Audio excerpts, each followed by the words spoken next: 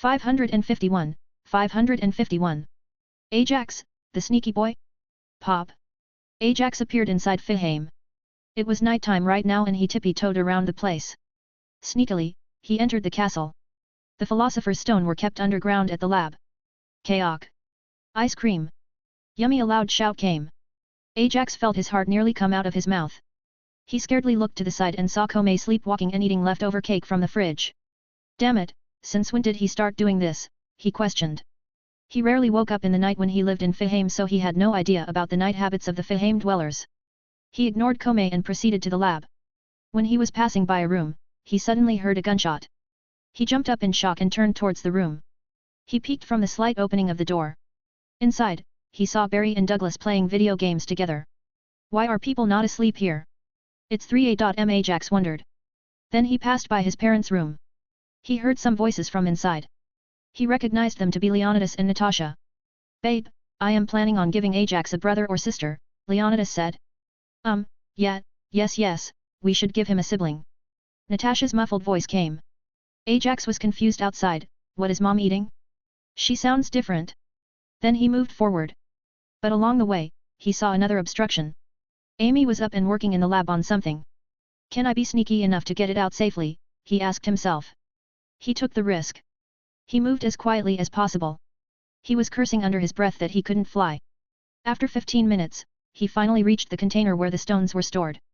He softly opened it and took out a Philosopher's Stone. Nice, he cheered.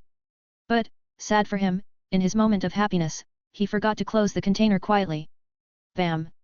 With a loud noise, the container closed. He was busted. Ajax? What are you doing here? Amy asked him. He quickly hid the stones and thought of an excuse. Haha, my favorite aunt, Amy. I was just looking for the weighing machine. I wanted to check my weight. I think I'm getting too fat. Oh. You should have asked me then. I'll make one for you. Amy replied and quickly drew a weighing machine. Then, it magically became real. This was her maxed out magical ability. She could now make anything inorganic by just drawing it. Whoa! You are so awesome, Aunt Amy. Thank you. He picked up the machine. Where is Grandma? He inquired. Oh, she went out for some reason, Amy answered. Seeing the perfect opportunity, he said bye and ran to his room. From there, he went out of Fihame. Phew! I was lucky this time. Due to the different flow of time, not much time had passed in the real world. When Ajax returned, everyone was just eating dinner. I'm back, he announced his return. Come, eat dinner, kid. Izumi invited him. He happily went ahead and sat on the chair. Hats jumped over and sat down on Ajax's head. That was his prized throne for now. He finished his dinner and quickly took out the stone. It was a crystal in random shape. Here, I got the Philosopher's Stone for you guys. Though I don't know if it will be helpful for you. Edward looked at the red crystal in his hand uninterestedly. He didn't think it would really be a Philosopher's Stone. Ajax, not every red stone is a Philosopher's Stone. He shrugged. This really is one, though it was just made without human sacrifice, Ajax said. Izumi saw the stone in Ajax's hand and didn't think much in the beginning. But, then she felt a sudden burst of energy from the stone. It was not easy to feel it, but it was there. The energy felt as if it was one with the nature. I don't know if that is a Philosopher's Stone, but it is surely something weird. It has some kind of power trapped in it. She spoke. Edward shockingly looked at his teacher and then at the stone. Ajax gleefully nodded. See, I told you. I don't know if you can get your body with this, but this can surely make the elixir of life and lots of gold. Ah, look. Ajax turned their metal plates to gold. Wait. You mean, this thing can really make people immortal? Izumi asked. Yes, it does. But, make no mistake. It only stops you from aging, it doesn't make you invincible. A bullet to the head will still kill you. Ajax replied. Magnificent, Edward exclaimed and checked the stone closely. He tried to use alchemy on it. Boom. Due to Edward using alchemy on the stone, his alchemy was enhanced. Philosopher's Stone was like the best container of magic, and it also contains an astronomical amount of energy by simply existing. Edward wasn't able to control that kind of energy when the stone tried to merge with Edward's alchemy, and it ended up becoming an uncontrolled alchemical explosion. The whole dining room of the house got blown away by the explosion. Edward was saved by Alphonse. Izumi was shielded by her giant husband, and Ajax was too strong to be affected by this. Ha ha ha, this felt so amazing. When I held it in my hand, I felt invincible. Edward exclaimed excitedly. Bam! Izumi knocked on his head. Look around you. All this mess you have made. Edward did that and realized what he had done. But he was now even more amazed by the stone. Teacher, I think this is real. He muttered. No kidding. I'm not blind, brat. Now, repair this house. She ordered them. Snatch. She took the stone from him and went to her room to personally study it. A/N, sorry, these 2 chapters are shorter than usual as I wrote them when I was busy with my bros engagement. Discord https://discord.gg/dghkrnor. Special thanks to Douglas Flower, Umar Latif, Julian Rockamora. 552, 552. Knock knock. Edward and Alphonse spent the night fixing the destroyed room. In the morning, they all gathered and decided to test the Philosopher's Stone. The way they were going to test was simple. They would try to transmute a rabbit's missing limb. If they were able to do it, then it would mean that this stone was the real Philosopher's Stone. After a while, Izumi's husband brought the rabbit. It was missing a leg. Izumi was going to conduct the experiment as she was the most experienced when it came to alchemy. She drew the transmutation circle on the floor and put the rabbit and the stone in it. Then she activated it with care. White light started to appear on the matrix on the floor. It grew more and more bright with each passing second. It's working! Edward exclaimed in excitement. He could already see his limbs and Alphonse's body in grasp. But when they thought everything was going smoothly, an explosion occurred. The rabbit blew up. Boom! This was a much bigger explosion than before. All of them were thrown away due to the blast. The whole roof of the house was also missing. When the dust settled, they saw the real damage. It wasn't just the roof that was missing. The whole east side of the house was gone and all of them had fallen down to the ground floor. They opened their eyes and looked around to see what limb they were missing because there was no way they could have survived this unscathed. Not even the huge Sig Curtis. But they were still safe and secure. They then noticed a bluish light covering them inside a sphere. Hey, you all are so stupid to be doing this without any protective measures. I just went to catch some fish and you guys are already trying to kill yourself. Hat's voice came. Hats was hovering in midair in order to not get his fur dirty. Ajax coughed and cleaned his hair. You're the one to talk, Hats. You are the embodiment of chaos. Well, I'm your nanny, now. Hats replied. Damn it. Edward punched the floor. Calm down, brother, at least we know that Philosopher's Stones can be made. Maybe this one was incomplete. Alphonse tried to calm him down. Ajax quickly defended his homemade Philosopher's Stone. Hey. No. My Philosopher's Stone was complete. It's just that your Philosopher's Stone is too cruel. Don't you understand? The reason my stone doesn't work when trying to transmute the human body is because the stone needs human souls. That's the price needed to construct a body or bargain with whatever this truth guy is. Everyone there had doubts about it but they did not want to believe it. However, today, they knew it was true and they had to believe it. Sigh. Izumi looked at Hats gratefully. I don't know what you are and I won't ask you. Thank you for saving all of us today. I won't bankrupt you, just pay me with a milk bottle. Hats replied lazily. For the whole day and night, they again spent their time repairing their home. But, just when they finished, a knock came on the door. Knock knock. Izumi went ahead and opened the door. Only to find a kind-looking old woman and a beautiful woman on the side. Yes. She asked. Hello, I am Olivia, is Ajax inside?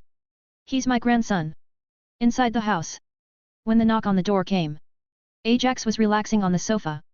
But, suddenly, his hair stood up and he felt goosebumps. Hats, who was also relaxing beside him, felt it too. Ajax, I feel threatened. Hats said.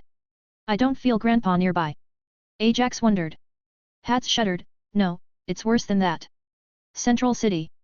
Alexander was in his office when he received a notification from Dobby that Führer had left his office for some reason. Because Dobby had already infiltrated Führer's inner circle, he quickly found out that Bradley was going south for some reason.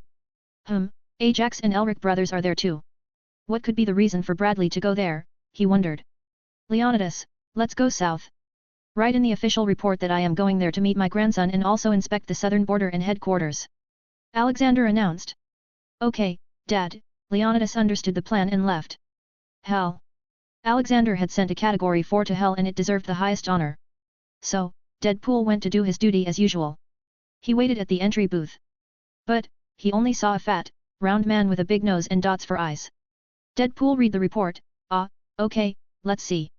The name is Gluttony. Not a human. Killed people by eating them. Dumb from the brain and does as asked. Has a dimension inside the belly where all food goes to, blah blah blah. Deadpool excitedly looked at Gluttony as if this was a treasure. Gluttony, my man. You are going to get me promoted again. We will both be legendary in hell. Thanos. Let's go, I've got some work to do. Ah, stop making that face. I know I sent fake Ant-Man up your butthole and expanded it, but still, you didn't die, your ass is too strong. Sure, it must have hurt, but you are a strong lad and I know it. You still got your lusty night of dread to attend to. Deadpool talked to his chat companion for the day. He then dragged Gluttony with him. You must be hungry. I got the best place for you to eat. Hell has lots of flesh waste from so many punishments given. Lucifer has been complaining to me about hygiene and a possible virus spreading due to it. I will solve the problem and get a promotion. No. Double promotion. He brought Gluttony to the deepest part of the hell where all the waste was thrown at. This will be your home, eat all you want. I trust you, Gluttony, don't break it. Deadpool said and ran away happily while jumping. Finally, after these promotions, I will be able to do field missions. Oh, let's go to Voldemort today, I need to test my new invention on him. If all things go well, then my machine, Sausage Party of All Holes will be another hit. Ha ha ha ha. A/N, hello, my dear readers.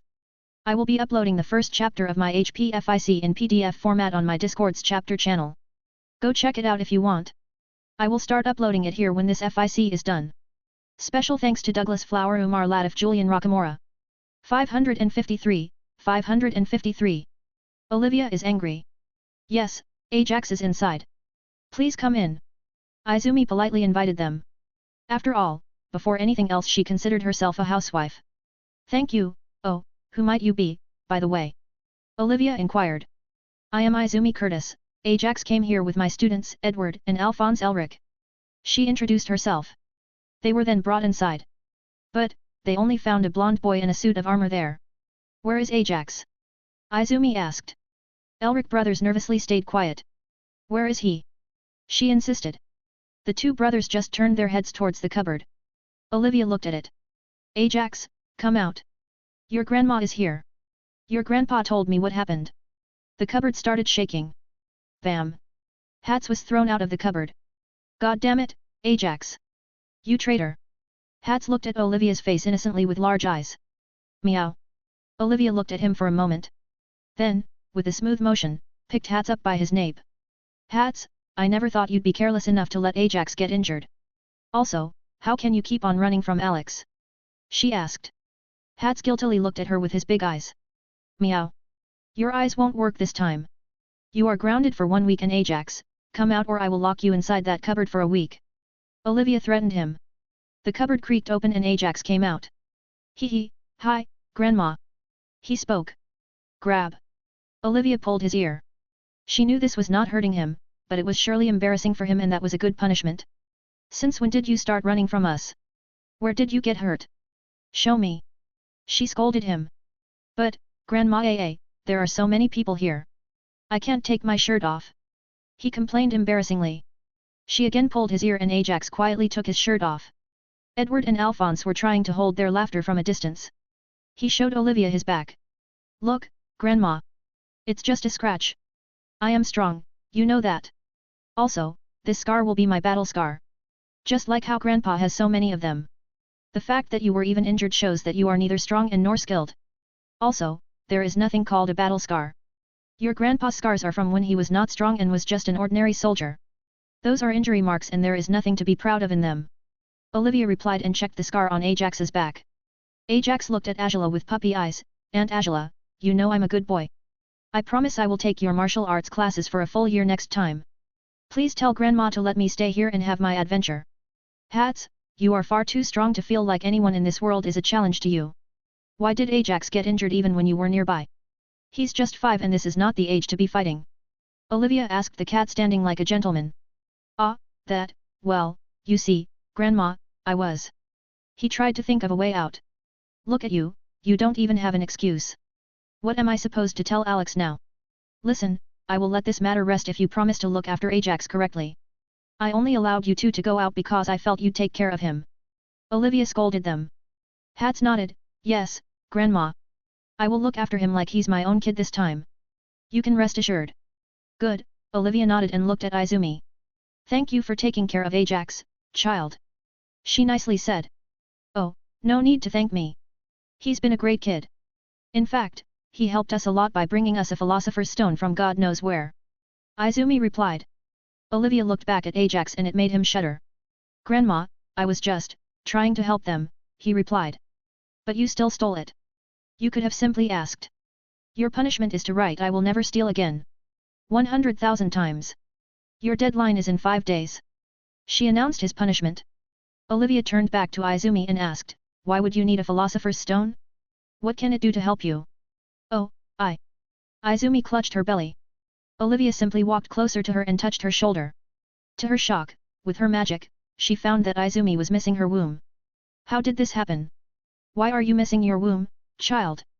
Olivia inquired. Oh yeah. Izumi suddenly vomited blood. I think we should eat dinner first, she said and went to the kitchen with the help of her husband. Ajax, Edward and Alphonse didn't follow them and went out to look at the town. It was a big town and had its own military branch. Ed and Al wanted to notify about themselves there. Inside Cadis's house. So you were trying to revive your child through some kind of taboo magic. Well, taboo magic rarely goes well. But still, there is a deity out there that so cruelly took away your womb, and I don't like this. Why is this knowledge even out here in front of the world? Just so that the deity can keep on tormenting people? And to think it didn't even leave kids. Olivia muttered after hearing everything from Izumi. Listen, my child. I will heal you. I assure you, after this, you will be able to have kids again. She assured her. What? But how? Izumi asked back. Don't worry. I have many methods. It will take some time and will hurt you a lot because growing new organs isn't easy. You will also be needed to be put on a special diet, Olivia told her in length. She gave a list to Izumi's husband. Can you bring me all this? Sig Curtis took the list and went away quickly. He was also internally happy about this. Olivia then whispered something in Angela's ear. Bring me the organ regrowing potion, she instructed. Angela nodded and went to Fihame. She also brought the blood replenishing potion with her because she was having a bad feeling about this. She returned to the bedroom of Izumi and saw her lying on it. Everything was prepared by Olivia. Angela, give me the vial, Olivia said. She then mixed the potion in soup and gave it to Izumi. Drink it and hold on to something tightly. This is going to hurt. Olivia advised her. After that, what came were the pain-filled screams of Izumi as her womb regrew inside her body. The veins that were dormant or broken started to pump blood again and this process was very painful. I can take this pain. If it can let me have my own children. She shouted and filled herself with motivation. After 4 more hours, the pain went away and Izumi was covered in sweat. Was it successful? Olivia quickly checked her body and saw everything was fine. You can have kids now, Izumi. Izumi was filled with excitement and happiness. She looked at her husband and smiled. Her dream was finally possible.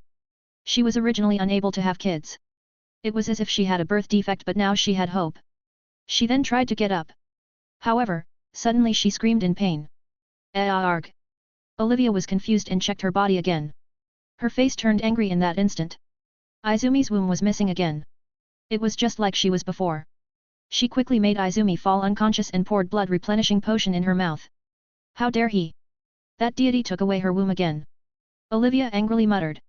She quickly called Alexander as she couldn't pass judgment on deities. Oh, Oli my wife, how did you remember me? Alexander asked from the other side of the phone. Alex, there is a deity in this world. I helped a woman get her womb back that the deity took away. But, even after healing her, just when everything was right, the deity took it again. How can this be acceptable? This new organ didn't belong to the deity in any way. It has no authority in doing this to an innocent person. Olivia ranted. Alexander nodded after hearing everything and put the phone down. He looked at Dobby. Let's stop following Bradley for now. We need to take care of something else. Special thanks to Douglas Flower, Umar Latif, Julian Rockamora. 554, 554. The real truth. Alexander was sitting inside the train when he received Olivia's call. It was a private train and he didn't have to worry about anything. He just told them to continue on while he sent the guards to another bogie. When only he and Dobby were left, he decided to do human transmutation. Let's meet this truth guy. He's gotta be an A-grade bastard to even make Olivia angry. Dobby chuckled, hee, let's just hope he's not dumb enough to do anything stupid with you. Okay, see you later. I don't know how time flows there. If I don't come back soon then continue on following Bradley. Alexander instructed him and activated the transmutation matrix. After a while, little long black hands came out of the circle on the floor and grabbed Alexander. The next thing Alexander knew, he was standing in front of a bodiless humanoid being who only had a transparent outline as a body. Alexander looked at the being straight in the eye. Or where he guessed his eyes were. So, you are the so-called truth, Alexander said. The bodiless being smiled widely. Surprisingly, the smile was visible. Welcome, I'm an existence that you folks like to call the world. In other words, the universe. In other words, God, Ishvala, I am the truth, I am all, I am one and I am also you. The truth pointed towards Alexander. But Alexander was only amused. Oh, never knew I had a twin. Continue. Human. I see you have mutated a lot. But, can you still face the truth? At what cost? The truth asked. You have dared to knock on the door. Now, the door is open. Behind Alexander was a huge marble door. But it was blank and had nothing on it. The gate was supposed to look identical to any and all who passed through it. The engravings on the stone door were supposed to appear different to each person as a reflection of their true self and alchemist's understanding of the truth. All the engravings, in one way or another, are representations of the universe and the cosmos. The reason behind there being nothing on Alexander's gate could be because of many things that would soon be answered. The door opened and hands similar to what pulled him into this dimension pulled him back into the gate. Inside it was a dark empty space. In the beginning, he felt like he was falling, but then it turned into drifting in nothingness. Like a movie reel, the universe's knowledge was being poured into Alexander's mind. But, he was not at all uncomfortable. Instead, he was enjoying it. Yawn. Million times comprehension is indeed very helpful. I also know most of these already. But these tidbits about alchemy are indeed interesting. He didn't even speak and just looked at the changing scenes. After a short while, he was pulled out of there. How was it? The truth asked. Boring. Not much new stuff. Alexander replied, shocking the truth. Alexander then continued. Tell me, doesn't this work with the law of equivalent exchange? So, what will you take from me? The truth was silent for a while. Then it tried taking Alexander's body but couldn't. Haha, that won't work. You can't take anything physical, nor astral. But what I can give you is also knowledge. Just like what you did. Alexander offered. The truth smiled, what can a human teach me that I already don't know? A human from this world surely can't. But for someone like me, I can show you the real truth. Alexander announced. Bam! Out of nowhere, a giant black door appeared behind the truth. It then opened and white arms pulled it in. It was just like what he used to do to others. The constant smile from the truth's face had vanished and what was left was a frown. The truth felt like he fell inside a white hole. In front of him, instead of the movie-like reel, scenes passed by him as if he was sitting in a giant display cylinder. At first, it was just simple knowledge. But this being was an ordinary deity, made from human emotions and laws of the world. It didn't know that there existed the multiverse and higher gods. It saw the vast knowledge about the multiverse. Then, when it came to omniverse, it started overwhelming him. The knowledge of the omniverse didn't just consist of the knowledge about different worlds, but also the knowledge that the fifth-dimensional beings had given Alexander, which took him more than 1,000,000 years to understand. NOOO. Stop it! Stop it NOWWW! It shouted. But nothing stopped and the scenes kept on passing by. When finally, it was on the brink of getting its mind destroyed. Alexander pulled him out. What you saw was not even the tip of the iceberg that I call my personal knowledge. That was the real truth. Alexander revealed to him. What are you? Who are you? It asked. It was also heavily twitching as if it was mentally disturbed. Alexander took out his ID and gave it to the truth. I am Alexander Maxim Universe aka God's Advocate or the Wandering God. Also, a proud grandpa. So, what I want to ask you now is, which side do you serve? Because, till now, from your actions, I can tell that you are neutral in your own twisted way. However, I must disagree with your methods. Because what you just did was wrong and also my wife is angry at you. Alexander said. I never broke the rule. The law of equivalent exchange was always followed. What is there that you disagree with? The truth asked him. Central City.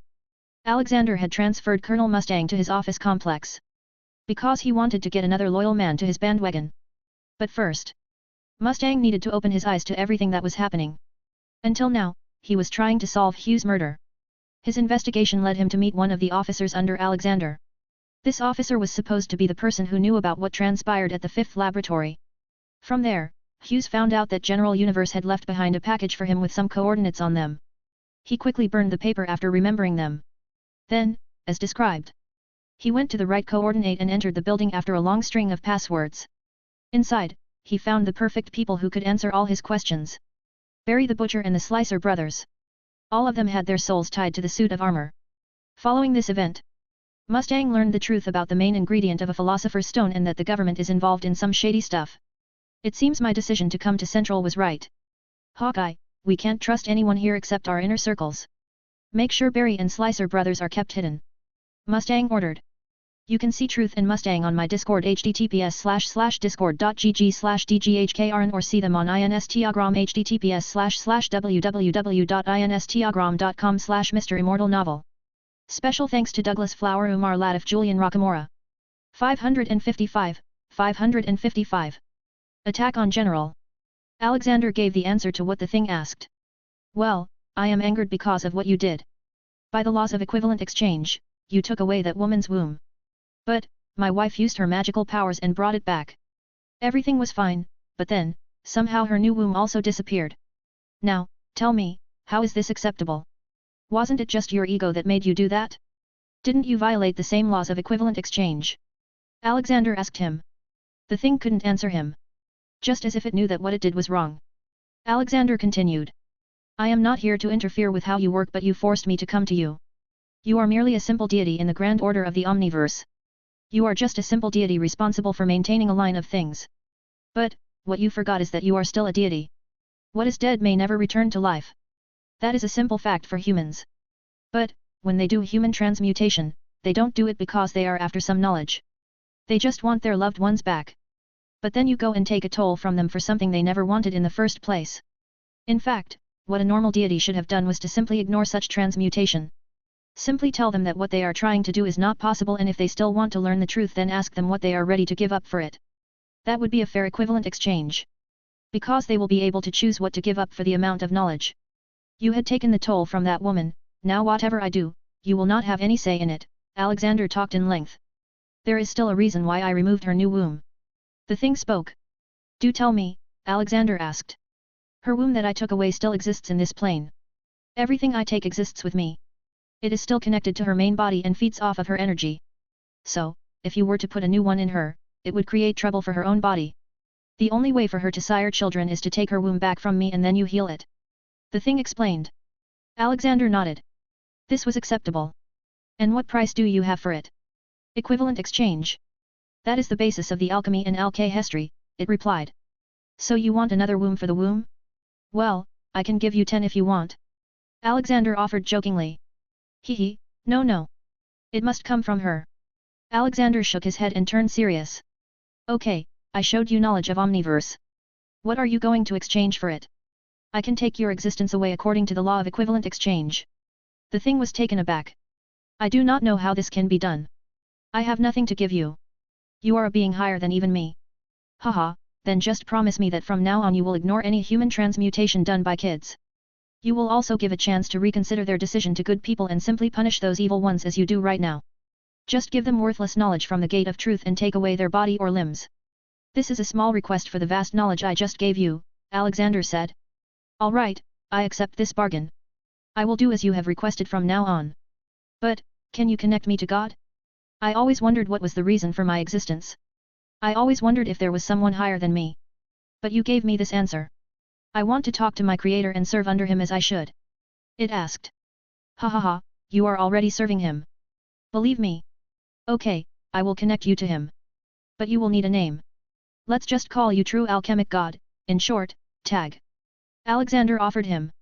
Tag nodded and waited for Alexander to connect him to God. Alexander was happy that now Team God had another member.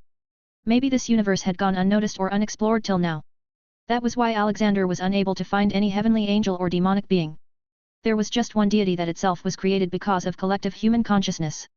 Before Alexander could call God, Tag asked him something.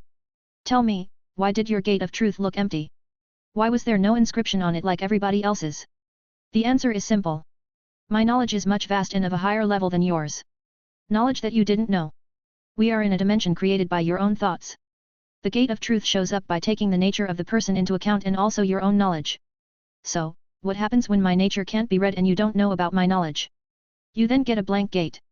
However, if a person simply doesn't want to learn the truth, he can still have a blank gate. Now, let's end this chat and call Father. Alexander looked up and called God. Father, this is another deity I just met. His name is Tag and he wants to meet his maker. Alexander looked at Tag and nodded. Keep your end of the bargain.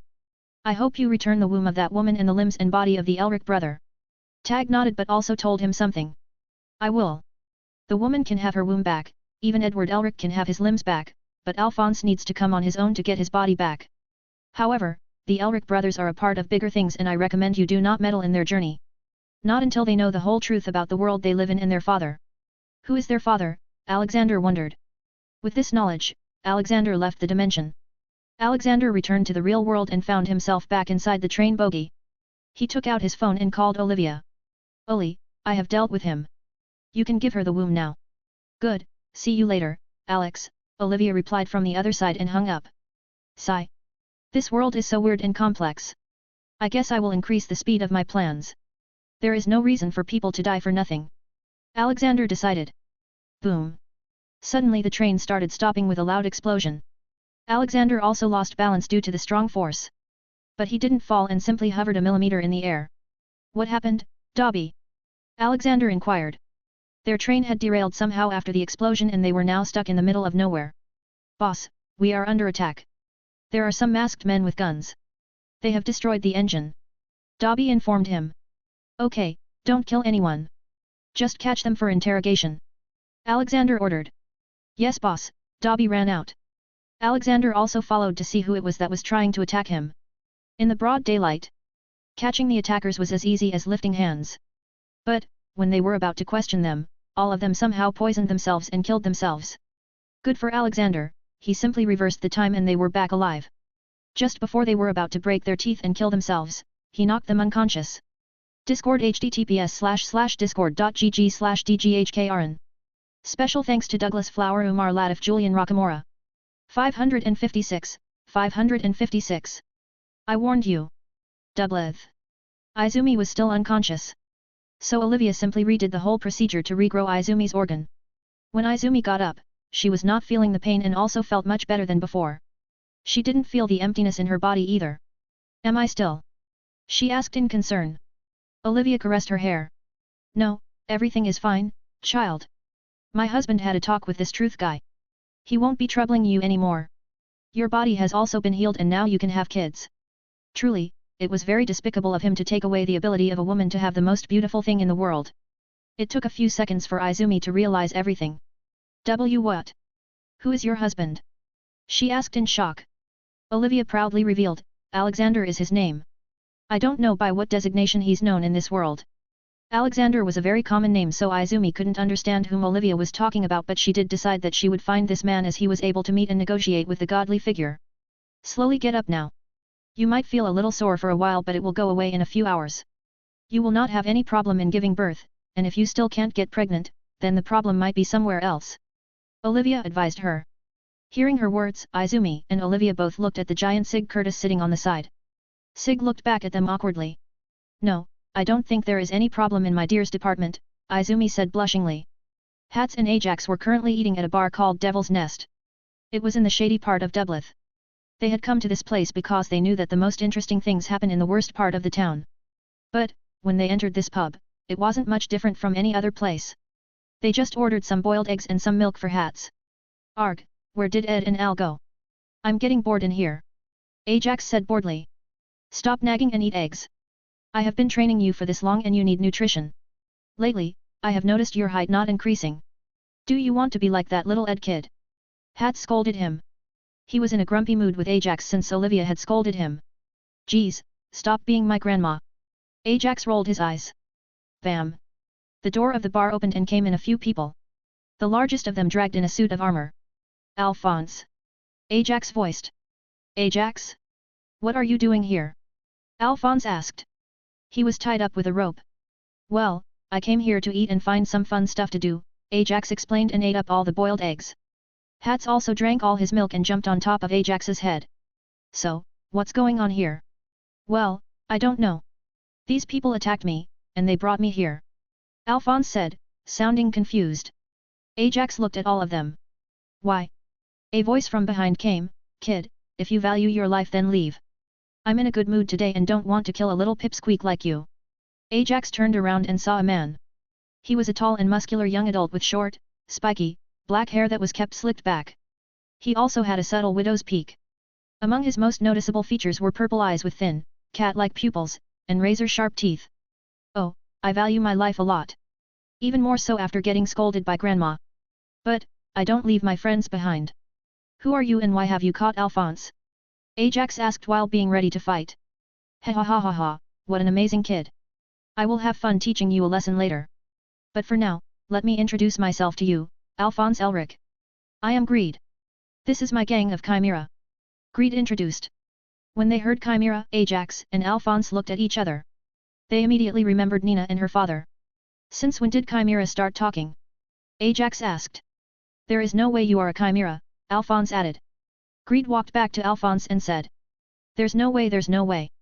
Since the girl, who's sitting inside your armor is a Chimera that was transmuted with a snake. And LOA, who's behind me, he was transmuted with a cow. Other than that, we got a lizard and a crocodile. The guy you fought earlier piss with one leg up. You're a dog?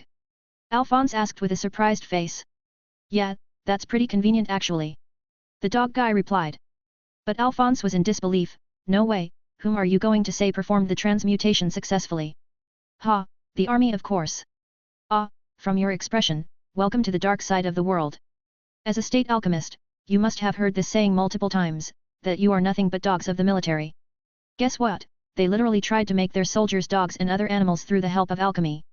The military is not as cute and beautiful as you thought it was, kid. On a different note, I'm not a chimera. I am a homunculus. Greed said. What's that? Ajax asked. Humans that were created artificially. That's what I am.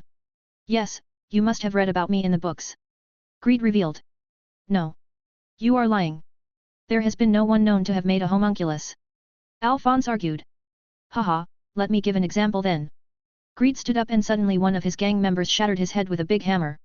Then, to their shock, Greed's head got healed with red lightning surrounding it. Whoa ho ho, that's so cool, Ajax exclaimed. Yeah, this is the power of a homunculus. But, false to the belief that we are immortal, I am not. And what I want is something you have, Alphonse Elric. You have attained immortality by trapping your soul in that armor. Tell me how you did it. Greed asked overzealously. I wasn't the one who did it, Alphonse replied. Bam! Suddenly the door of the restaurant opened and a few people in military clothing entered. It was an open fire and the soldiers shot towards everyone there. Then a man walked in slowly. He had an eye patch on one eye and a sword in hand. What do we have here? Son of a general colluding with criminals? Alphonse too. Bradley spoke. Ha, we are just bystanders here, pirate. Alphonse here was captured by these people. Ajax explained. I'm not convinced. Bradley took out his sword. Hats quickly stood in front of Ajax.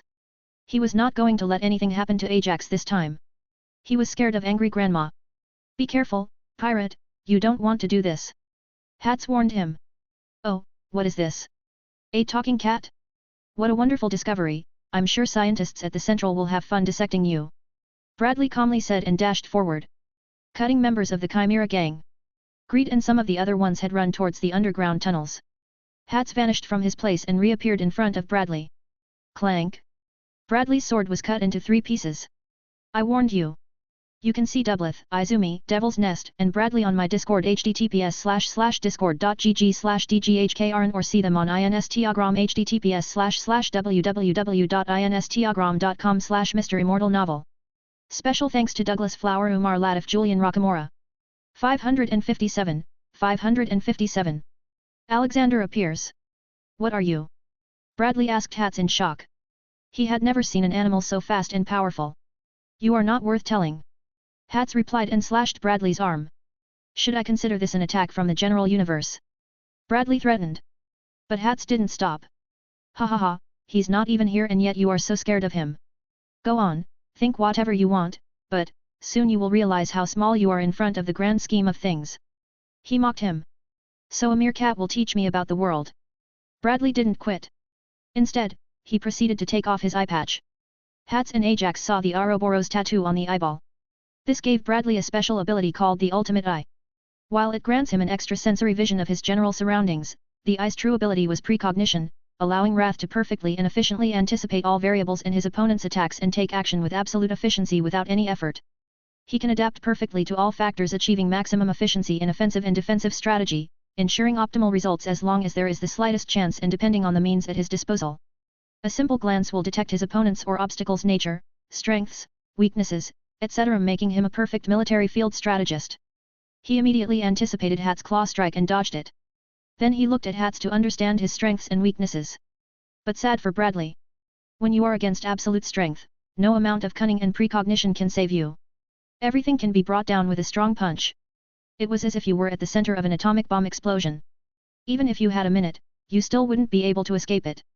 Because the bomb represented absolute strength. How is this possible? How can it have no weakness, Bradley thought. But, he decided to abort and complete the mission he came to do. He dashed towards another room in the bar that led to the underground tunnel sewer system. Hats looked back at Ajax. But there was just empty air and Ajax was nowhere to be seen. Damn it, where did that brat run off to now? He complained. He also ran towards the sewer. Once he reached there, he was shocked to find a whole network of tunnels. Great, where did he run away now? I should put a leash on him the next time I see him. Oh. I hear something. Hats ran into one of the tunnels from the big junction. Ajax had run into the sewers because the girl inside Alphonse's armor had ran into there. Stop. I don't want to hurt you. Ajax shouted while running after Alphonse. Hey, stop it. Alphonse also voiced. Eventually, the girl sitting inside the armor got tired and stopped. She breathed heavily. Ha, ha. This is too tiring. She huffed. Get out of Alphonse, Ajax shouted. No. She replied. Ajax went forward and tried to take the helmet off, but the girl also caught it. He didn't put too much strength as it would have spoiled the armor. Fine, then I will make sure you are never able to get out. You will now grow old while being in that armor. That will be a good lesson for you. Ajax tried to scare her. Steps. All of them quieted down and saw Greed running towards them, and behind him was Bradley. They saw him beating and cutting Greed again and again. Soon, Greed's friend came to help, but they got slaughtered too. Why are you killing them? Alphonse asked. After killing them all, he walked towards Alphonse. They are traitors to Aim's tries. This is what we do with traitors. There is still one remaining, however. No. Ajax shouted. He knew that these people were most likely criminals, but because they all had no other choice. They were forcefully experimented on by the government, and this was the only way they could make a living, as doing normal jobs would get them caught very fast. But, for their crimes, they only deserved the punishment allotted to thugs and not deaths. Ajax ran to stop him from killing them. But, Ajax had super strength, not super speed. Bradley, meanwhile, had already reached Alphonse. Bradley proceeded to put the extra sword into the armor through the opening around the neck area. But, just at the right moment, he turned his sword towards the already moving Ajax. Ajax's own momentum was a threat to himself now. You still have a lot to learn, kid. But, too bad, you will not get a chance to do it. Bradley muttered. To him, this was the best opportunity to get rid of Ajax. He knew from lust that this kid was too strong for his own good. Also, now he knew too much. Clank. Out of nowhere, another sword appeared and stopped Bradley's sword. I finally found you, Ajax, and you, Bradley, nice eye tattoo you got there. Alexander's voice came. Bradley quickly stopped to cover his eye but stopped in the middle. What are you doing here, General? Oh, my wife asked me to come here and help her find my grandson. You must know how important keeping your wife happy is. But what is this? You are trying to kill my grandson? Alexander asked, but it sounded more like a statement. Bradley looked at Alexander with his ultimate eye. But what he found out shocked him even more than when he saw Hat's evaluation. Right now, what his eye was telling him was that death was imminent for him if he fought Alexander. What are you? Bradley asked him. Alexander laughed, ha ha ha, this question is a bit ironic coming from you. Alexander then moved closer to Bradley and whispered. Start counting your days, I will be taking away everything you and your so-called father hold dear. Just wait and watch everything get spoiled. Now, I recommend you walk back to the hole you call the Central City. If you dare to do anything stupid, I will make sure all your secrets are out in the open. Along with the secrets of your whole Central Command that has already sold their integrity and honor for the false dream of immortality. Oh, one more thing, happy birthday, I have arranged some gifts for you. I know your birthday is not today, but still, my gifts are worthy of being called birthday surprises. Go now, or I'll be forced to kill you. Alexander warned him. Bradley felt Alexander's killing intent and jumped back. He made some calculations in his mind and decided to leave. It was not worth it. It was already good that not many people were here. Grandpa, why did you let him go? Ajax asked. Alexander told him something, because he is just a pawn. I want to reach the mastermind and he will lead me to that mastermind. Anyway, let's head back. Olivia must be worrying. Ah, yes, Alphonse, tell that girl to come out.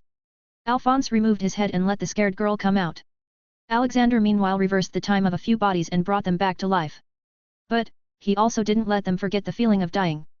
Alexander also put all of them in time torture of community service for 100 years. Then he gave them their instructions. Do not search for greed. His path leads to death. He is a part of a grand scheme planned by the military meant to destroy the country and all its people. I can help you all get new identities and live an ordinary life. With a promise that when the time comes all of you will rise up and testify against Bradley and the army. Alexander advised them. Why should we trust you, an army man? Martel, the same girl argued. Because I saved you and I am the best chance you got to a better life. Take it or leave it, you all don't really mean much to me. I just wanted to help out of the kindness of my heart. The military isn't just filled with Bradleys, you know. Give me your answer by tonight. Take care. Alexander waved his hand and left with Ajax and Alphonse. Ajax. Alphonse. Out of nowhere, two women appeared outside the building. They looked angry and ready to blast anything. Alexander chuckled, oh ho ho. Oli, nice to see you. You can see Bradley on my Discord https://discord.gg/dghkrn or see them on Instagram https://www.instagram.com/MisterImmortal novel. Special thanks to Douglas Flower Umar Latif Julian Rockamora. 558, 558. A cat who loved hats. In the sewers. Hats had been following a repeating sound. Where the hell did he go to? It had been an hour since he had started looking for Ajax and he was yet to find him. All he could hear were sounds. But, soon he felt that the sound was getting closer so he ran towards it. Ah hey! Found you! Hats jumped. But it was not Ajax. Ow! To Hat's shock, it was nothing but a small potato-sized puppy. A goddamn spawn of a dog. What the hell are you doing here, little runt? Hats asked the small puppy. But the puppy was too scared and kept his head hidden between his paws. He was shaking in fear too. It didn't look like anything other than a simple furble in this position. Hats sighed and went close. He patted the puppy with his paws. This only made the puppy make squeaky noises. Look up, kid. He said. But seeing the puppy still not moving, Hats used another way. If you don't get up then I will eat you. Do you want me to eat you? The puppy slowly lifted his head and peeked at Hats. His face looked colorless in fear. Bow. Yeah, I'm not gonna eat you. I'm on a strict milk diet these days. Anyway, what are you doing here? Where are your parents? Hats inquired. Bow bow. Pow bow. Ah, you dumb dog child. They weren't playing hide and seek with you. Those kids threw you into the sewers and closed the lid off because they didn't want you. They aren't looking for you either. And since you don't have a mum, how are you even alive?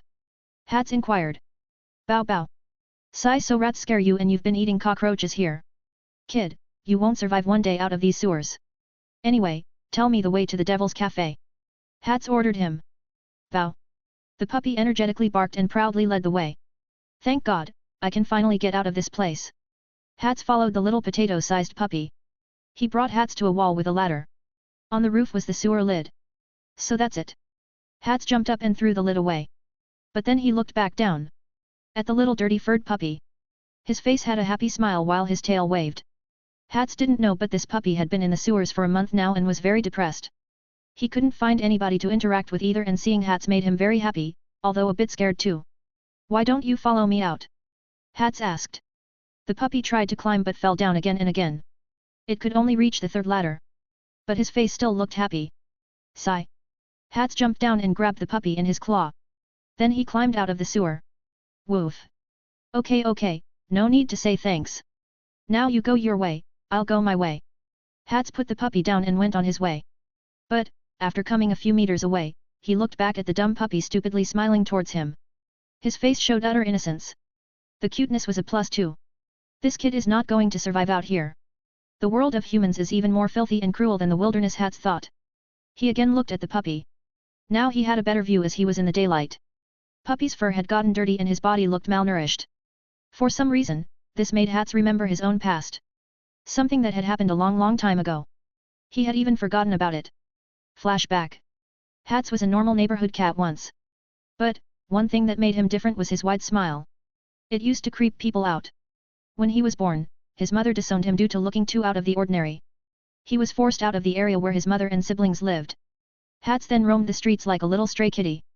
Sometimes, a few good souls gave him food, but other times he used to search the trash. His days were filled with sorrow and confusion. Why do they hate me? I never did anything bad to them, he used to wonder. But, he kept on receiving hate as the time went by. Some humans even used to throw stones at him or try to kick him. Slowly, they also started seeing him as the bad luck cat and always chased him away. He couldn't even search the trash after that as it was mostly near people's homes. So, he turned to stealing and causing trouble for the people. He used to steal food and all kinds of things. By far his favorite ones to steal were people's hats. That was because he felt like he was also a human after he wore them. After a few weeks, the people got too angry and planned to kill him. A full hunt was launched to kill the little kitty. And they were nearly successful. Just when he was caught in a small cage and about to get shot, a man appeared. He looked old and wise. He smiled loudly and caught Hats in his arms. He caressed Hats as if he were his mother. Hats had never felt this much loved in his life and decided to give his everything to this man. He would even die if it meant that. Ho ho ho ho, what a cute little kitty. Do you like hats? Well, then I will call you Hats from now on. Come, I have millions of hats in my home. Somehow, the man also understood him and took him in. He took him away to a faraway place, where lots of people called the man, God. His days turned happier since then and he never looked back. He was thankful to God and still remained a bit disdainful towards humans, except for everyone from Fihame. Flashback ends. Hats saw himself in the puppy. In fact, the puppy was even better than him as he didn't hate humans. Or maybe he was just stupid, but still, he couldn't leave the puppy like this. Not when he had the power to do something. Sigh. I'm gonna regret this. Kid, follow me. Hats said and also used his magic to clean the dirt from his fur. Woof. The little puppy ran up to Hats on his tiny paws and followed him happily. He barked many times to ask too many questions. Hats was already regretting his decision. Alexander came to the Curtis house after the whole ordeal at the Devil's Nest. Ajax was fine, so they had nothing to worry about. Izumi had also gotten worried about Alphonse. Who knew such dangerous people lived in Dublith? I guess I will have to help the police here. I don't want my children to live in such a place. Izumi exclaimed. Teacher, kid? Alphonse asked. The last he knew, she couldn't have kids. Haha, I am healed now. Thanks to Lady Olivia. Ah, this must be Mr. Alexander. I am delighted to meet you. Izumi enthusiastically greeted Alexander.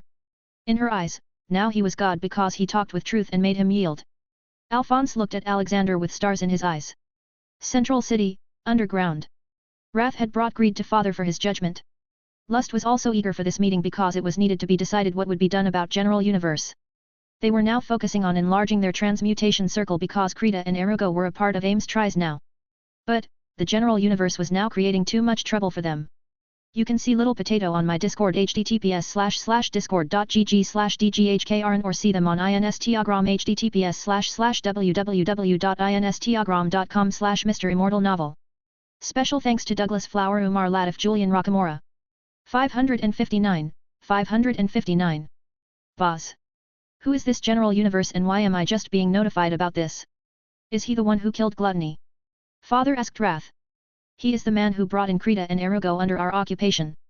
He is the reason why we will be able to make a bigger transmutation circle than before. However, when I saw him, he seemed to know too much. He knew your name too, but I doubt he knows our plan. Wrath explained. And how is it that he found out about us? Also, how is he strong enough to kill one of you and even overpower you? Father asked. We don't know, Father, Lust spoke. She didn't think that Alexander had really seen Gluttony's memory. If he had, then he'd have attacked Father by now. She also didn't want to tell Father anything as it would win her punishment. She continued, I believe he has also seen the truth. I never saw him using a transmutation matrix. However, what I found more intriguing is that he also does not use hand movements. Just like you. Interesting. Let him be, we don't want to make unnecessary enemies. Not when we are this close to the completion of our plan. When the promised day comes, he will prove to be a fine addition. Father ordered everyone. Unknown to him, it didn't matter if he pursued Alexander or not. Alexander would still come after him. After all, this was his job.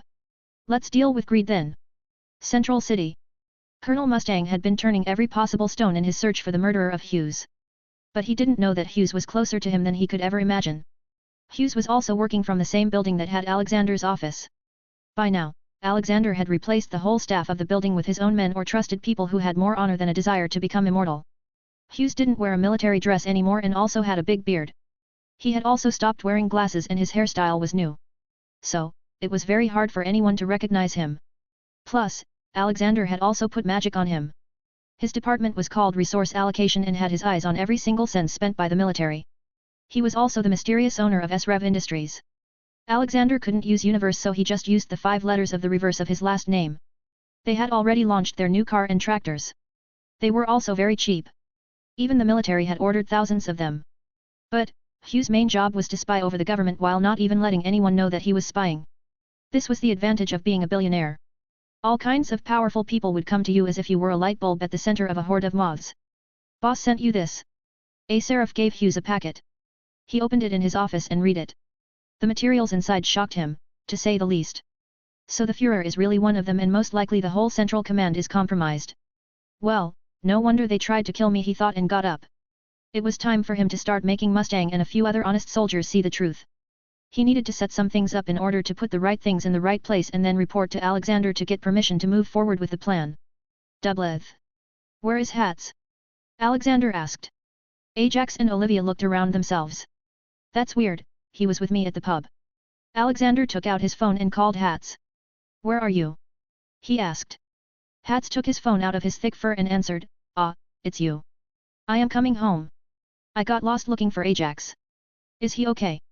Yeah, he's fine. We are at the Curtis house. Alexander informed him and hung up. Okay, he will be coming soon. Now, Edward and Alphonse Elric. Come here, I have something to tell you too. Alexander spoke. Making the two brothers nervous. He was a big general now, the second in command of Ames Tries, so they felt a bit overwhelmed. The two walked towards Alexander and stood up stiffly. Alexander was told by Truth not to meddle in the destiny of these boys for a while. He was going to wait now. But he was still going to help the two. You two don't need to worry about anything. I have transferred you two to my office. I am giving you full freedom to pursue your goal of getting your body back. Also, you can ask me for any help at any time. You two are at the age of what my grandkids would be. So, just call me Grandpa. Alexander advised them. If the two were to meet Truth right now, they'd simply get their bodies back. However, Alexander was more worried about Alphonse as his thin metal armor was his lifeline. If the simple tattoo made of blood were to be destroyed, Alphonse would be gone too. Alphonse, come forward, Alexander called him. Alphonse walked closer to him. Yes, General. It's Grandpa for you. Now, I know that soon you will be getting your body back, I have trust. But, until then, your suit of armor needs to be kept safe. For this, I am going to reinforce your armor with a better metal that is nearly indestructible. Alexander declared. Really? Alphonse asked in disbelief. He also knew his own handicap and if what Alexander said really happened then it would really be helpful to him. Yes, Alexander snapped his fingers and an alchemical reaction happened all over the surface of Alphonse's armor. There was no need for any reaction but he made it happen to make it feel like he used alchemy. Good, Edward, you come too. I will upgrade your arm and leg. Alexander offered. Edward didn't shy away and got himself a vibranium arm and leg too. Whoa! This feels so good to walk on. It's lightweight too. Edward exclaimed and tried various moves. Ha ha ha. Yes yes. Okay, now I need to head back. I got some work to do. You two, meanwhile, should go and meet Colonel Mustang. He may have some new clues for you too. He has also transferred to Central. Alexander advised them and got up. But Elric brothers made annoyed faces when they heard Mustang's name. Bam! Door opens. Hats walked in quietly. He looked tired for some reason. Then, to everyone's shock, a cute little puppy also came in, most likely following Hats. Bow bow. Woof. Alexander understood the words, unlike others. From what it was, he could feel why Hats looked tired. Where are we, boss? Why are we here, boss? Oh, who is that? And that one, boss? Whoa, this place is cool, boss. I'm hungry, boss. All these were questions asked by the puppy in a span of seconds. The puppy looked at everything around him excitedly and with starry eyes. Everyone couldn't help but already like him because he was just too cute. Discord https://discord.gg/dghkrn. Special thanks to Douglas Flower, Umar Latif, Julian Rockamora. 560, 560. Feeding ears. What is going on, Hats? Alexander asked. Sigh. Ah, old man. Meet Chappie. I found him alone in the sewers, thrown in by a bunch of human kids. I took pity and took him in. Hats explained and jumped onto Olivia's lap to get some well-deserved pats and scratches. The puppy also ran up to Olivia and jumped around her feet. Boz boz. Pick me up too. The puppy barked. Damn it, can't he shut up for a second? Hats complained. But Olivia softly picked Chappie up and brought him close to her face. You are so small and yet so full of energy, Olivia mumbled. Woof. Lick. Chappie licked Olivia's face cutely. This made her start laughing. What a cute child. Good job, Hats. You finally adopted your first kid. Olivia laughed and patted Chappie. Alexander walked up to them and also patted Chappie.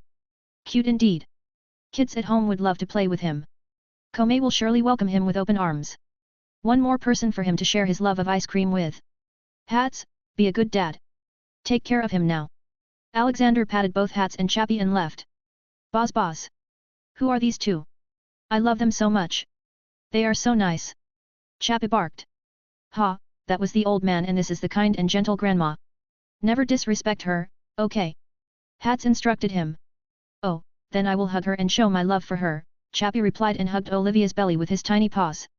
Olivia kept on chuckling after seeing the exchanges between Hats and Chappie. Central City.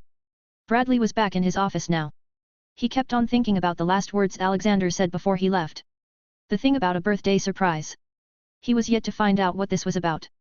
He was honestly a bit on edge with all this. Knock knock. Führer, there has been a high-priority parcel for you. The assistant informed him. Good, put it on my table and leave, Bradley ordered. It was a big box wrapped in gift wrap. Bradley was having an ominous feeling by this. Alone, he opened the box and found 27 State Alchemist identification pocket watches and an unsigned letter. In a second, he understood what this meant. All the names on these watches belonged to state alchemists who participated in the Ishval Civil War and happily killed people. There were people like Kimberly. He then finally read the letter. There were just a few letters written on it but he didn't know what it meant. Happy birthday, LMAO. What does LMAO mean, he thought. Knock knock. Bradley quickly put the box under the table. Enter. His assistant came with a file. Führer, this is the situation report from yesterday's prison event. What happened at the prison? Bradley asked. Sir, Solf J. Kimberly and 10 more prisoners were found hanged in their cells. It is impossible for anyone to enter the prison so we are currently looking into why all these people committed suicide. The assistant reported. Okay, you proceed as planned. Report to me if you find anything. He ordered. Once when he was alone again, he looked out of the window. So this was your gift? Now don't mind me if I do the same. Central City. Now that Hughes knew about the Führer being a traitor, he needed to tell some people about this.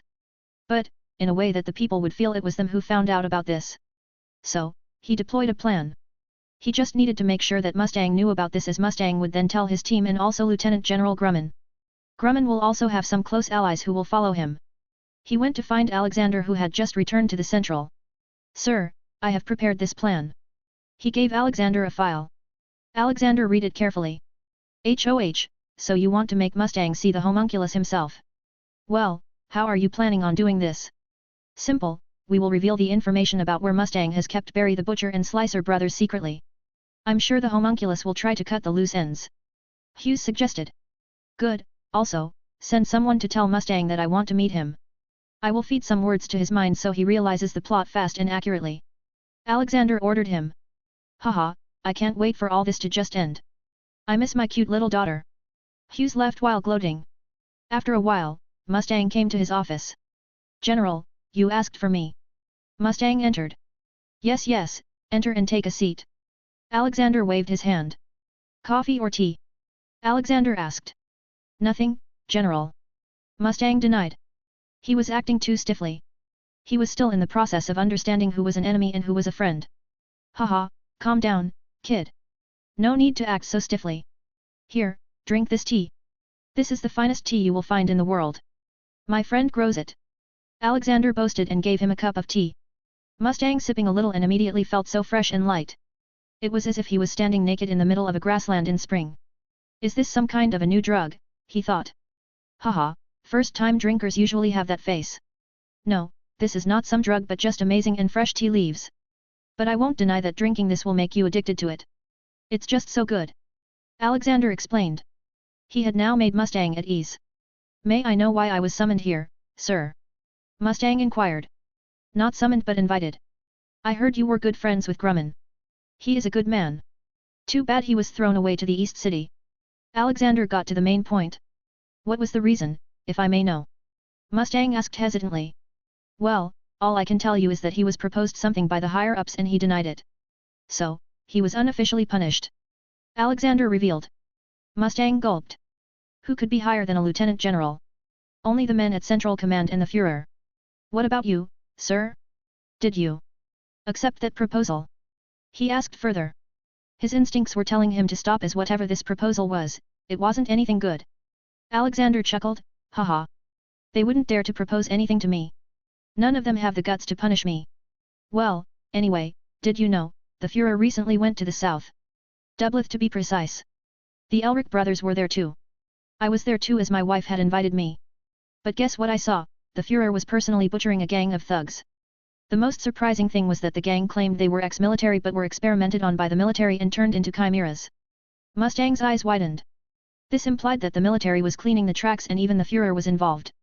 Well, there are too many things happening in the country. Mostly they are bad.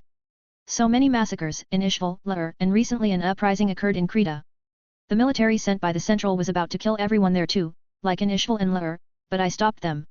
It turned out, people were just protesting because they were not being given basic necessities like water and food. I had to forcefully take over the Creta region's command. Alexander revealed. Mustang wasn't able to completely understand why he was being told all this but he still knew there was a hidden reason. Alexander then got up and looked at his watch. It's time for me to go out. You continue your work, Colonel. Mustang left his office with too many questions which he knew he must find answers to. But he also subconsciously started trusting Alexander a bit more. It seems I need to talk to Lieutenant General Grumman, he thought. A/N, Happy New Year my dear readers. Let's just hope that 2021 uses some lubricant and eases down on our asses. I wish you all a very happy new year. Don't forget to eat bananas for good digestion. You can see Chappie and Bradley on my Discord https://discord.gg/dghkrn or see them on Instagram https://www.instagram.com/MisterImmortal Special thanks to Douglas Flower, Umar Latif, Julian Rockamora. 561. Give me grandkids. After meeting Mustang, Alexander went to Fahim because Saitama wanted to talk to him about something. All this while, Saitama had been training and only training. He had also eaten a chakra fruit that gave him some psychokinetic abilities. However, he only uses those abilities to turn off lights from his bed or lazily get the TV remote to himself. Alexander had just entered the castle when he heard a cute squeaky voice. Boz Boz. Alexander heard the familiar voice of Chappie the puppy. He was still asking questions to Hats.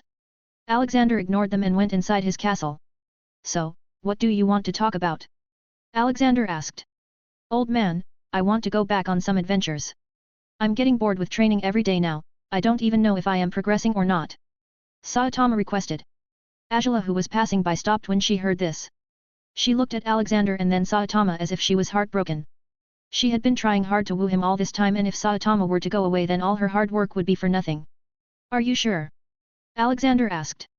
He already knew about the situation. Saitama nodded, yes, with Angela. I want to go with her.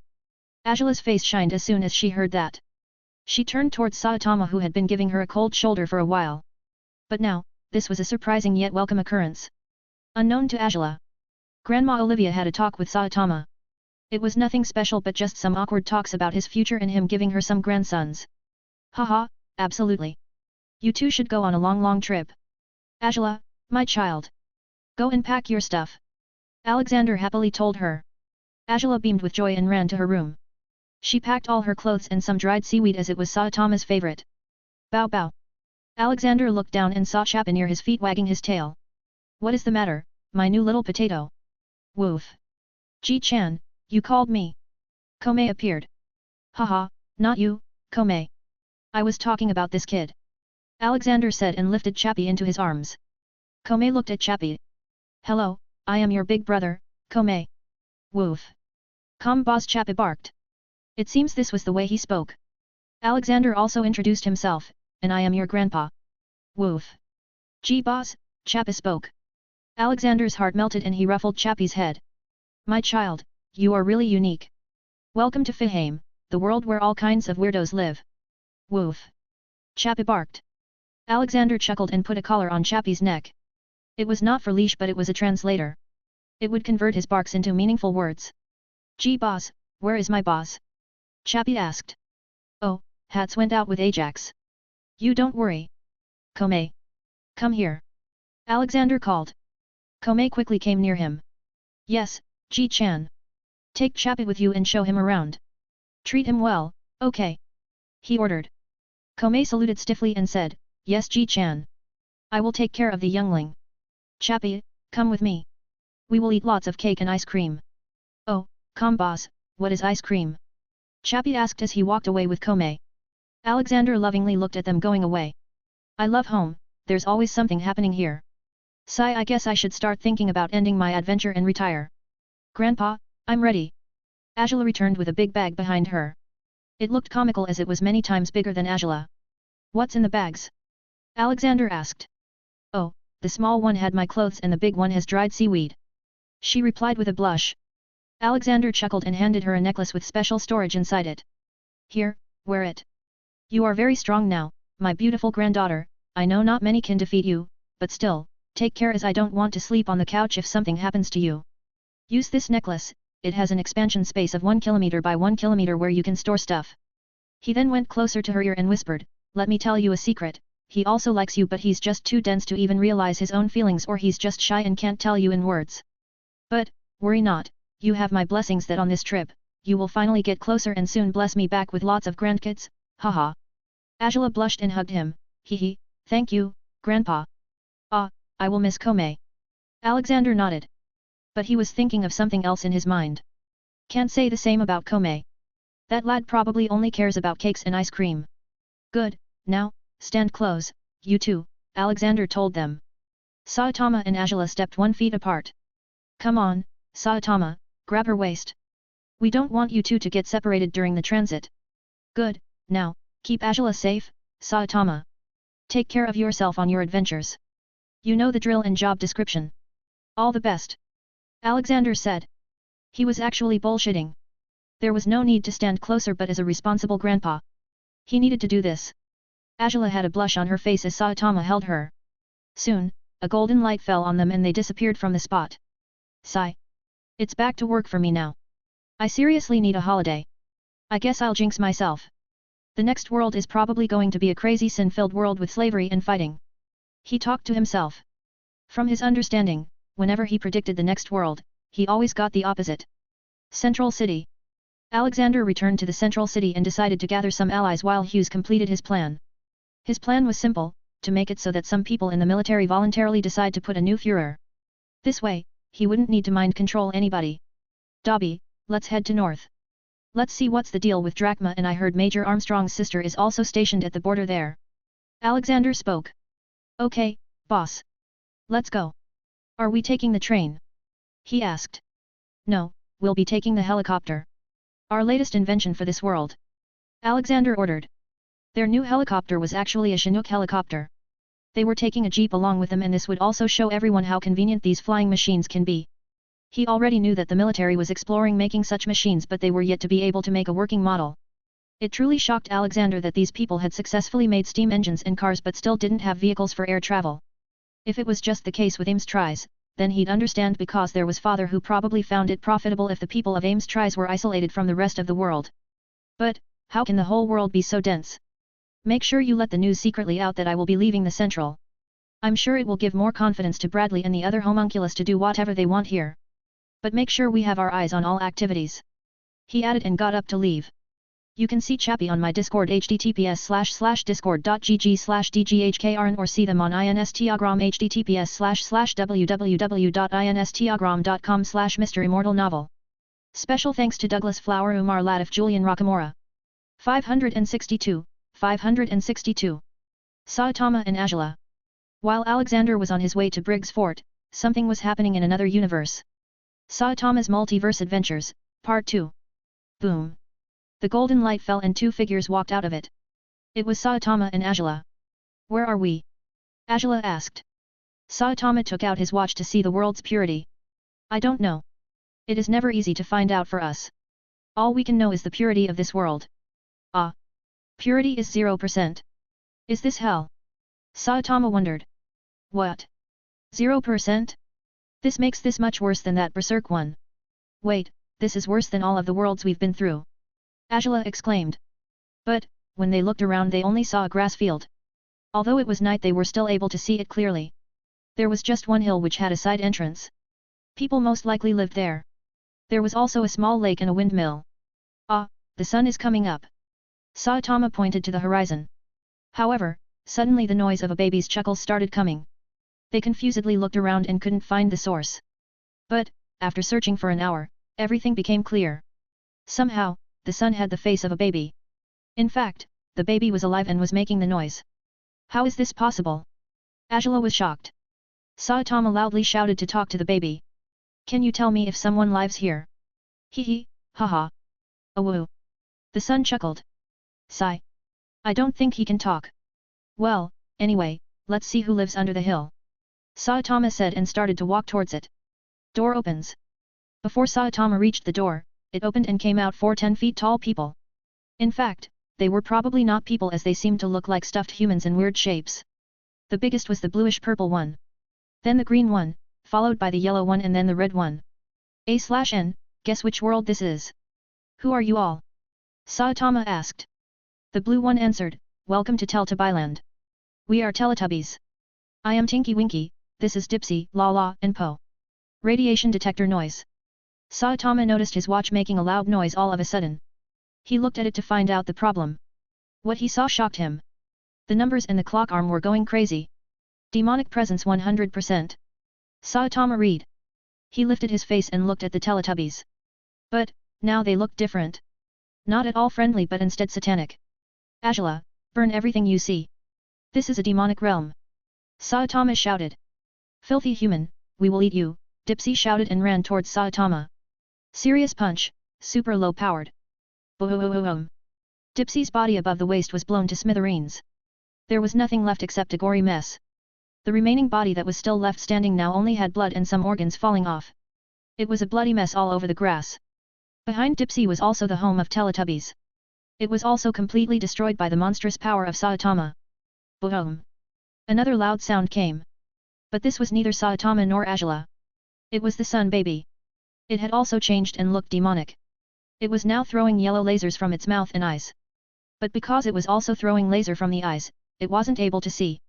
So, the lasers were not able to hit them though they were surely destructive as it burned anything in its path. This world was really bonkers. Both Saitama and Angela thought. Angela chuckled loudly, then she nicely said, Ha ha ha. Let's see whose fire is hotter and destructive. Saitama smirked from a distance. I know who is the hottest and most destructive already. But he didn't say that out loud as he was too shy when it came to stuff like this. This was like the time when he had decided to become stronger all over again. In fact, in his mind, confessing his feelings was even harder than those 100 push-ups, 100 sit-ups, 100 chin-ups, and 10 kilometers run. Angela threw fire from her feet and flew towards the monster baby sun while evading the lasers. She was also shooting fire at the sun continuously. My fire is much hotter than yours. Take this. She mocked and started throwing blue fire at the baby Sunday. The sun's yellow lasers collided with Angela's blue fire. It created a beautiful yet destructive fire show. It was a tug of war and she was winning because she was stronger. In times, the sun got engulfed in blue flames. Its own red flames were getting suppressed. Screams of the monster baby sun started coming. It was in agony and screeched so loud that anything made of glass started to crack. Saitama felt annoyed by the loud sound and punched towards it. Explosive punch, medium power. Boom. The wave of air went towards the sun and hit it. The force behind the punch was so strong that the moment it struck him it obliterated it, killing it in an instant. The world again fell into darkness. But, the humanoid demons were still alive. It's your turn now, Angela said, focusing on the green and yellow ones. Her fire was illuminating the dark grassland as if she was a firefly in a dark night. Saitama noticed this and he really liked it. Since Angela had started living in Fihame, he rarely got to see this warrior side of her. But, this was also when she looked the most beautiful. Who are you? Tinky Winky loudly asked them. We are your bane, demons. Your existence is a liability for the world and hence, your extermination is the best answer I can give. Angela replied and attacked. Tinky Winky looked at his two remaining brothers. Brothers, let's merge and kill these humans. We were so close to gaining control over the minds of children on Earth. If we die now, our whole plan would go to waste. We are so close to eating millions of kids. The Teletubbies hugged each other and in a very disgusting way, they started combining into one. It was as if they were melting into each other, but there were also organs appearing every once in a while. Saitama's face became ugly as he couldn't digest the scene. He again punched with a big amount of force. It was a real serious punch directly to their bodies. Serious punch. It was like thunder fell from the sky. A punch that was faster than the speed of sound by many times. The punch was thrown at the Teletubby's face first and then the sound came. Boom. By the time sound came, it was raining blood in various colors of blue, green, and yellow. There were no bodies remaining. Angela on the side saw the super strong side of Saitama and was head over heels in love once again. Saitama landed near her and grabbed her waist. Let's destroy this planet before leaving. It is entirely demonic. Saitama hopped into space and reached the moon. Their super strong bodies made them able to not need to breathe for a long duration of time. Saitama left Angela on the moon and himself jumped towards the planet with his fist out. Serious meteor attack. Like a red laser beam. Saitama, the badass, passed through the planet from the dead center. After that, it was instant destruction as the planet was dismantled into various blocks of burning rocks. He again went back to Angela and held her hand. We will be leaving soon. The purity is at 100% again. Our job is done. Haha, yes, job well done, Angela replied while peeking towards her hand in Saitama's hand. In her mind, she was thanking her luck that she came on this date. This was the best she could imagine a date to be. Fighting by the side of the person you love was amazing. After another minute, a golden light fell on them and they left for another adventure. A/N, sigh whenever I write about Angela, I always feel like stopping everything and start writing a new Atla FIC with a nice MCX Angela plot. But, Grandpa is my priority for now. After this arc, we will be jumping to DBZ and then DC, followed by the ending. A/N, this world is called Teletubbies. You can see Teletubbies, the Sun, Adult Angela, and Saitama on my Discord https://discord.gg/dghkrn or see them on Instagram https://www.instagram.com/MisterImmortal novel. Special thanks to Douglas Flower, Umar Latif, Julian Rockamora. 563, 563. Fort Briggs. North City. North City was a city in the northern region of Ames Tries and served as the state military command center for the area. As the general, Alexander outranked anybody in the northern region. So, he had no trouble finding a place to land his Chinook helicopter. They just found an empty park and landed there. The police were fast to come, but the police were also under the military and hence they were under Alexander too. After landing he simply took out his jeep from inside the helicopter and left for the Briggs fortress. It was a cold and snowy terrain, but still, the car he had made worked perfectly. It even had a heater that was missing from cars of this era. Dobby, who is going to inherit the Armstrong family's inheritance? Alexander asked. It has not been decided yet, boss. From what I know, both Major General Olivier Myra Armstrong and Major Armstrong are contending for it. Dobby replied. Major Armstrong is too thick-skilled to really rule his family effectively. Let's see what this Major General Armstrong is like. I hope she's not the 8-foot-tall female version of Major. Alexander said while he, unfortunately, imagined a female version of Major Armstrong. After an hour of driving, they finally reached Briggs Fort, which was nothing more than a dam that was not situated on a river. Fort Briggs was an Amestrian military installation that lies on the border between the countries of Ames Tries and Drachma. Stretching across a narrow valley between the two countries, the fort protects Ames Tries where the mountains cannot. The soldiers of Fort Briggs were known to be the finest soldiers. It shared this reputation with the soldiers of the eastern region. But, while the eastern soldiers were known for their attack abilities, the Briggs soldiers were known for their defensive abilities. Beep beep. Dobby honked at the gates of the Fort Briggs. But, instead of the gate opening, they were greeted by guards appearing from under the snow and aiming guns at them. There were nearly 20 of these soldiers. Alexander and Dobby rolled down the windows and said, "Hello, how are you, boys? Here, this is my identification. I am General Alexander Maxim Universe." All of the soldiers became stiff and saluted him. But then a man with a ponytail came and still checked the ID.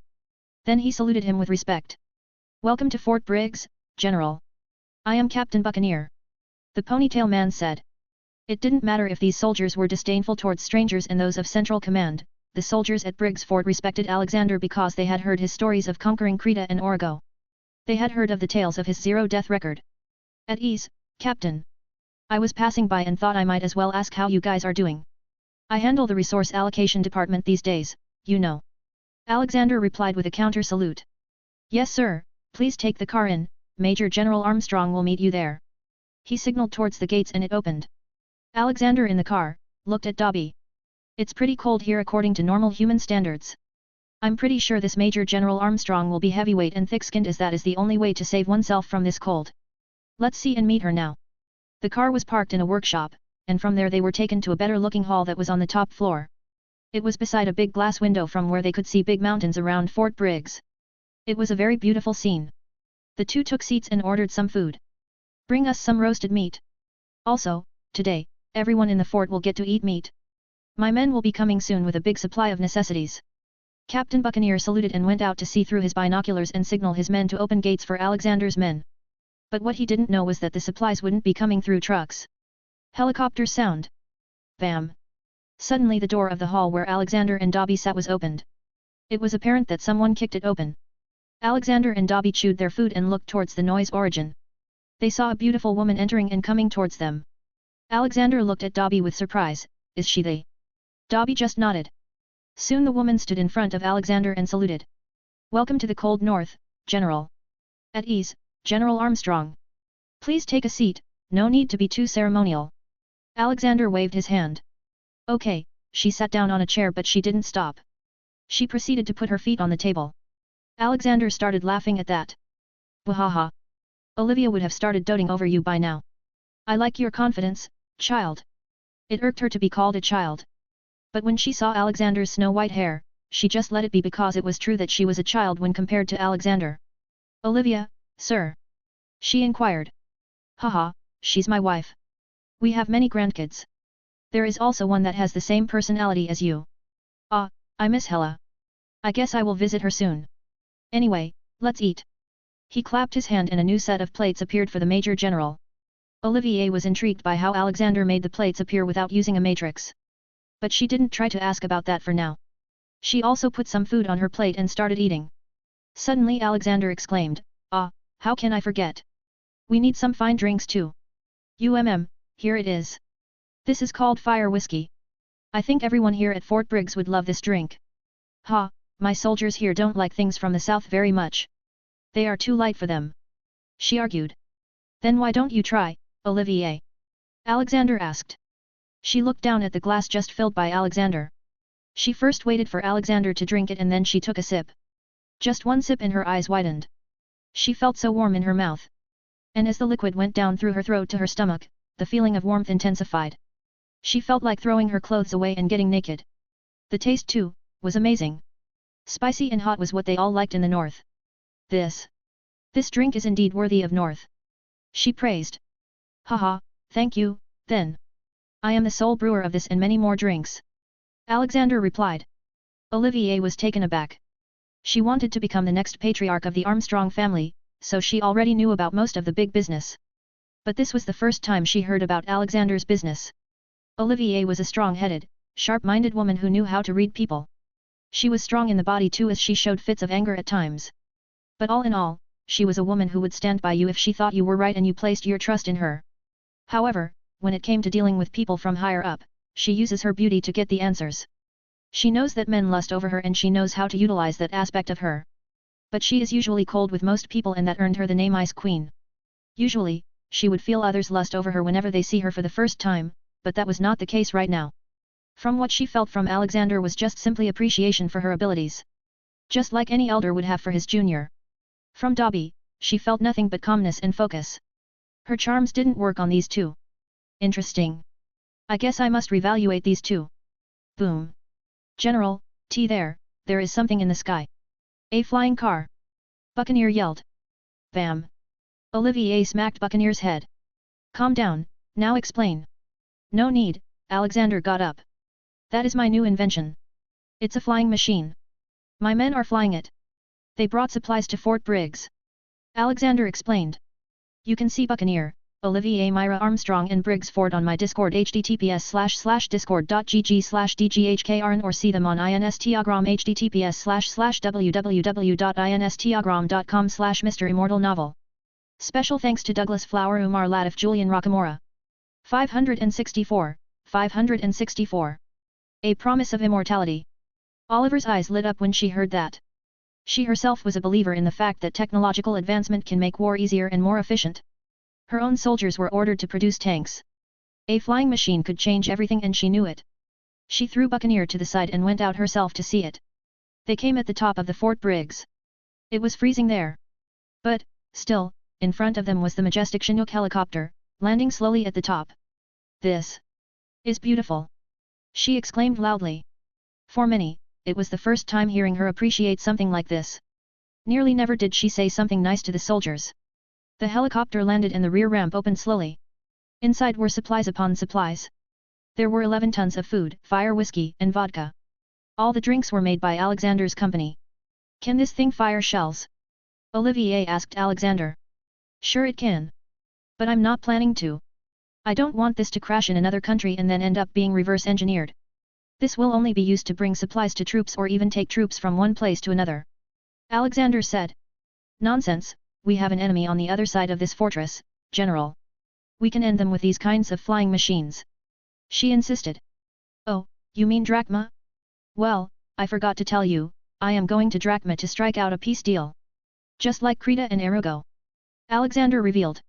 But sir, this is not like Krita or Erugo. Drachma is very strong. She replied. The harder the challenge, the sweeter the victory. Just have some faith in me, child. Once I return, we will cheer with a glass of fire whiskey. I also have something very important to talk to you about. Alexander replied and moved closer to her ear. Someone from Central will most likely visit you after I'm gone. They will offer you something. Until then, take care. Alexander warned her and went back into the building to finish his meal. Olivier stood there in the open, deep in thought. Thinking about what plot is in motion. It seems the Central is up to no good. Alexander packed his bags and through a special lift, went to the other side of the fort. This was the most official way he could reach Drachma. Drachma was like Russia of this word. A cold country with a strong military. Drachma was known for its constant on and off struggle against Ames tries. Sometime in the early 1900s, both countries had signed a pact of non-aggression, which endured until the end of 1914 in a somewhat shaky state and with constant threats of being broken. Now, Alexander was on his way to adding another trophy under his belt. His propaganda seraphs were already at work and were spreading the news that Alexander had gone to Drachma to stop the conflict. If Alexander won this time, then he would have a reputation and fan following even bigger than the Führer. It was one step closer to becoming Führer for Alexander now. Meanwhile, as Alexander had warned, someone from Central came after he left. There were 2 people from the Central. Surprisingly, both of them were Lieutenant General. Their names were Lt. General Raven and Lt. General Fox. Olivier, as a person 1 rank lower, had to entertain these 2. She was already feeling disgusted when she felt Lt. General Raven's eyes checking her body out. It was clear as day from the man's face what thoughts he had in his mind. She took the 2 to a private meeting room. But she ensured that everything was being digital video recorded by the amazing gadget Alexander had given her as a gift. She didn't say no to it after she found out its capabilities. Taking the benefit that no one knew about it in the world, she placed it in a corner of the room. To others, it was like a showpiece. What can I do for you 2 generals? She asked. Ah, this is a very fine whiskey, General Armstrong. Lieutenant General Raven put down his glass. General Raven was a rather manipulative and selfish person, seduced by the plan for immortality, but too foolish to realize that he himself was being deceived and manipulated by the homunculi. He believed in the survival of the fittest and the end's justification of the means. General Universe gave it to me before he left for Drachma. She answered. Ah, General Universe, what a brave and great man. He has done a great service to the nation. But I guess he has gotten too proud of himself. Drachma is no joke and the chances of his return are minimal. General Fox spoke disdainfully. Lieutenant General Fox was one of the most powerful men in the Amastrian state military and a high-profile member of Central Command. He was a straightforward kind of guy, but still, he was cunning. Only time will tell that. Now, will you tell me the reason for this visit? She asked. Calm down, Major General, we are not here for any inspection. We are just here to talk. Tell me, what are your thoughts on immortality, General? Raven asked. Olivier hid her inner surprise and calmly thought. She now started suspecting everything and decided to say what the two probably wanted to hear. It's a nice dream that everyone hopes was real. Who wouldn't want to stay young and strong forever? Olivier replied, whole secretly checking their expressions. From the looks of it, it seemed they wanted to hear exactly this. General Raven continued and asked. Ha ha ha. Yes, who wouldn't want to stay young? I'd give anything for immortality. What would you be willing to pay as a price for immortality? Hey, anything. Everything can be earned back as long as I am immortal. But why are you asking me this? I don't suppose you came here just to talk about this. Immortality is just a dream, General Olivier asked back. Raven smiled creepily and put his hand on Oliver's. It disgusted her to no bounds. Of course, we didn't come here for that. But we have an offer that you will surely like. What if I told you that this won't be a dream for long anymore? Tell me, General. Would you be interested in a legion of immortal soldiers? Never die or get old. You want to too, don't you? An intriguing question. I don't know what goes on in the Central, but if this is real, then, of course, I am interested. But, what will I have to do as I understand there is never a free meal? Olivier asked. Haha, it is not much. A person of your background can do anything. The promised day will be coming soon, General. You will also be invited to Central soon for a seat at the Central Command. But, before that, you have one task. If you do that, immortality will be in your grasp. General Fox spoke. And what task is it? Olivier inquired. She already had a feeling that she was not going to like this. It is simple, with all your men, it will be easy to accomplish. We need you to take care of the General Universe. That is if he comes back. He replied. In an instant, the faces of General Raven and Fox started looking evil.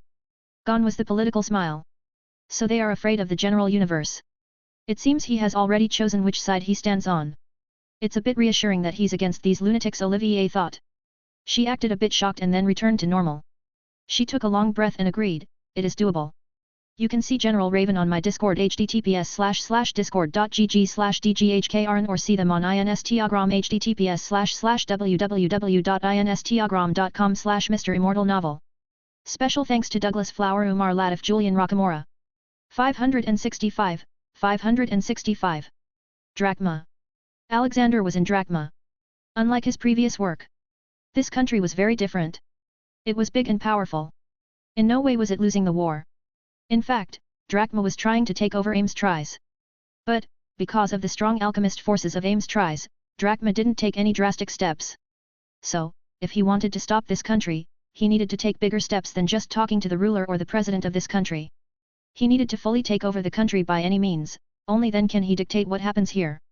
Dobby, I want you to call 20 seraphs and tell them to take over as much land as they can. They are not allowed to kill though unless they are murderers and rapists. He ordered. Okay boss. Dobby vanished in Fihame. While Dobby did that, Alexander went to the capital of the country. He didn't act reserved, he just changed his dress and entered the palace. Drachma although didn't have a ruler, but even the so-called president was not someone less than a ruler. He had been in the position of president for the past 20 years. The man had full control over the political side of the country. There was also an opposition, but that was only in name, as he also controlled them through some secret means. He also dictated the laws of the country to whatever he wanted. In all of Alexander's experience, most of the leaders of the countries he had met were big sinners. Most of the time they were from Category 3. This was because most of them had done something in their political career that had resulted in many people dying, or they had committed some other corrupt act. So, Alexander looked into the sins of Drachma's president and he hit the jackpot. He was a Category 4 sinner with 5 genocides under his belt and lots of other crimes such as child trafficking, human trafficking, and many more. Now I don't feel bad about taking over this country, Alexander thought. He barged into the president's office via magic. He was shocked to find that 90% of the stuff in the room was made of gold, leaving only the walls, paper, and clothes. Even his dustbin was made of gold. What is this? Federal gold reserves? Alexander questioned loudly. The president had his eyes closed and was relaxing on the chair. His eyes suddenly opened. Then, with a thud noise, a woman came out from under the table. Her hair was in a mess. Alexander could guess what she was doing, and looking at how old the man looked, it must have been a nightmare. But, to Alexander's shock, another woman came out from under the table. Then a third one, and then a fourth woman came out. Alexander's jaw was touching the floor. You only have one instrument, why are there so many girls under the table? Are you giving birth to them? But, to Alexander's shock, another woman came out. Is there a door under your desk? Alexander asked. Who are you? Security, the president raged. Alexander made all the girls fall asleep and force-choked the president while levitating him in the air. He at least weighed 110 kilos while just being 5 feet 5 inches tall. You really are as bad as the rumors say. But, no more. Thank you for lending me your skin. Alexander said. Who are you? The president asked. A friendly neighborhood grandpa. What did you think? I'm some kind of a spy? Haha. Alexander joked. He didn't put him in time torture but instead, put a curse. He would have to chop himself into tiny pieces and kill himself. Alexander made sure he wouldn't die unless he had chopped 75% of his own body. What followed was agony-filled screams. But no one out of the room could hear them. Alexander cast a silencing charm on him and also put headphones on him with a 2-second delay so he would hear his own screams. Alexander called out a T-800 droid. Take the form of that man's face and read his memories. You will be taking his place but will run this country with better responsibility. Sign an eternal peace pact between Drachma and Ames Tries. He ordered. The same thing was happening all around Drachma. Governors of provinces, major political leaders, and high-ranking DCCP members were replaced by T-800 droids. They would act the same but better. Alexander had the whole country in his hands. He immediately called a general meeting where all small and big officials would come. There, the fake president will announce some new plans and he will also get the support of his opposition at the same time. This will stop anyone from going against his orders. With the peace deal in hand, Alexander left the country and returned to Briggs Fort's Drachma side. But when he reached there and signaled with fire, instead of the lift being sent for him, he was bombarded on by mortar shells. Alexander laughed. Dobby, it seems they are too scared of me now. They were dodging the shells like a walk in the park with minimal effort. Alexander soon started catching the shells and throwing them towards the mountain around them. Soon, a large avalanche started up. This, too, couldn't stop Alexander as he came out on the top of the snow. The exchange went on for an hour before stopping. Then, the lift came down to get him. Alexander was yet to know what side did Major Armstrong chose.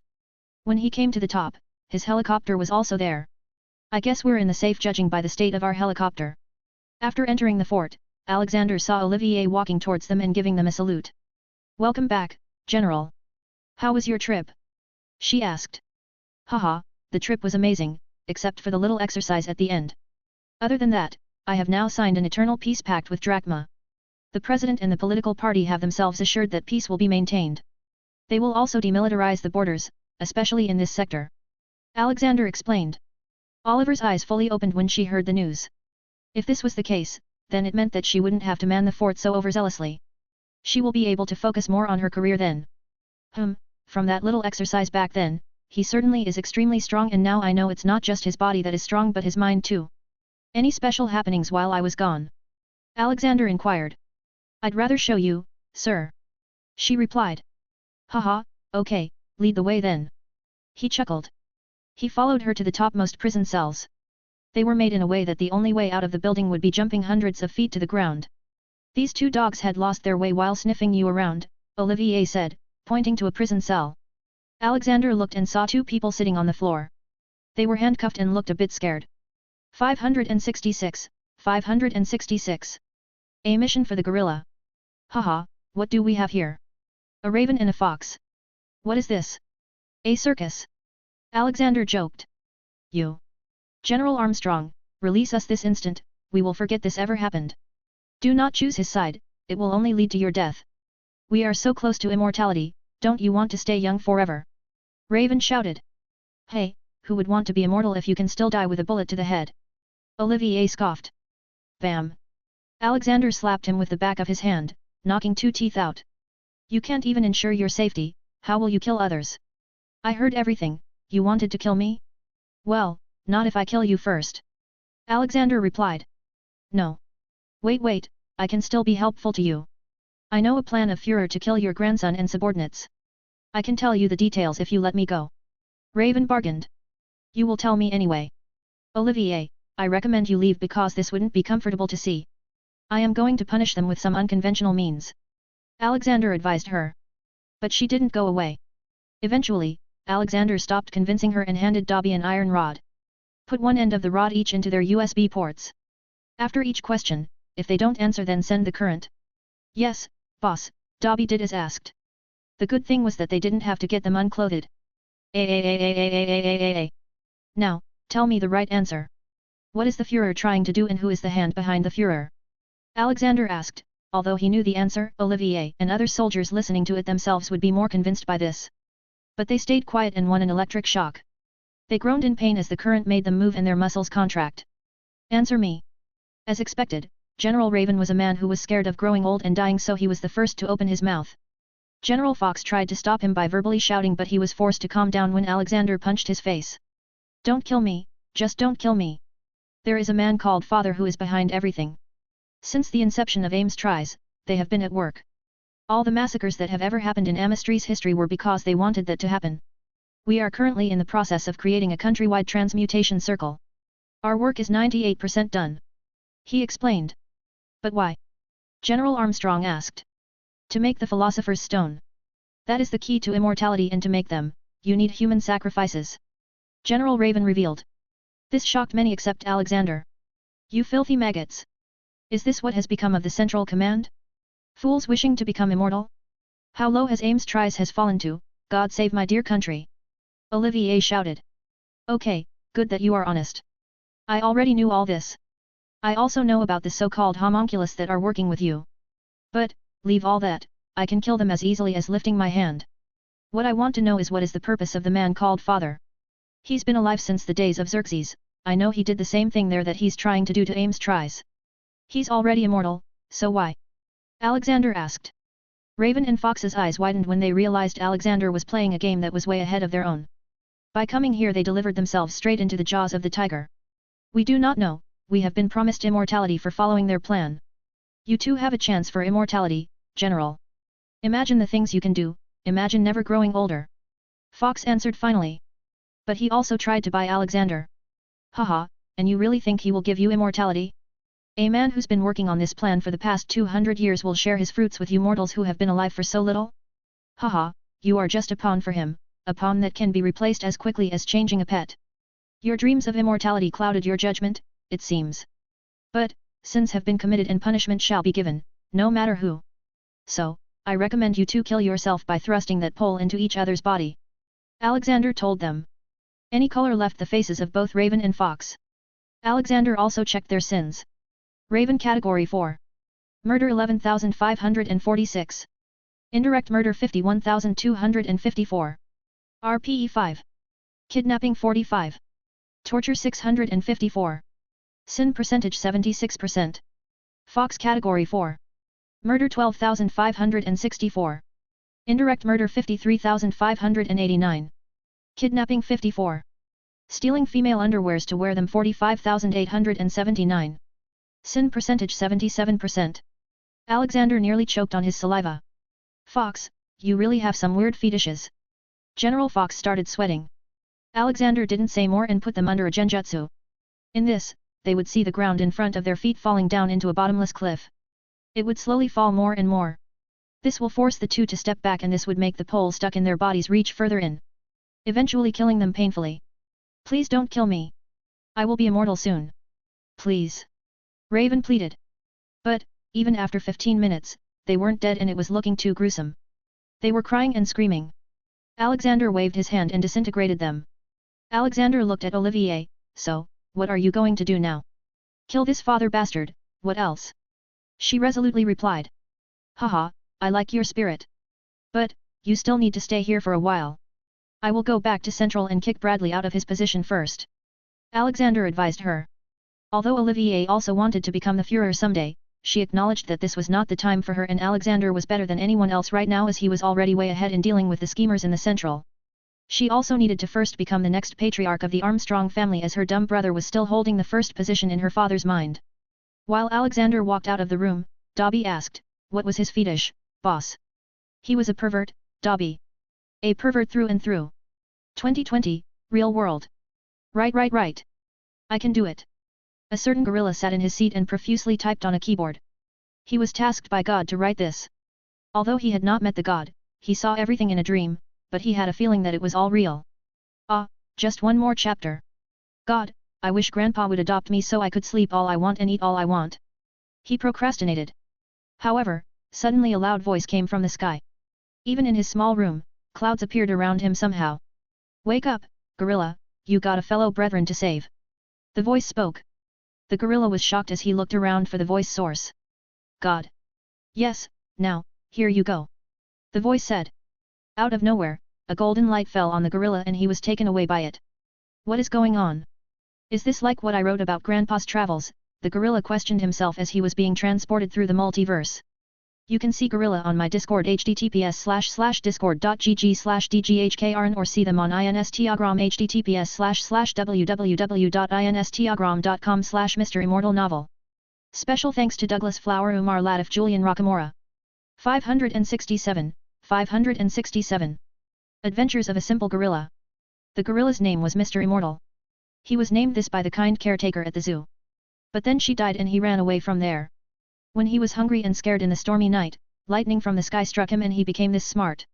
After that, he acted like he was a man who just had overgrown hair on his body. That was how his small story started. Boom. Immortal was blinded by too much light as he felt the ground under his feet. It took him a few seconds to get used to the light as he was indoors when he was transported and here he was out in the sunlight. Soon, he looked around in confusion. There was a city in ruins. Most likely some buildings fell due to some destructive event. Why am I even here? Beep beep. A text message tone sounded. He took out a phone from his pocket that looked like an old Nokia model. This is not my phone, he thought, and read the message. There is a big gorilla near you. His life is in danger. Save him and take him with you. For this task, you get 1% of the powers my son, Alexander, has. The message read. Immortal looked at his hairy hands. I have magical powers now. He tried to jump in order to fly. Just one push and he was already higher than the tallest remaining buildings around there. Woohoo! He joyfully screamed. This was for the first time in months that Immortal was having to have so much fun. Then he decided to check other abilities. Let's materialize some bananas. He just had to will and soon a banana appeared in his hands. He honestly felt that this was the tastiest banana he had eaten in a long time. So, he couldn't stop and eat one more. Just one more.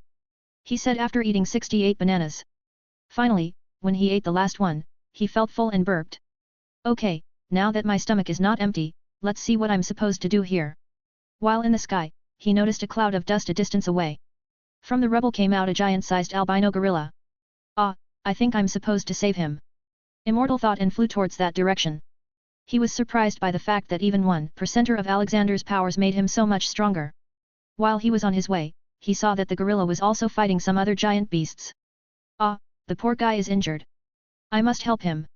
He flew faster. Once over the head of a wolf monster, he punched straight down on it. Gory smash! Immortal didn't know how strong his power was, so when he fell, he ended up not only smashing the head of the wolf monster but also dented the ground and made a small crater. But he was unharmed and came out of the rubble. There, the gooey substance of the remains of the wolf was. A few people that were around that place stopped moving and looked at him. Immortal turned towards the albino giant gorilla and talked in gorilla tongue. Hello there, my friend. I am Immortal, I came here to help you and take you home with me. You cannot live here with that size, people will never leave you alone. How did you kill that thing? Oh, I am George by the way. George replied nicely. It seemed that only his size was bigger, inside, he was a good gorilla. Haha. I am very strong, George. God gave me his blessings. Immortal told him. But, while Immortal was talking to George, a tall bald man came forward. He caught Immortal's attention. Hey, buddy. Who are you? How did you do that? The man asked while also using his hands to use sign language. Immortal understood what was happening. The man had mistaken him for a normal gorilla. You can talk to me in English, Dwayne Johnson, Immortal replied. He knew he was in the movie called Rampage right now. The albino gorilla in front of him was rescued by a man from poachers who killed his mom. Immortal remembered his own life and what happened to his family when he imagined what happened to George's mother. His resolve to help George increased after that. The man was shocked that the gorilla could speak. Whoa, this is unbelievable. I'm Davis, not Dwayne. I'm Immortal. Ah, what's that? Immortal pointed towards a lizard-like monster coming towards them. Davis didn't know yet that Immortal was so strong, so his jaw dropped when he saw him flying to the lizard monster and punching it in the face, turning it into meat paste. Immortal returned to the previous conversation. Yes, I came here to take George with me so that he can live with me. You humans can't keep him safe. Also, your definition of safety is the same as locking us in small rooms in your zoo so you humans can make money. Last I knew, that was called slavery because we clearly don't get paid yet we are forced to be here so you can make money. Davis was left speechless, but he also agreed to all that. This was the first time he was hearing the inner thoughts of a gorilla and it made sense. Where will you take him and what are you? He asked. I am a gorilla blessed by gods and I'll take him to my home which I don't tell strangers where it is. But, you can rest assured, that he will stay there like my family. I will also teach him human speech. Immortal replied. Davis started using sign language with George to ask him himself. Do you want to go with him? Davis asked. George took a moment to reply. He looked around at the people staring at him. I will go. Can't live here now.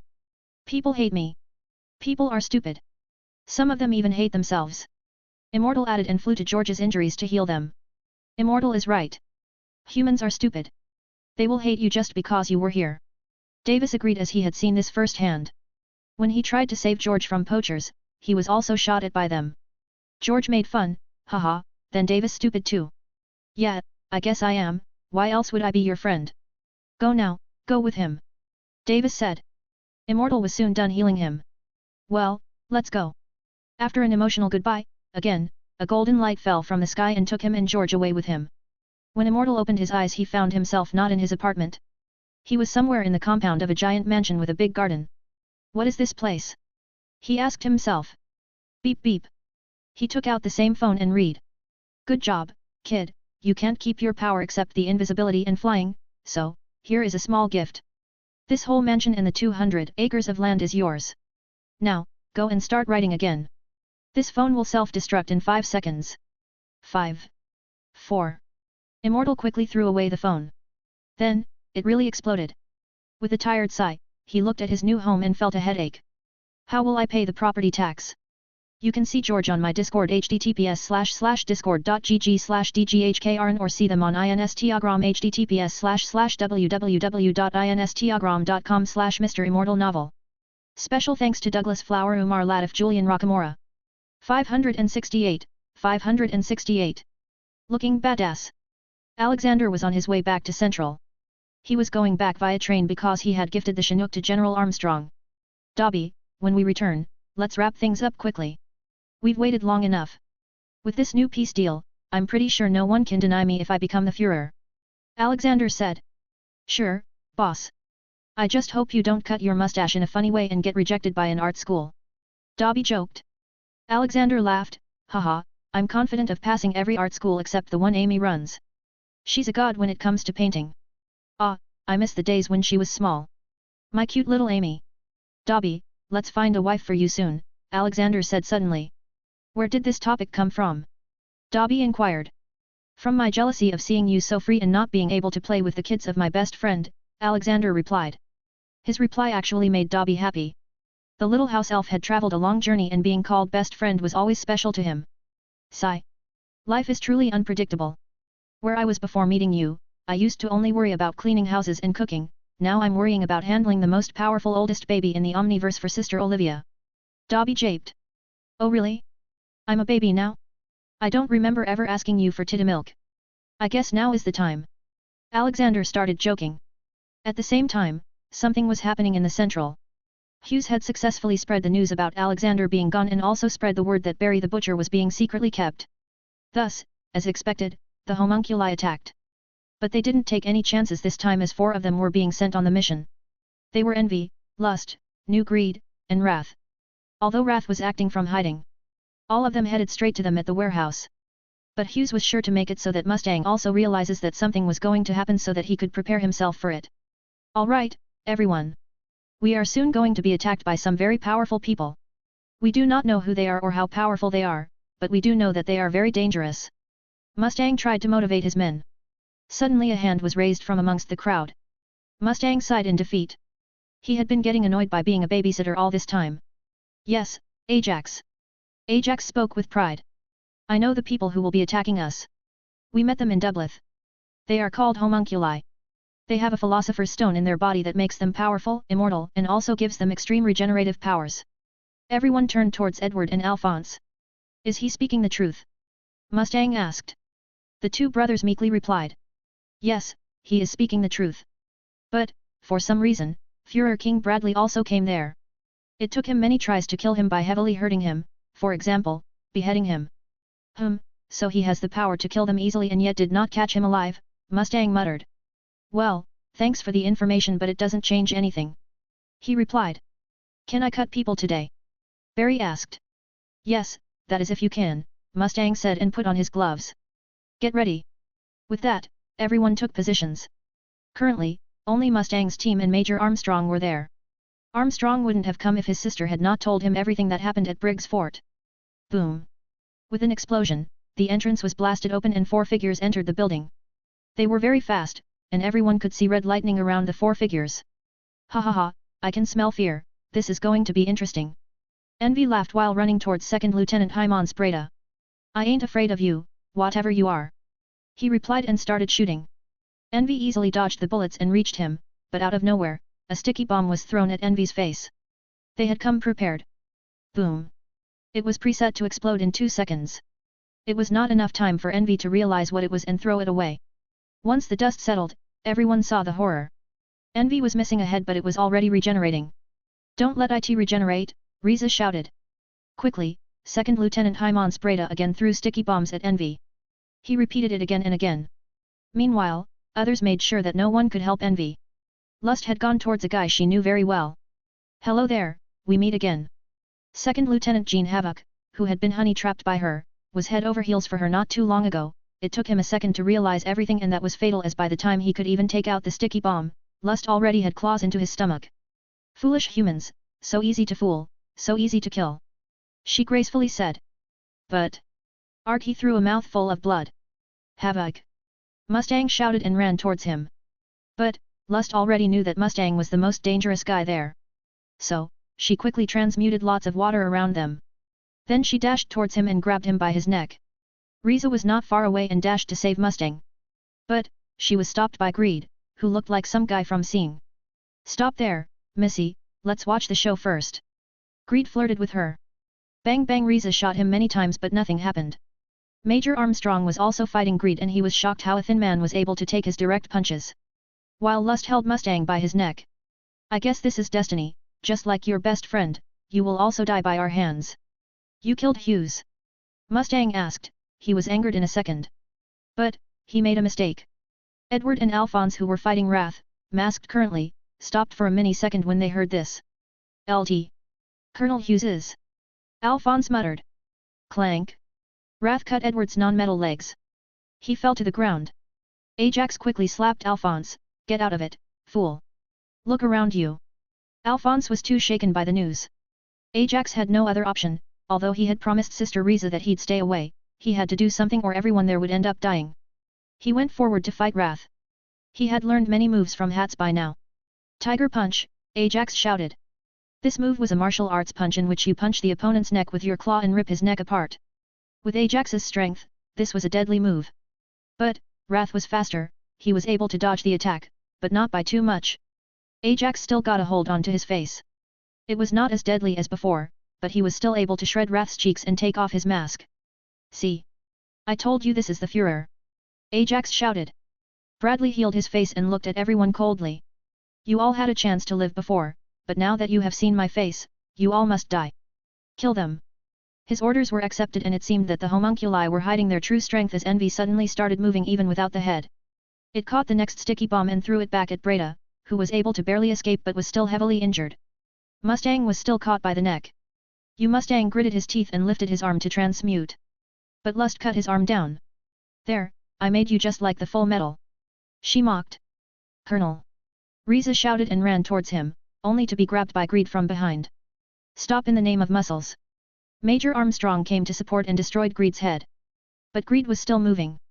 He broke Riza's legs and then focused only on Mustang. Ah, what a nuisance. By now, everyone had horror in their eyes. They were not going to make it out alive.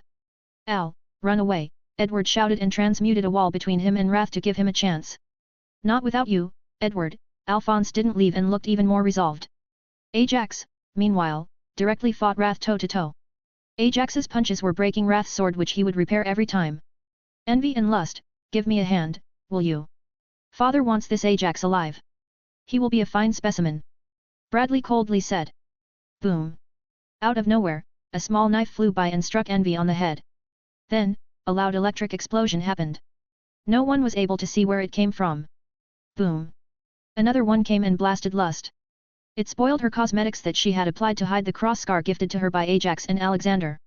Then the knives stopped and music started to come. They were on the high alert then. They knew that whoever this man was must be either strong or foolish to give away his position with music. Bam! The door opened and the lyrics of the song started. Outside the warehouse. Okay Dobby, to make my entrance grand, play some music. I need to look badass. You got that? Alexander ordered. Dobby took out his boombox and put it on his shoulder. They then started walking in. Soon, the tunes started playing. Alexander didn't recognize the song and it felt too childish. But he put faith in Dobby's choice for now as he had not messed this up in a while now. Music? But, the moment Alexander stepped inside, the lyrics started and it made him stop in his way and look at Dobby with saddened and frustrated eyes. His eyes only conveyed one message. Why? Baby shark, do. Baby shark, do. Special thanks to Douglas Flower Umar Latif Julian Rockamora. 569. Overkill. Alexander looked at Dobby and asked, why Dobby? Why are you after my reputation? No, boss. I'm not after your reputation. This was an honest mistake. I think little Thea was listening to these songs and I forgot to change the music folder. So, it continued from where I left. Dobby justified what had just happened. Ah, you're just using Thea's name to save yourself. You did it knowingly, right? Alexander didn't get convinced. No boss, I was telling the truth. Dobby insisted with a serious face. You said the same thing the last time you played the Johnny. You know what, I recommend you buy another music player for Thea. Alexander advised him. Okay boss, but really, this was an honest mistake. Dobby defended himself. Sigh. Well, if it was for our little Thea, then Baby Shark it is. Hit it up. Alexander said and went forward. Dobby pressed play and the song continued. Baby Shark, do. Baby Shark. Mommy Shark, do. Alexander looked at Edward's bloody body and his amputated leg. He was lying on the floor with a pained expression. Such savages, hurting a child like this. Alexander angrily said. He waved his hand and Edward's leg got reattached. He then looked at Mustang, who was missing an arm. What's with all of you crippling people? He healed him too. Not just him but others too, no matter what injury they had. Riza got her dislocated arm healed, Major Armstrong got his injured head healed. General, Riza Hawkeye stood behind Alexander. Calm down, kid. Go and help your boyfriend first. I'll handle these. Alexander cracked his knuckles. Boss, I think that's kind of an overkill, Dobby interjected. Alexander nodded, it is, but to teach lessons to these overconfident fools, overkill is much needed. He turned towards Lust. I thought you'd never show me your face again after I gave you that scar. Well, doesn't matter. I will be releasing the souls trapped in the Philosopher's Stone stuck inside you. Lust smirked, hey, look around you. Do you really think you can kill 4 godly beings like us? Alexander chuckled. I've fought and won worse odds than this, so, yes, I can defeat you all. If that's the case, let's finish this quickly. I have a country to run. Wrath interjected. Oh, you won't have that after this, Alexander said with a smile. All 4 homunculi felt ominous. Whistle. Alexander loudly whistled as if signaling someone. Then the footsteps sounded and the man coming in from the door was Brigadier General Moss Hughes. In his military uniform. He had the same big smile on his face and the old glasses. His face showed a big smile and excitement. How are you, everyone? Did anyone miss me? Hughes waved his hand. Everyone, including the homunculi, especially Envy, were shocked. Envy had shot Hughes herself while looking like his wife. She remembered checking his pulse too. Hughes. Mustang voiced in disbelief. Haha, hello there, Mustang. It's certainly not raining today. Hughes said, pulling his leg by referencing to the funeral. Mustang realized that everything he said that day was heard by Hughes. You aren't going to let me off on this, are you? How did you survive anyway? I saw your body with my own eyes. You were certainly dead.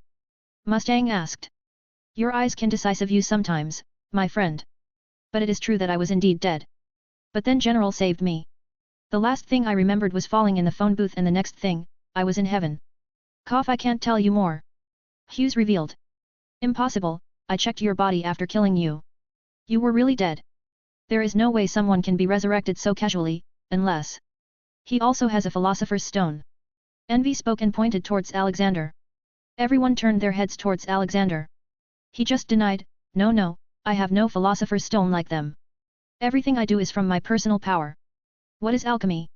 It's just manipulation of energy. Once you have a microscopic control over these energies, anything can be done. Even reattaching an arm or resurrecting a dead man. Alexander explained. Are you telling me that you have attained this level of alchemical knowledge? Impossible, not even Father can resurrect a dead man without using the power of a philosopher's stone. Wrath strongly refuted. I won't call it alchemy anymore. It's more like energy control. I do not do any equal exchange or anything like that. What I do is energy rearrangement. Well, anyway, all this doesn't matter as all four of you will not see tomorrow's Sunday. Alexander announced. Seeing that Alexander was going to fight them, all four of them decided to attack together. They ran towards him from all four sides. They knew that fighting one-on-one was foolish. Alexander raised his hand to stop anyone else from interfering. No one will interfere. Just watch the show. Envy jumped at him while looking like Ajax. But, instead of getting flustered like most other normal humans, Alexander didn't even blink and grabbed Envy by the neck. Ha, you thought you can fool me? If I can't even recognize my grandson then it'd be too shameful. Thank you for falling into my hand. You are Envy, right? Does this mean you crave for things that other people possess? Let me show you something. Alexander started to show all his belongings and the span of his powers to Envy. It was everything Envy desired. Money, people who look up to you and the most important, absolute power. Envy even saw that Alexander was so much loved by so many people. This was something she did not have and could not even imagine having. When Envy saw that Alexander couldn't be killed by them and that he was basically a god walking on earth, everything in her mind snapped. Like a piece of glass, it shattered. Her envy was killing her from inside while seeing things she could never have. Soon, Envy's body started to die. Envy's own envy killed itself. It was justice served. While dying, Envy first turned into a huge ugly monster and then slowly started getting smaller. Before dying by disintegrating, it looked at its siblings, run. All of the remaining homunculi looked at all that with real horror. This was the first time they were seeing one of theirs dying so easily. All of you are incomplete beings. You all are all embodiments of the 7 deadly sins of your father, right? That is exactly what makes you an incomplete being. For a person to be complete, having all 7 deadly sins is very important. Right now, even your father is incomplete and that is also your biggest weakness. Alexander said. He then looked at Bradley. Envy died because she felt nothing other than envy. Lust had gone crazy after getting her face scarred and greed was just rebellious, I guess. But, I must say, you are the closest to being a complete being.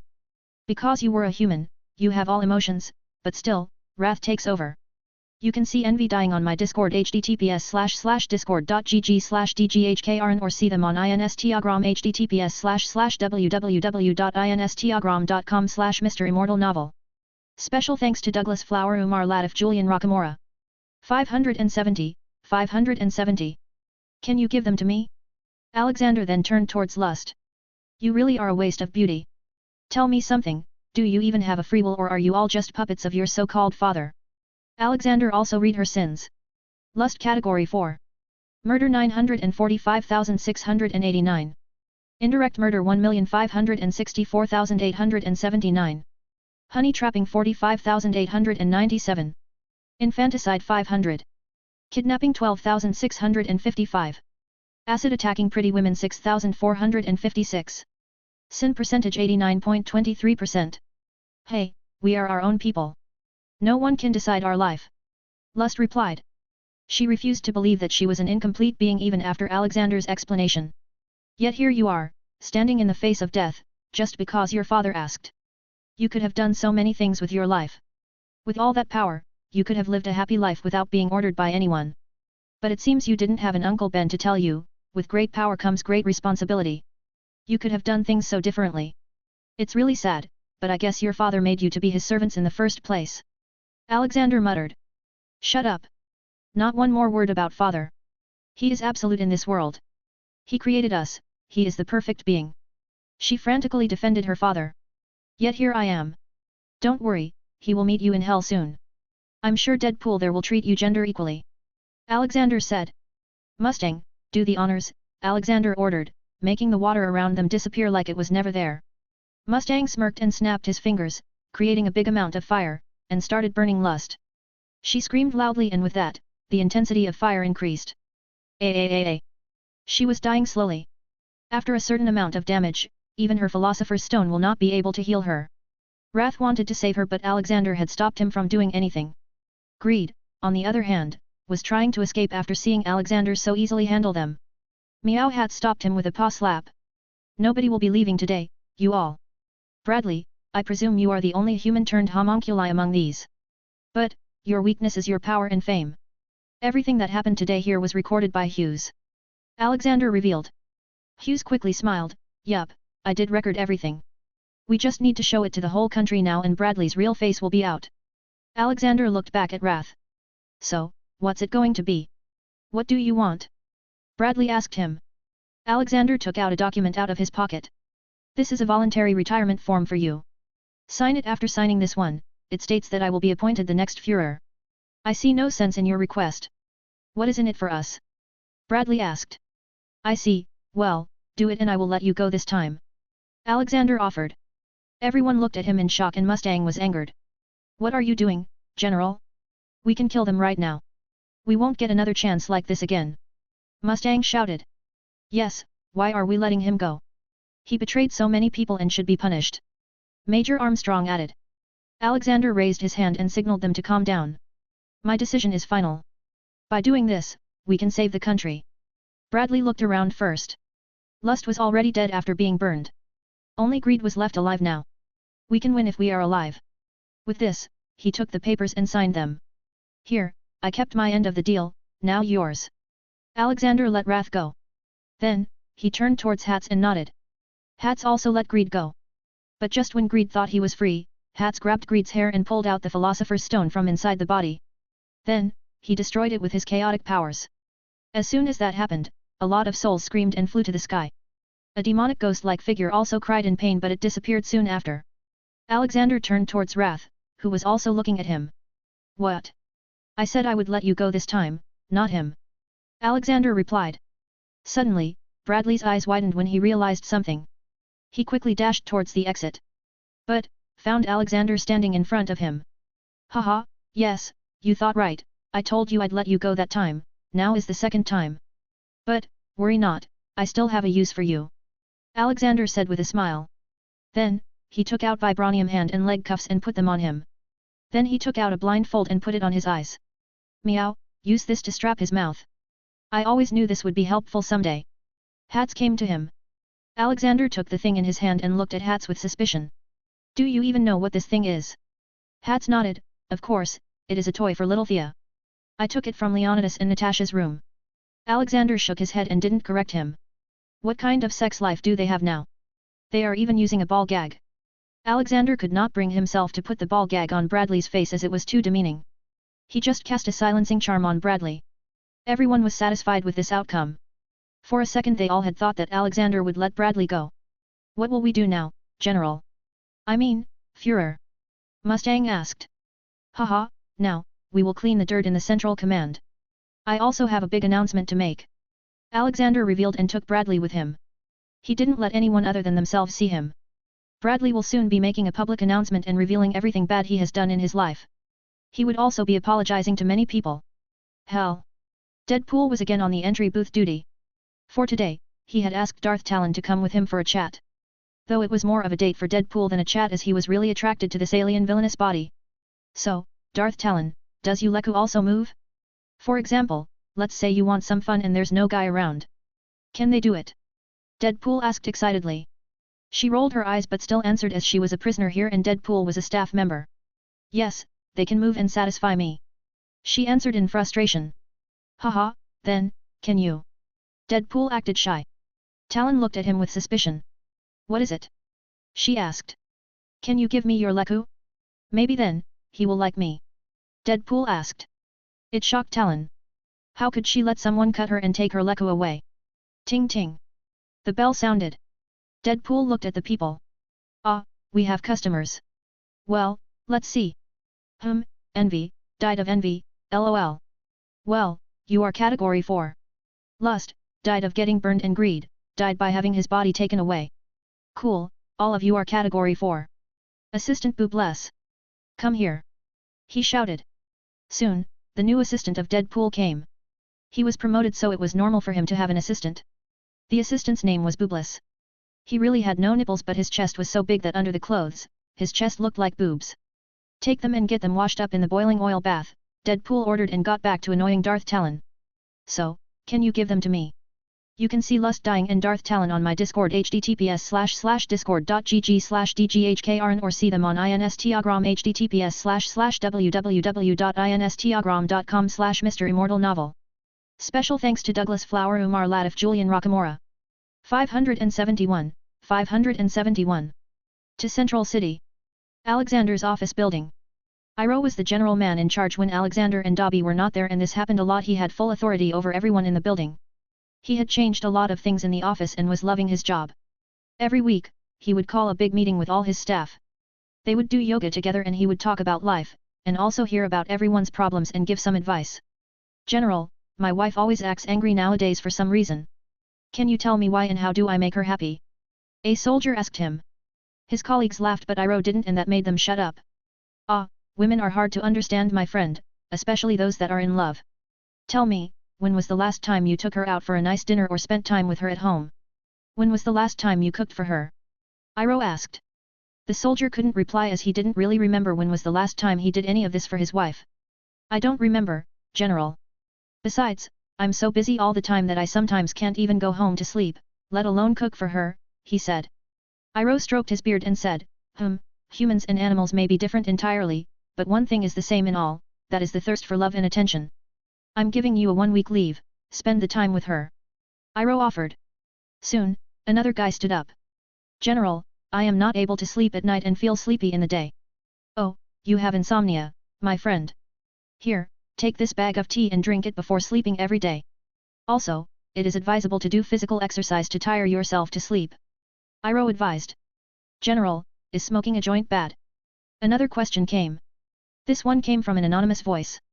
I believe that anything done in a limit is okay. But, there are things that cannot be controlled if taken. However, a joint is not one of them. Taking it every once in a while in a few days is okay.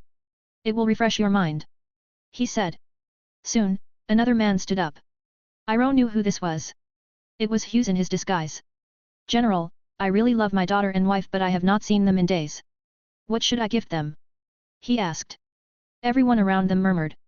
How can the general know what would make his daughter and wife happy? I'm sure that anything you bring for them will be loved by them if they love you. Especially if you are meeting them after so many days. But do take some chocolates for your little daughter. Iroh advised him. Hughes overzealously wrote everything in his pocket notebook. Let's stop talking about this and do yoga. He got up and started exercising. Alexander went straight to the central headquarters. Meanwhile, Mustang went on to notify Grumman about everything. Mustang called Grumman on a direct secret line. Initially, he did not know the phone number but he found it hidden inside the chessboard gifted to him by General Grumman while he was getting transferred. Hello, General. The ship has sunk. General Universe will most likely be the new captain. Mustang said in a coded message. It was easy to understand but no one could blame him later for anything for using such words as they could mean anything. Grumman understood the meaning behind his words. So he laughed loudly. Haha, finally. Good job, Mustang. Follow him closely and learn from him. I knew he was going to do something big, he just had that air surrounding him.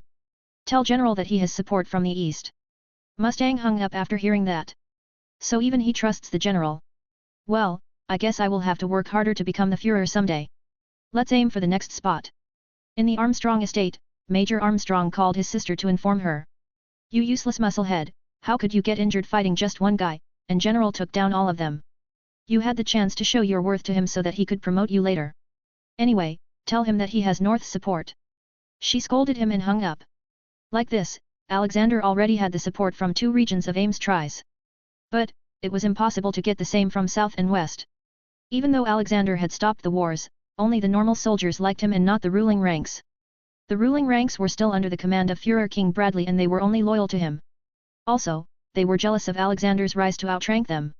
Alexander didn't really try to do anything to change such things. He knew that soon, all of these people would fall in line and if they still tried to act unruly then they would be thrown out of the Ames Tri's military. He went directly into the Führer's office with Bradley still in his grasp. There, Alexander calmly read every corrupt record on Bradley. His extermination order of the Ishvalans was also there, along with many more such orders. These orders were meant only for the members of the Central Command. He also read about many crimes committed by the members of the Central Command. All of them lived their lives like kings and broke any rule of the society they liked. You really went to any length to complete your father's plan. But guess what, it all comes falling down now. Alexander said and injected something into his neck.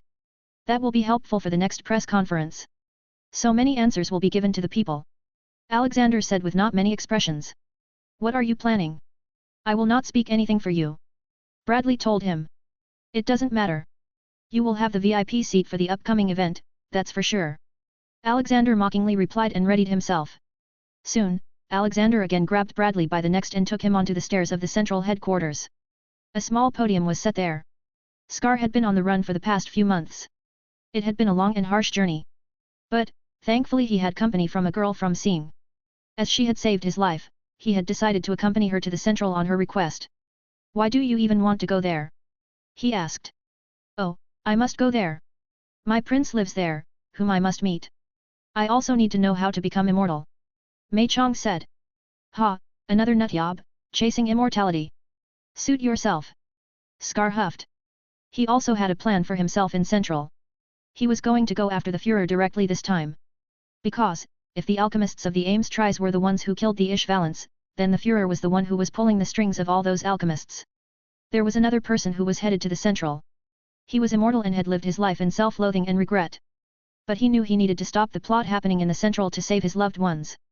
You can see Scar and Mei Chong on my Discord https://discord.gg/dghkrn or see them on Instagram https://www.instagram.com/MisterImmortal Special thanks to Douglas Flower, Umar Latif, Julian Rockamora.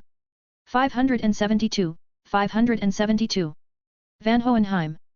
Van Hohenheim was a deceptively ancient and extremely powerful alchemist as well as the estranged father of Edward and Alphonse Elric. Van Hohenheim was also known as Slave Number 23 and was a citizen of Xerxes and a regular human being who was employed by King Xerxes' alchemist. This alchemist was an experimenter and managed to create a being, the dwarf in the flask, as a result of alchemy while using Hohenheim's blood. Unknowingly, this created a bond between the dwarf and Hohenheim. The dwarf gave the slave a name, Van Hohenheim, before allying with him in order to turn the citizens of Xerxes into a philosopher's stone without Hohenheim's knowledge. Once this was successful, Hohenheim, as a human, had over 500,000 souls within his blood, giving him great power and a body that never ages. After that, in despair, he aimlessly went east and reached the country of Seeing. When Hohenheim's alchemic knowledge was combined with the rudimentary form of alchemy being studied in Seeing, alchemy was born. The Xinji's people called him the Sage of the West. Eventually, Hohenheim left Seeing and spent centuries abroad accumulating knowledge regarding the world's different customs and practices. He also continued his communication with the thousands of souls trapped within him, 536,329, until he learned all their names and heard all their pleas. Once all of them had been heard, they finally calmed down, giving Hohenheim some peace of mind, and he continued his endless journey throughout the country but continued speaking to the souls within him to keep them calm. He later arrived in the growing country of Ames Tries and settled for a time in a small east area town known as Rizembol. Due to his devotion to alchemy and his own internal conflicts, people around him seemed to have an impression that he was cold, but instead, he was an unexpectedly soft-hearted, kindly individual who was quick to give compliments but loath to accept them. Even after so many years, he still loathed himself because he thought of himself as a monster because he became a human philosopher's stone. He was resolved to find a way to end his immortality and grow old and die together with his beloved Trisha, but also feared failure and watching his family die.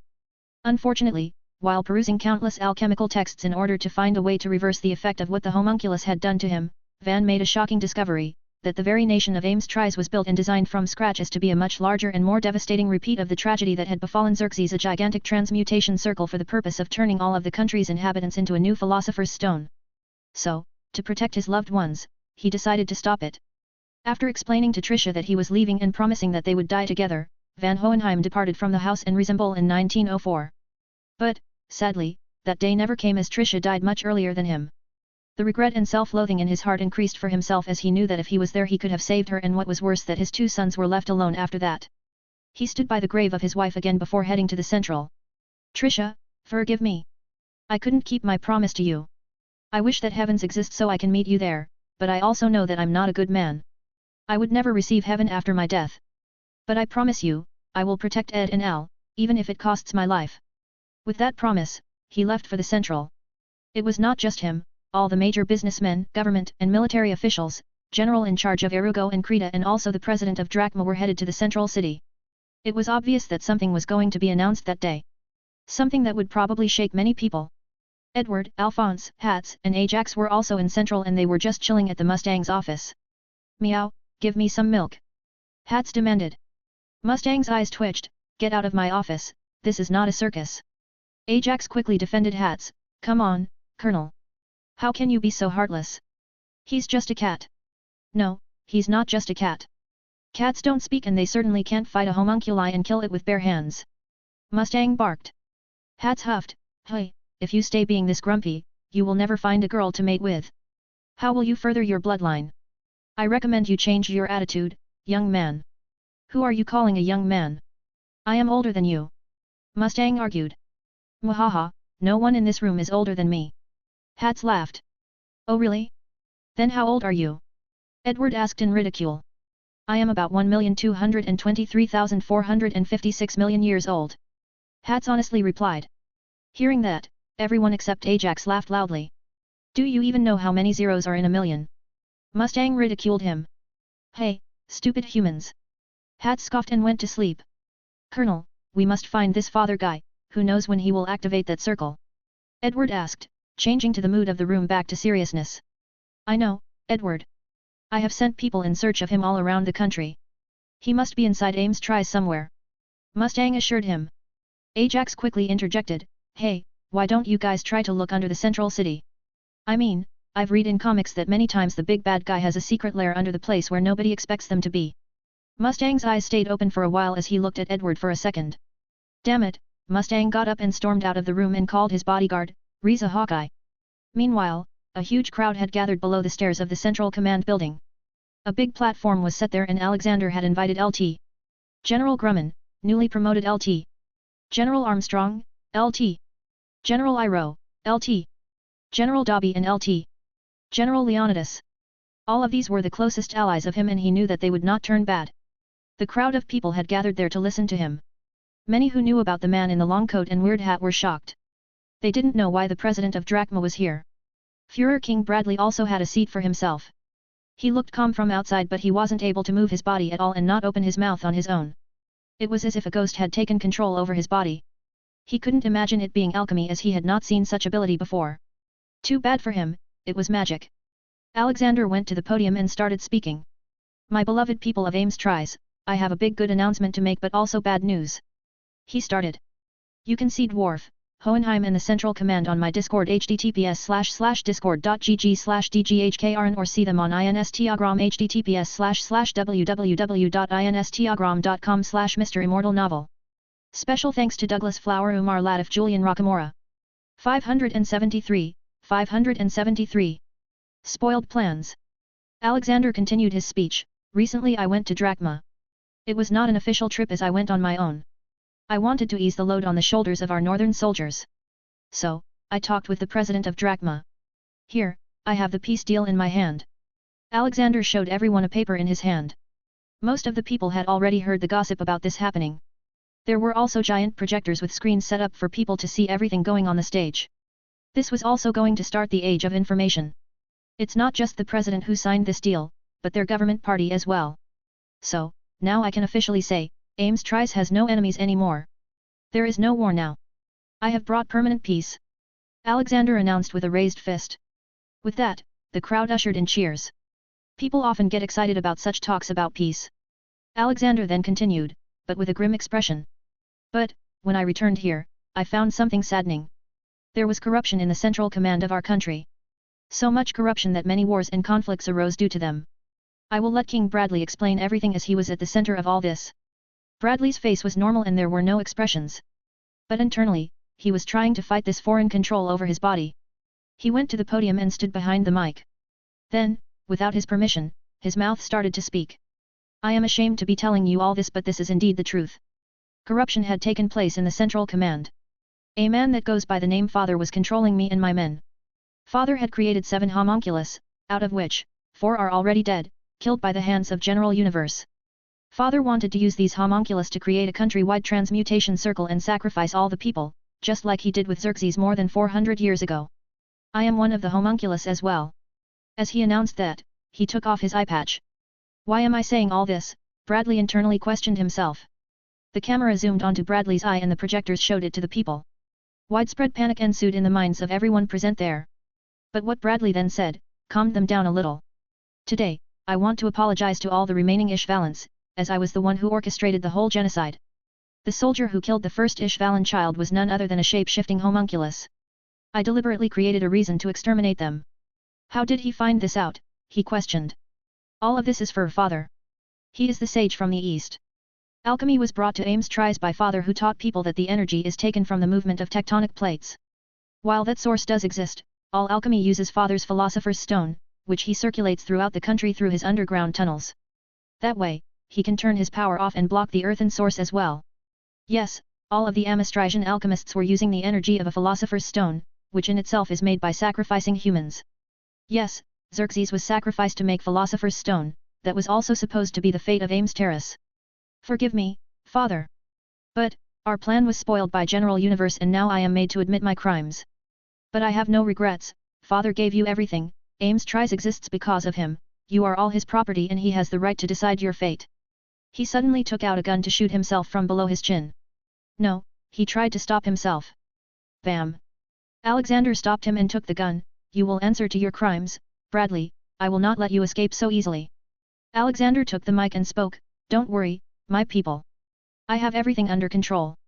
No one has rights over your lives, you are free and will remain free. I will defeat everyone evil, just like how I dealt with these homunculus, I will also deal with this so-called Father. I will protect you all no matter what. I didn't tell you, but I had found out about this plot a while ago, but I had my suspicion that higher-ups of Ames Terrace were involved too. So, I did my investigations and found out that the whole Central Command was working for this Father. All of them were promised immortality in return. So, I decided to act. For the past 400 years, this Father has worked to create a countrywide transmutation circle. He also wanted to include Erugo and Creta too. Brigadier General Hughes had also found out about this giant underground transmutation and for that, he died. But, don't worry, I have destroyed a big part of this transmutation circle by filling it with molten rock and highly indestructible metal. You are all safe, Alexander announced. It was like a roller coaster ride for the people. They cheered, then felt feared and then cried, now they were cheering again. Führer Universe! Führer Universe! Führer Universe! Führer Universe! People started cheering his name, already calling him Führer. Lieutenant General Grumman, who sat behind, sighed, ah, here goes my chance at promotion. I guess I will retire. Lieutenant General Armstrong, sitting beside him, scoffed. Hey, you old man, how can you even dream of becoming the Führer? You should have retired a century ago. Cipiro sipped tea and spoke, calm down, no need to fight over something that could have happened. Just look forward to what can happen. Ragnarok was yawning while sitting there, finally, I can be in charge of the mining industry, I'm already calling dibs. You cannot steal the whole planet's gold, Ragnarok, Leonidas advised him. Ajax stood beside his father, Leonidas. Can I also join the military? Leonidas quickly denied, no, son. I don't want to sleep on the couch. Ajax's face lit up as if he remembered something, ha, I wanted to ask you, something Dad. I heard you once telling Mom that we should give Ajax a sibling. Where do babies come from, Dad? Grandpa Raggy said they come from a cave. But who smuggles the baby into the cave? Are there bad guys in the cave? Cough cough. Iro choked on his tea and Leonidas was left speechless. Alexander, who also heard him, chuckled. But, they forgot that the mic was also on and the whole audience heard it. Thousands of adults started madly laughing and thousands of kids looked at their parents to ask the same question and some grown-up kids were just smirking and looking down on kids for not knowing the secret. Ah, Ajax, your grandma wanted to meet you. Haha, you may also go and play with that little kid. Go go. Leonidas tried to deflect the question. Ajax, come here. Edward and Alphonse who were standing at the set of the stage called him. They couldn't let Ajax ruin the image of the new Führer. What is it, guys? Do you know where the smuggler lives? Ajax asked, making the two brothers frown. No, Ajax, the smuggler is very secretive. They said and dragged him away. While the whole crowd was laughing, there were two people in the crowd who were not. One was Hohenheim and the other was Scar. https://discord.gg/dghkrn. Special thanks to Douglas Flower, Umar Latif, Julian Rockamora. 574, 574. What are you? Van Hohenheim had gotten interested when he found out from the public announcement that something was going to happen at the Central Command headquarters. Initially, the first thing that came into his mind was father and the whole plan to sacrifice everyone. But it didn't make sense to call people to the central as this doesn't give anything additional to the plan. Be it central city or some countryside, the people will still die. But he still had his worries and headed to the central. So, he also squeezed into the crowd and came forward. His eyes were more than fine to see everything clearly. He saw Bradley, whom he knew was a homunculus. Then for the first time, he saw Alexander. Hohenheim knew alchemy and it was helpful in reading other people. When he looked at Alexander, he sensed boundless energy and power within him.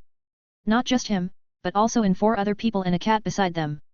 It was less than Alexander but still more than what he himself or even the dwarf, father, had. But, what shocked him was that he could not feel a philosopher's stone in any of them. But, this made him even more interested as having this kind of power for a mortal without a philosopher's stone was impossible.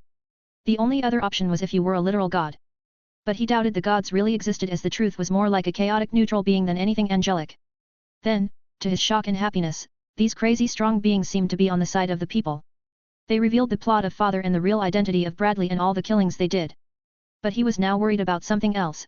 Who are they? Why would they reveal such information to people? Now everyone knows that to create the philosopher's stone, human sacrifice is needed. I am afraid, too many deranged alchemists will try to make it. I must meet them. He told himself. Soon, to not much of his shock, the man named Alexander became the Führer by people's choice. Unlike the calm Hohenheim, Scar was in a rage, not physically but mentally. Today, he finally found out why his people and his brother were killed. He looked at his arms that still had a tattoo on. Then he looked at the stage. He knew that he couldn't defeat so many powerful people at once. Don't do anything stupid, May advised him, sensing his change of aura. Bradley is going to be dying anyway with his crimes out in the open, maybe, I can ask them to let me meet him.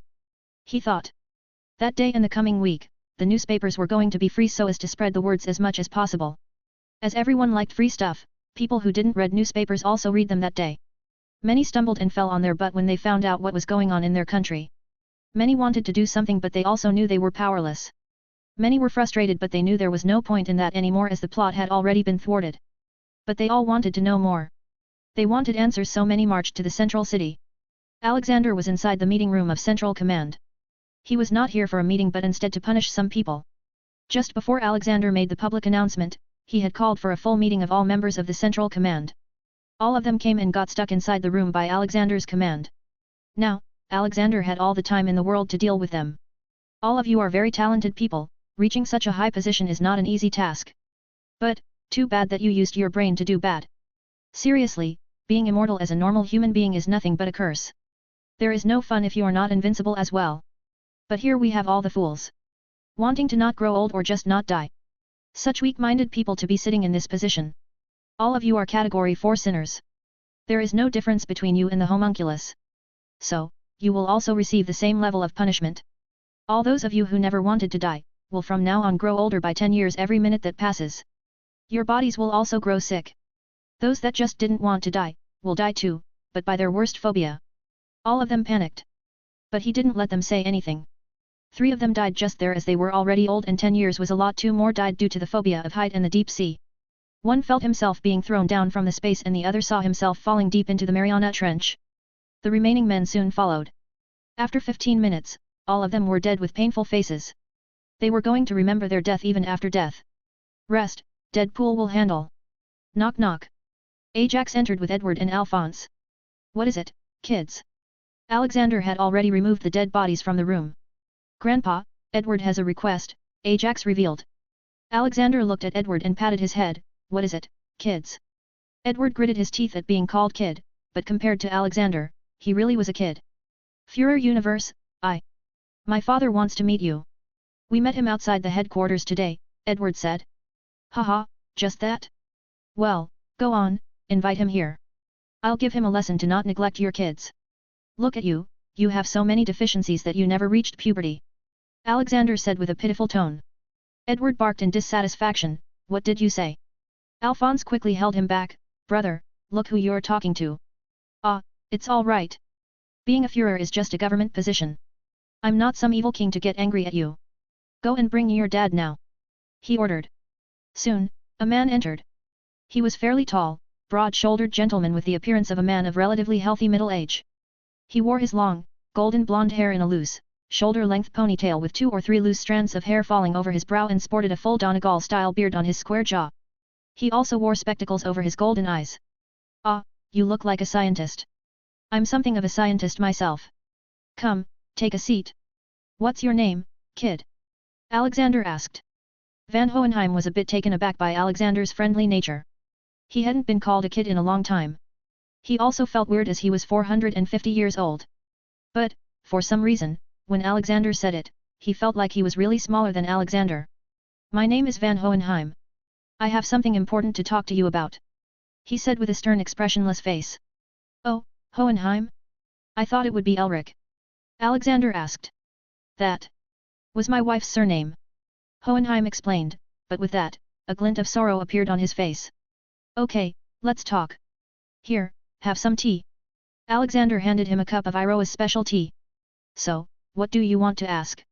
Alexander inquired. What are you? Hohenheim bluntly asked. A/N, this arc will be ending soon. Father will be appearing and retaliate against Alexander. A/N too, oh boy, for some reason, I am not able to write as fast as I used to these days. I just feel too tired sometimes. But, I know if I stop, I will lose all my focus and this work will never be finished. So, I try to keep up no matter how much time it takes. This is why uploads are late these days. Special thanks to Douglas Flower, Umar Latif, Julian Rockamora. 575, 575. Complete again. What are you? Hohenheim bluntly asked. God, Alexander also nonchalantly replied. At the stage he was, he couldn't bother to drag things, also, he felt something different in the man. Hohenheim was taken aback by the shameless claim. What makes you believe that? The point that I basically travel the universe and visit different civilizations. The fact that I have the power to send people to hell or heaven. Also, because I really am a god. Alexander replied. But, he then looked at Hohenheim with a suspicious gaze, what about you? Why do you have so many sad souls stuck inside you? Much more than the homunculus I have punished till now. Are you one of them too? Hohenheim was once again speechless. He didn't expect for Alexander to read him so fast and easily. All his life, no one had been able to sense the souls inside him, more so because unlike the other homunculus, he had calmed the souls down by talking with them. Hohenheim had a feeling that lying wasn't going to be profitable at the moment, so he honestly answered Alexander. I was there when the Xerxes was sacrificed by the dwarf. In fact, the dwarf was made with my blood. Hohenheim went on to tell him his whole life story. Alexander nodded at times and listened to him with concentration. He was understanding everything now. It is sad what happened to your wife. However, you should have gone back to check on your sons. Then maybe, they wouldn't be in the condition they are right now. All they wanted was a family, a loved one, and for it, they did the human transmutation. Anyway, do you know why this father is doing all this? Why does he need another philosopher's stone, of this size? Alexander inquired. Hohenheim denied, I do not know. What I know is that he must be stopped, or else, everyone in Ames tries will die, just like you announced. Haha, no, no one will die. I have already destroyed their tunnel. Anyway, why don't you ask Alphonse and Edward to come in? I have something for them. He advised. Hohenheim did call them in as he wanted to see what it was. For now, in his mind, the top priority was to stop father, then to find out who Alexander really was. He had not taken Alexander calling himself a god seriously, as in his mind if God existed, all these wars wouldn't have happened. But this was a misconception in all mortals' minds. Does a parent dictate the whole life of their child? Does a parent babysit their child even after he grows to be an adult? That was how God was. He was with the mortals at their inception, but when they grew enough to have their own thoughts and ideologies, God let them be. It was humanity that was at fault for straying away and succumbing to their violent tendencies. For indulging people who desired war and destruction while killing those who desired peace. God only made humans, but it was humans that made war. Soon, the two brothers entered with confusion visible on their faces. Führer. Haha, don't call me a Führer. I remember some funny memories because of it. Anyway, come here and sit down. I have something to discuss. I know that you two have been on this whole journey to get your limbs and body back. Well, I have good news. I can help you get them back, Alexander revealed. He was going to ignore what Truth had said about not meddling with these two's destiny because Alexander had changed so many things by now that it had changed the destiny of the whole world. Alphonse and Edward got excited and asked, what is it, Führer? Okay, first of all, call me Grandpa. Alexander corrected them and continued. I had a talk with the being called Truth. We came to the conclusion that from now on, he will not be taking away people's limbs. So, I can give Edward his limbs back and Alphonse his body back. Alphonse, you just need to do the same human transmutation you did before and go meet Truth. He will give you your body. He explained it to them. Not just the two brothers, but now even Hohenheim was in a bit of shock. How can someone negotiate with the Truth, he wondered. Really? But how? Edward inquired excitedly. Don't ask that. Just know that I used this same trick to heal your teacher. He revealed, much to the amazement of the two brothers. Alexander then looked at Hohenheim. Don't make that face, I was not joking when I said who I was. Soon, he cleared the room and let the Elric brothers make a transmutation circle. The two brothers worked together and also initiated it at the same time. As it happened in normal cases, little two-dimensional black hands came out of the brightly lit matrix and caught hold of the two brothers. They didn't even have to talk to the Truth, and in real time, Edward's lips rematerialized. Then came Alphonse's turn. His case was a bit special as he had no idea in what condition his body was. So, when Alphonse's body started rematerializing around his soul, right inside the armor, everyone was nervous, except Alexander. No one could see how Alphonse was as he was inside the steel armor. Alexander waved his hand and disintegrated the armor. Suddenly, a weak frail Alphonse was about to fall. Edward ran and caught him while Alexander again waved his hand and materialized clothes on him. Alexander crouched near him. How are you feeling, Alphonse? Alphonse smiled and talked excitedly. It feels so good to be breathing. To smell again, to feel touch.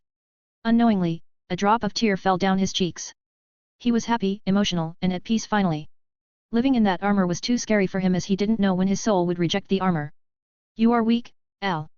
Don't move too much. Edward worriedly advised him. Hohenheim also came closer to the boys. He caressed Alphonse's head, and then Edward's. Your body only lacks nutrition. I will create some potion for you. It will supplement your body and rid any efficiency, son. He said.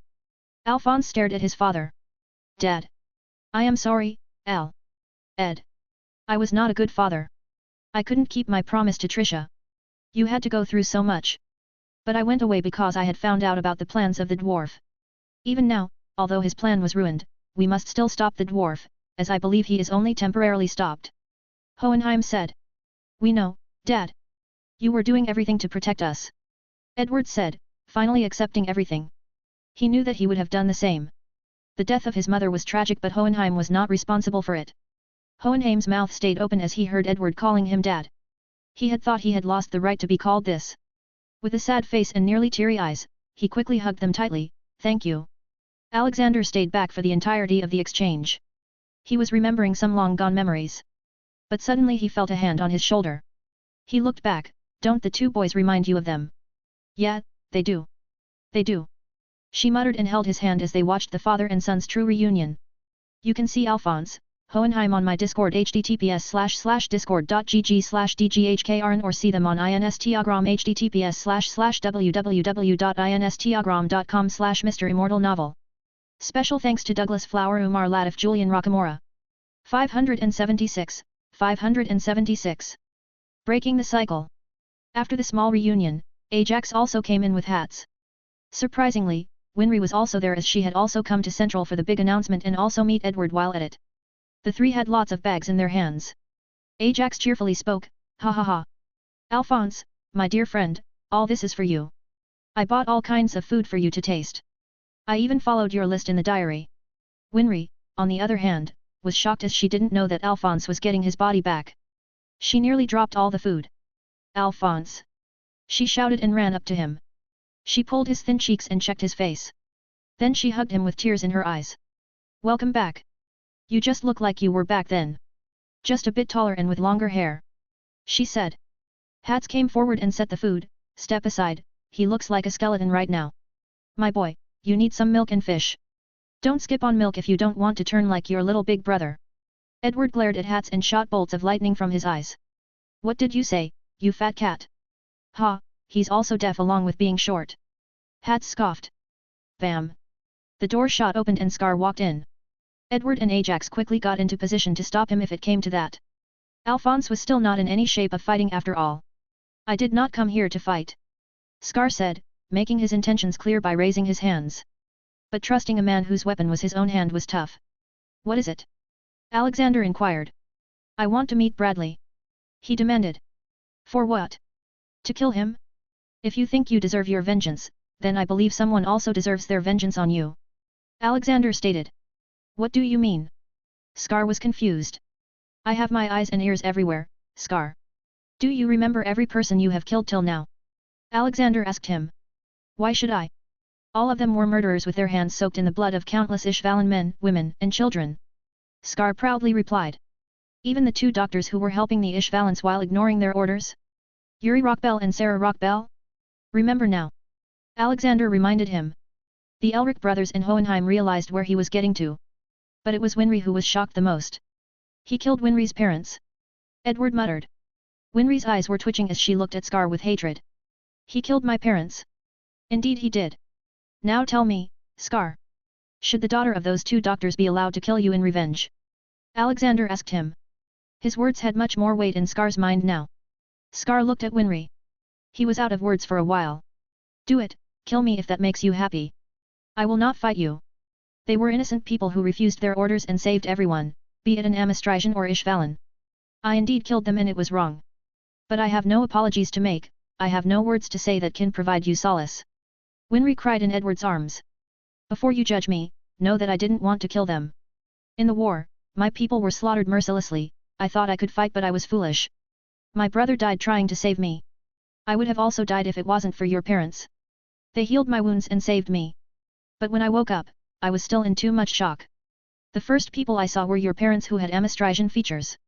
Without any thought, I poured my rage on them. Scar lifted his hand to show the tattoos. With my brother's arm, I vowed to kill all Amistrazian alchemists. So the countless fallen Ishvalans can rest in peace. Scar finished speaking. Winry was not making any noise now. But she still had a face full of disdain for Scar. You are a pathetic man. I want to kill you, but I can't. My parents gave you your life and I have no right to take them. She sat down after that, in Edward's arms. Alexander started speaking then, and this cycle of hatred, Scar. I have already brought all mistreated Ishvalans to justice. Soon, both Bradley and the main instigators will be brought to justice. I'm even giving Ishval back to Ishvalans. They will also receive help from the country to rebuild their homes again. They will not have to hide or run anywhere anymore. Do not sullen the memory of your own brother by using his hand to cause mass murder.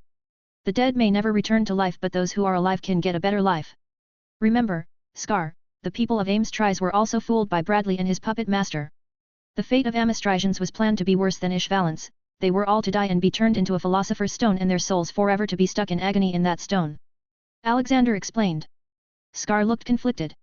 His resolve to kill Bradley was not to be shaken so easily. Pop!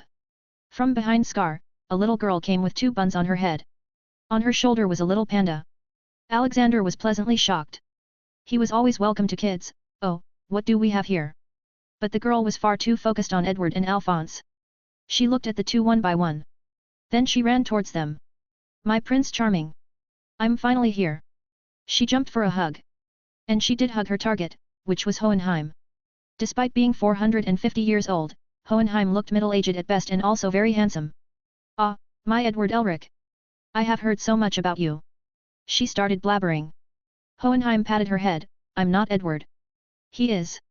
I'm his father. May looked towards the boy being pointed. What? But. He's so small. Oh, my hopes and dreams. She cried while punching the ground. Look at yourself first, tiny girl, Edward barked. Meanwhile, the little panda on May's shoulder had jumped towards Alexander as most animals would instantly trust him with all their heart. In Xiao Mei's mind, now Alexander was at the top of the food chain.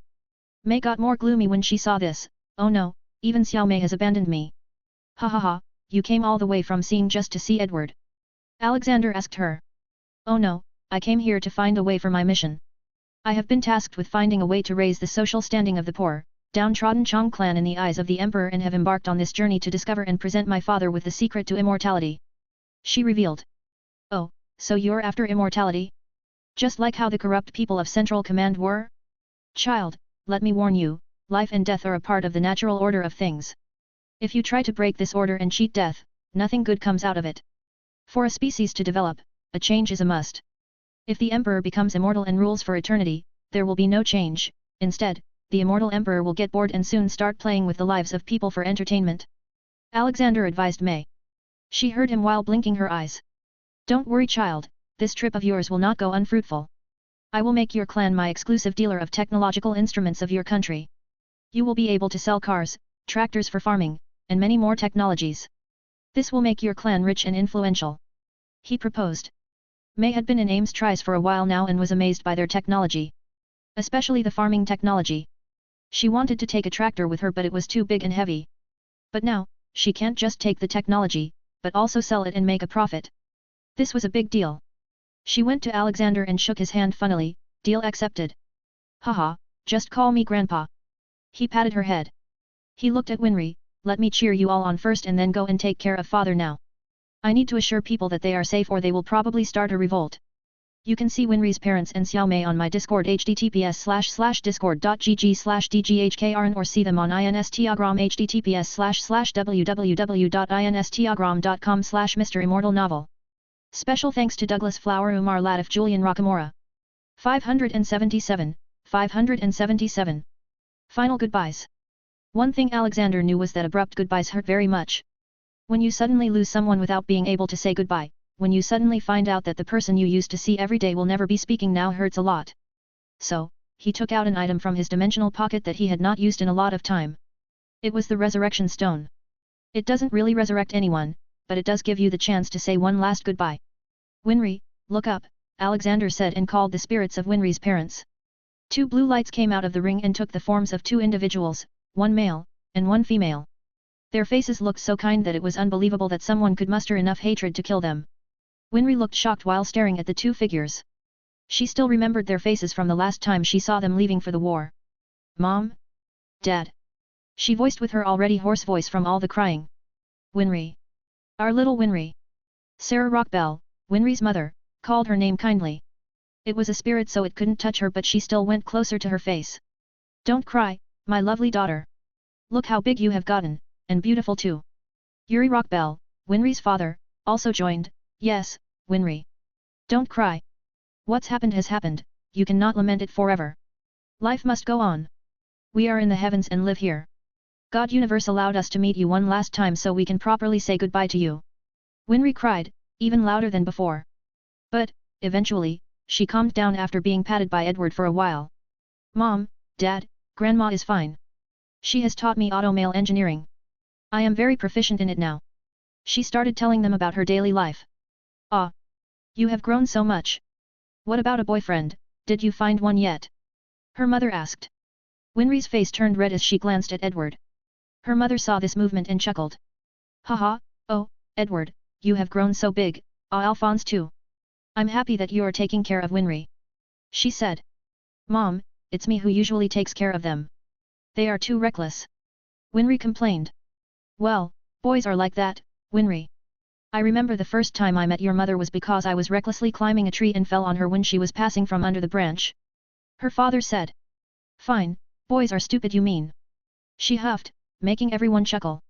Alexander had to make sure he didn't keep the spirits with him for too long because it would make them go crazy.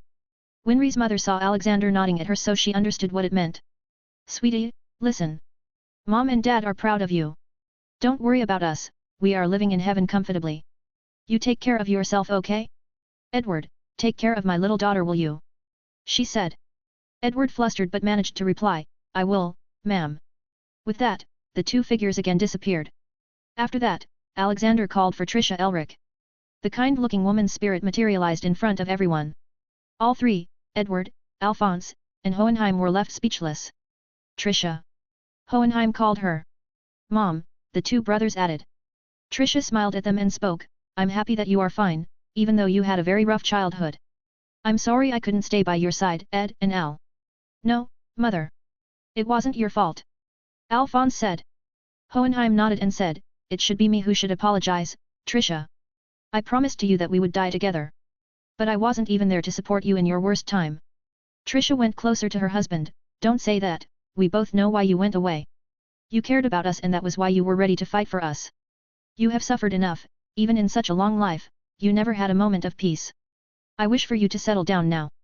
Be the father Ed and Al always wanted you to be. You will have to be their father and mother both, as I was their mother and father both. Be happy, dear. A smile suits you. Why else would I fall for some nobody who appeared out of nowhere in my village? She jokingly said. Hohenheim smiled, yes, I promise to be the best parent for them. But I must defeat the dwarf first.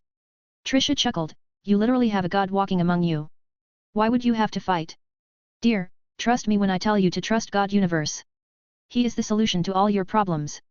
You mean, he's really a god? Hohenheim asked. Of course, everyone in the heaven knows about him. He's very high in the god hierarchy. You should respect him. She advised him. Then she turned towards her two sons. She wanted to hug them but it was futile. My two goofballs. I love you so much. Ed, I've seen you still avoid drinking milk. If you keep doing this, how will you grow? She asked. Come on mom, anything but talking about milk. Its smell makes me wanna puke. Edward barked. Ha ha ha. You didn't change at all. Trisha started laughing. Alphonse, meanwhile, nearly teared up. I miss you, Mom. Mom, forgive us we harmed you even after you had left. That day, we made you stuck in that corpse. Edward said with a grief-stricken face. But suddenly, Alphonse jumped up, no brother. That was not mother. I remember every that happens that day when I saw the truth.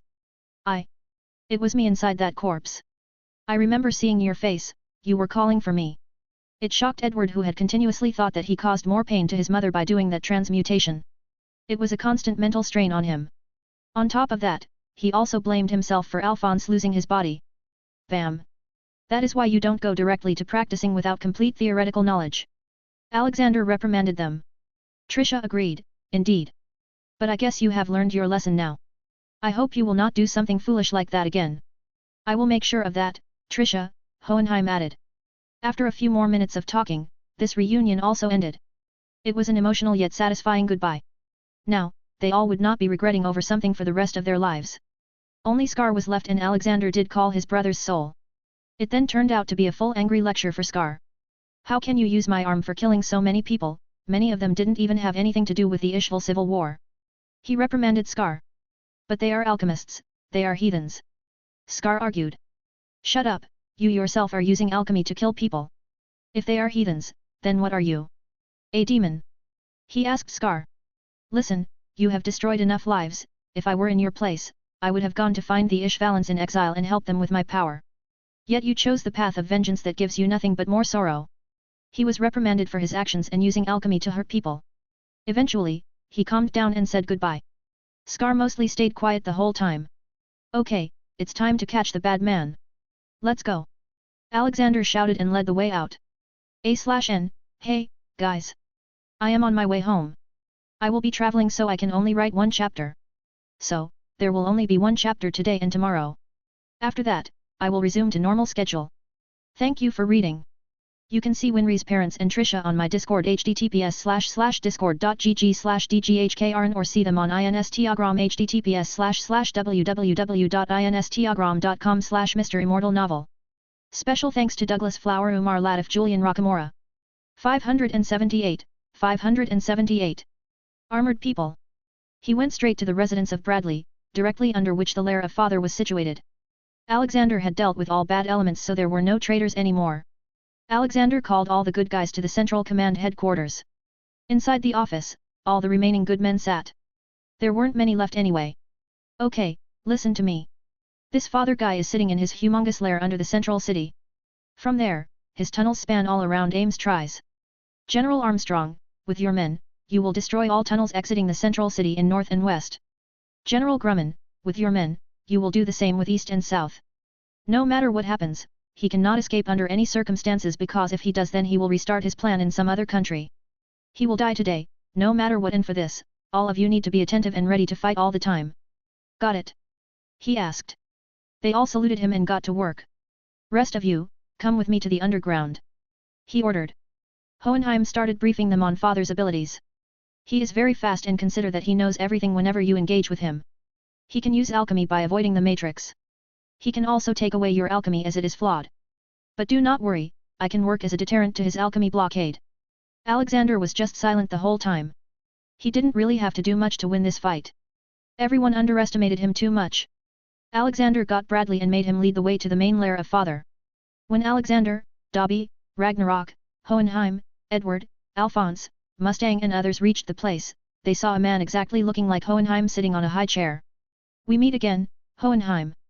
The man greeted. Indeed we do, and it will be the last time. Hohenheim was already in the mood to fight. Alexander stepped forward. Come down here, let's decide your fate. Father was shocked by being treated like this. Ha ha ha, Hohenheim, you really did a remarkable job in making a homunculus. He was too confident. He had sensed the seamless power inside Alexander but mistook him for a homunculus. That is not a homunculus, and I just met him a few days ago. Hohenheim clarified. Father was left speechless. But then he remembered something. Ah, then you must be that ant, General Universe. You have spoiled my 400 years of planning.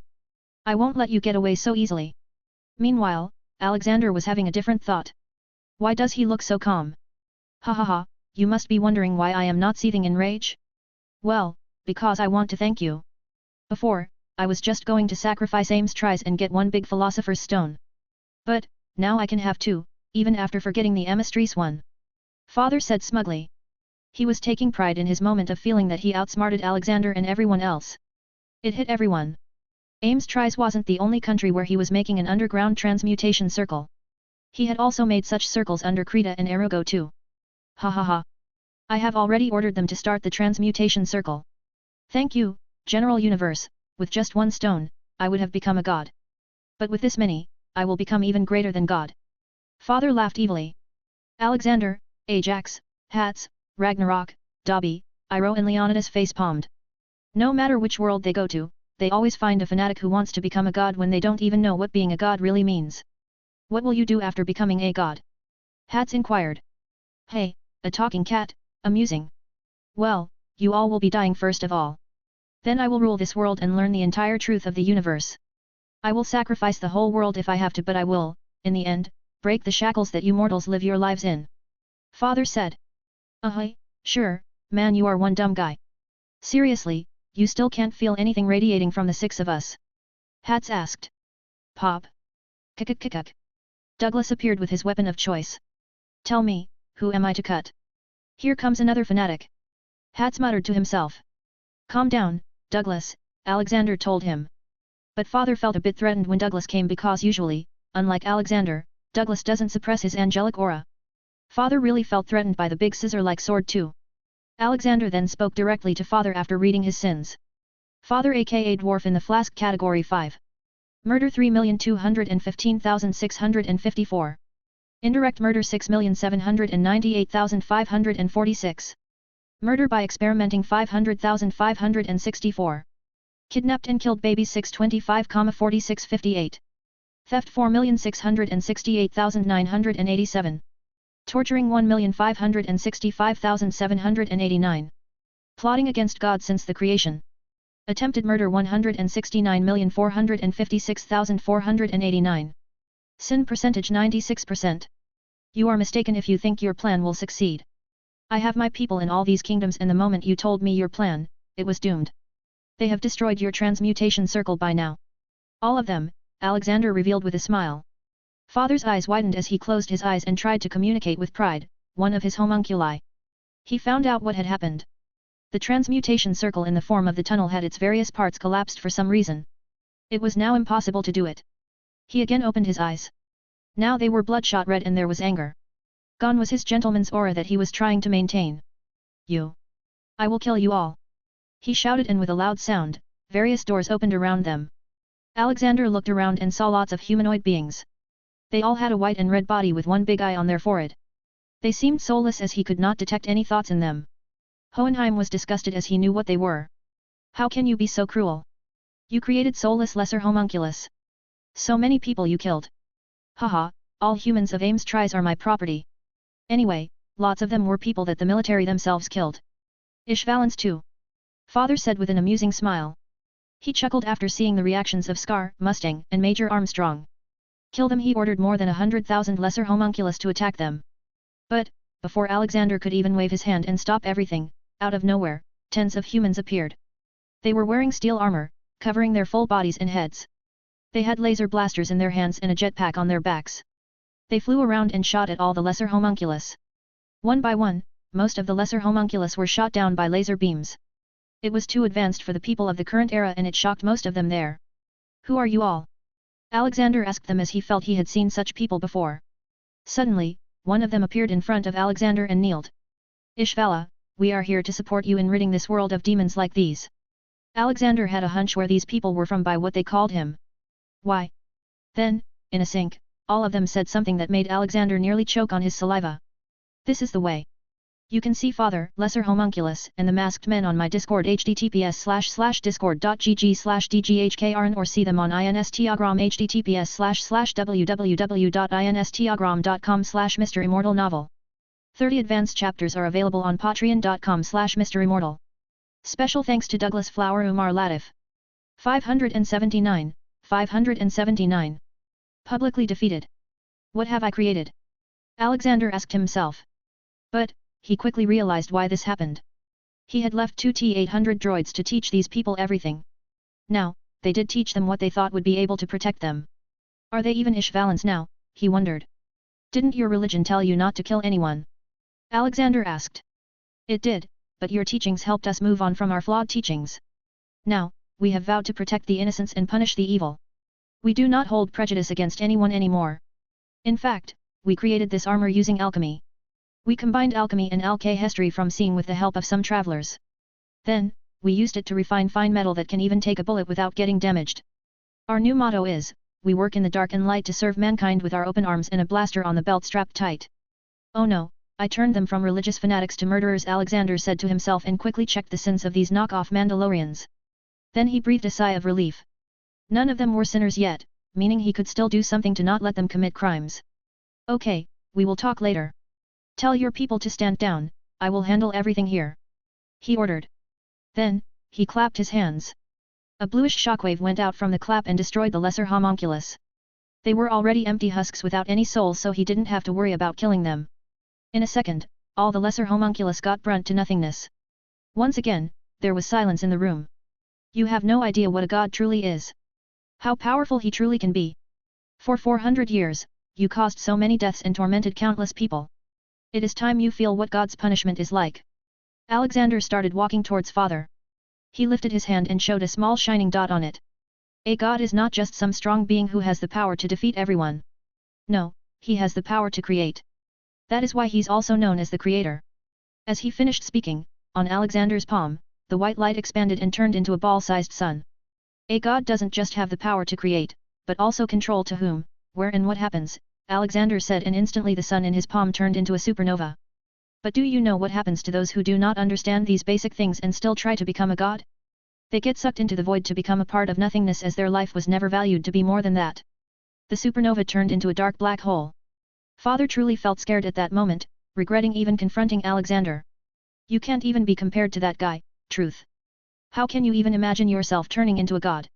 Remember one thing, action speaks louder than words. Your actions made you a demon, and in my dictionary, demons can't become gods, ever.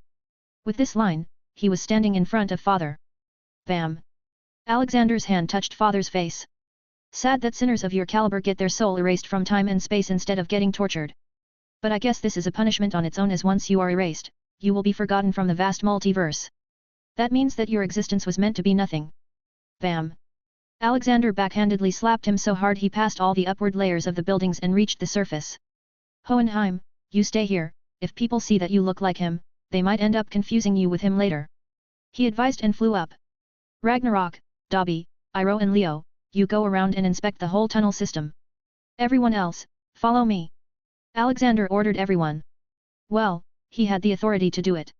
Even though he was not officially made the Führer, he was already that in everyone's mind. Alexander jumped out of the underground lair and reached the open ground of the Central Command. Let me show you to the whole world. But I need to shave your beard first. Can't keep you looking like Elric Brothers' father. Alexander muttered and called Douglas. Douglas, shave his beard. Be careful, don't cut his neck. He ordered. Douglas breathed heavily as if he was having an orgasm. After all, this was the first time Alexander had asked him to use his weapon and abilities to do something. Haha, yes, finally, my work is appreciated. Douglas laughed and cut Father's beard with his scissors. Alexander sighed and shook his head. This kid, he needs to find another hobby or get some work. Once Father started looking different, Alexander dragged him toward the crowded street square. Whistle. Listen, everyone. Look here. He shouted. Quickly, all the people stopped and gathered around Alexander. See this man, he is the one I was talking about. He is the one who wanted to sacrifice you all, and as I promised, I have caught him and brought him here to punish him. Right in front of you," he announced. Soon, the crowd got bigger and bigger. So, for everyone to see, Alexander waved his hand and suddenly, the ground where people stood became a big amphitheater with him in the center. This was also a small show of power for Alexander. This man here has a philosopher's stone inside him. Inside that stone, many souls of people of Xerxes are stuck. Now, I will be releasing them," Alexander said and grabbed his throat. Father groaned, but he couldn't overpower Alexander. He tried to stop Alexander's alchemy, but it wasn't even alchemy, so there was no way. Alexander did his magic and released the souls trapped in his body. With loud screams and wailing, the souls poured out of his body and flew to the sky. People also got scared from this as they crouched down. The souls kept on pouring out.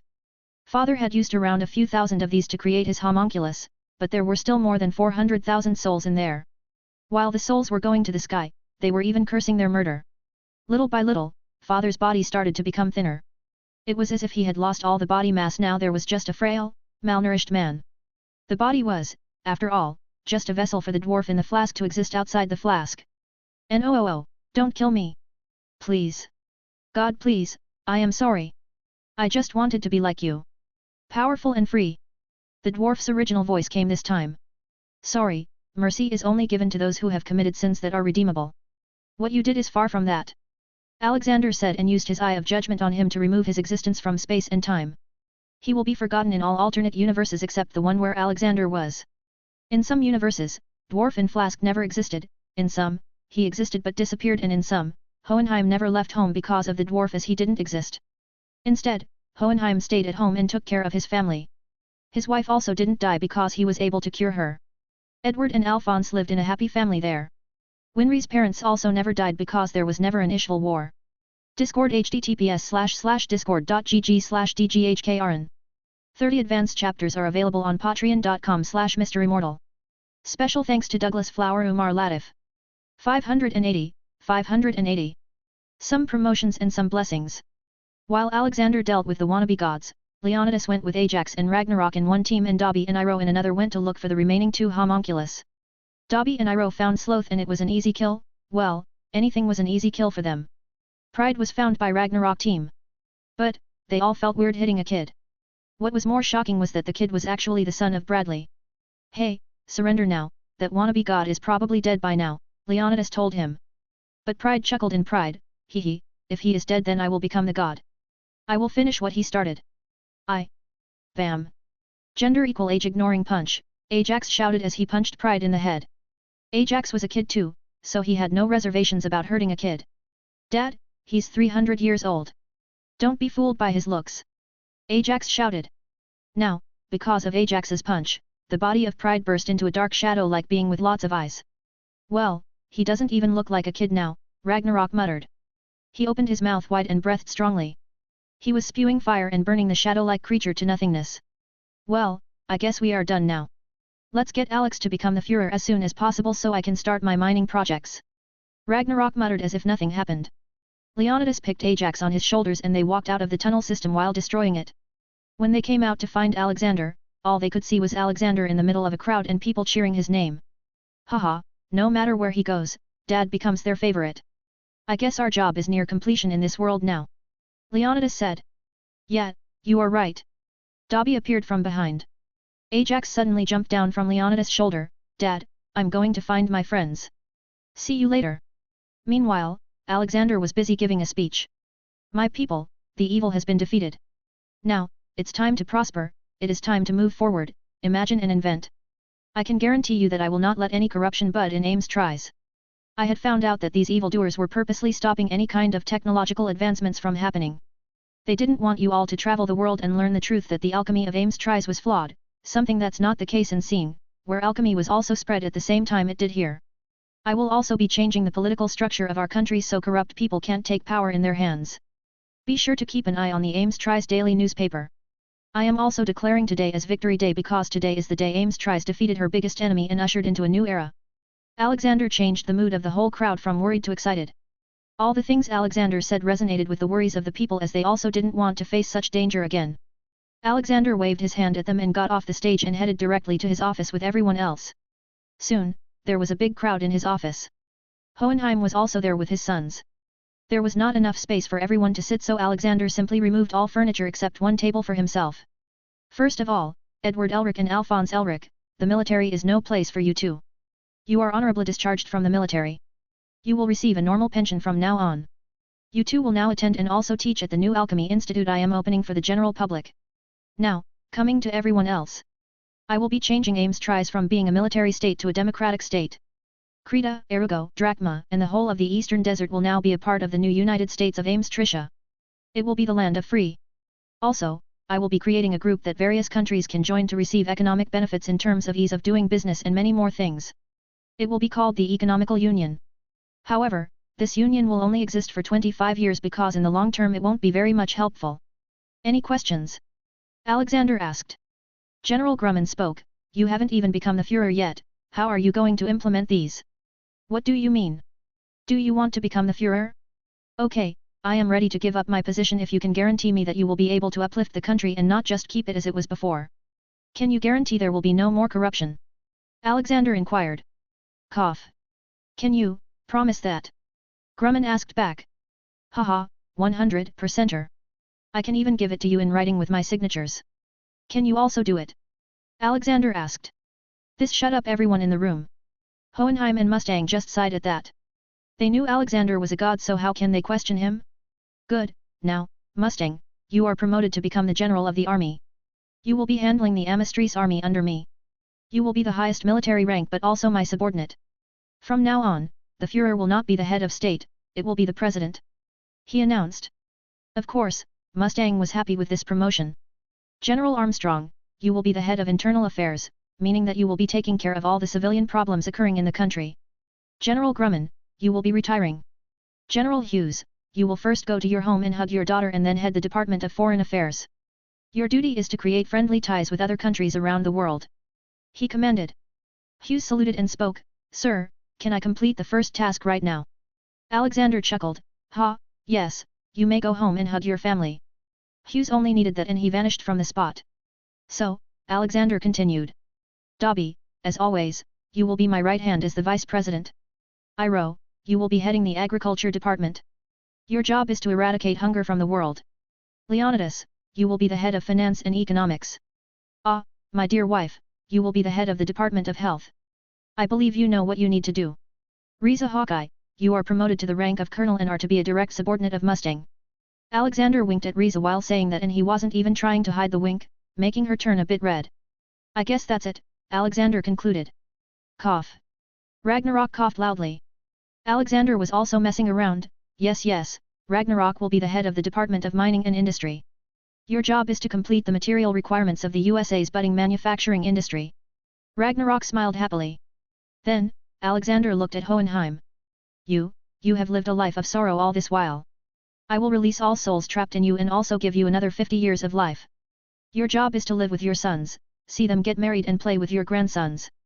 Alexander told him. Hohenheim was thinking that he would be dying soon, but this was a huge change. He always wanted to find a cure for himself so he could turn human again and grow old with his family. Finally, now he will be able to do that. He fell on his knees as if his legs lost power. Edward and Alphonse quickly rushed to hold him. Dad! Are you okay? Alphonse asked worriedly. Hohenheim lifted his head and there was a smile. I am fine, my sons. In fact, I am happy. After that, Alexander released all the souls trapped inside him as he did with the dwarf. But, surprisingly, the souls thanked Hohenheim for treating them so nicely before disappearing. Once done, Alexander patted Hohenheim's shoulder. Welcome back to being immortal. Hohenheim smiled and stood up, thank you for blessing me. This was the first time that someone was happy to become immortal. Normally it was the other way around. Alexander chuckled at that. Haha, go now, go with your sons to the home where you never got to live happily. So, when are you getting married with Winry? Ajax suddenly asked Edward. This changed the emotional and depressed mood of the room to full of laughter. Edward turned red and ran after Ajax. You little brat! You can see Pride on my Discord https://discord.gg/dghkrn or see them on Instagram https://www.instagram.com/MisterImmortal. 30 advanced chapters are available on patreon.com/MisterImmortal. Special thanks to Douglas Flower Umar Latif. 581. 581. Daddy's home. Knock knock. It was a moment Hughes had been waiting for a long time. When he was shot by envy, he had thought he'd never get to see his family again. But, he was grateful to a certain god for being present there and helping him. At least wait for them to open the door before you cry, Alexander said as he stood behind Hughes. I just can't contain the excitement, Hughes said while crying. Alexander just sighed and stood back. Soon, the door opened. Daddy. Even before Alicia opened the door, she was calling for him. She had been doing this every time someone comes to their place. She expects her dad to appear at any moment. And this was the moment. Ave, my Alicia, my honeypot, my little angel. Daddy is back. Hughes quickly hugged his daughter in his arms. Alicia seemed shocked though as she was not expecting it really to be her dad. But after 3 seconds, she started crying loudly. Daddy, where were you? I missed you so much. Mommy said you would never come back but I knew our secret. Sniff, will you stay now, Daddy? She cried with a runny nose. Hughes patted her back and kissed her on the cheeks. Yes, Daddy is here to stay now. Yai. She cheered and again hugged him tightly. He picked her up and went inside the house. Gracia, where are you? Oh, Mommy is in her room. She's sleeping. She said she feels bad in the head. Alicia told him. She hasn't been able to get out of the shock it seems, Alexander deduced and walked in. Hello, little Alicia. He spoke. Alicia looked at him carefully. Who are you? I am Grandpa Universe. I am your dad's boss. You know what, Alicia? I am giving your dad a big holiday. He will take you out on a long trip now. Alexander said. I am. Hughes asked as he had no knowledge of this plan. Alicia's face lit up with that revelation. Soon, due to the commotion, Gracia also came out of her room. But then she just stood there while looking at Hughes.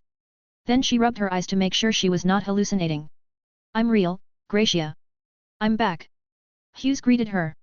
But, how can it be so easy to accept that the person you loved so much, whom you knew had died now had suddenly been revived? Mommy, didn't I tell you? Daddy is back now and Grandpa says we can go on a big holiday. Let's pack bags, Alicia excitedly explained in little detail. But, how? Gracia's face was still in shock. I really died that day. And I would have stayed dead if it were not for the old man here. He saved me and helped me get stronger. We had found out the plot of Bradley and I needed to go into hiding for a while. Hughes explained to her. He played a big part in defeating the enemies, Alexander said, trying to make it less of a problem for Hughes to explain. Is this true? Gracia asked as tears rolled down her cheeks. Hughes nodded only and in an instant, Gracia was hugging him. I'm sorry I made you sad. Hughes apologized. Meanwhile, Alexander was in front of little Alicia. Hey, little one. I got lots of presents for you because you've been a very good girl all this time. You kept the secret. Alicia puffed her chest out as she replied, of course, I will become a soldier like Daddy when I grow up. Alexander's heart melted from the cuteness. He patted her head and waved his hand. In an instant, all kinds of toys appeared in their boxes. All of these are for you. Whoa, Really? She asked. With his nod of affirmations, she jumped to grab a box and started opening it. By now, Hughes and his wife had calmed down a bit.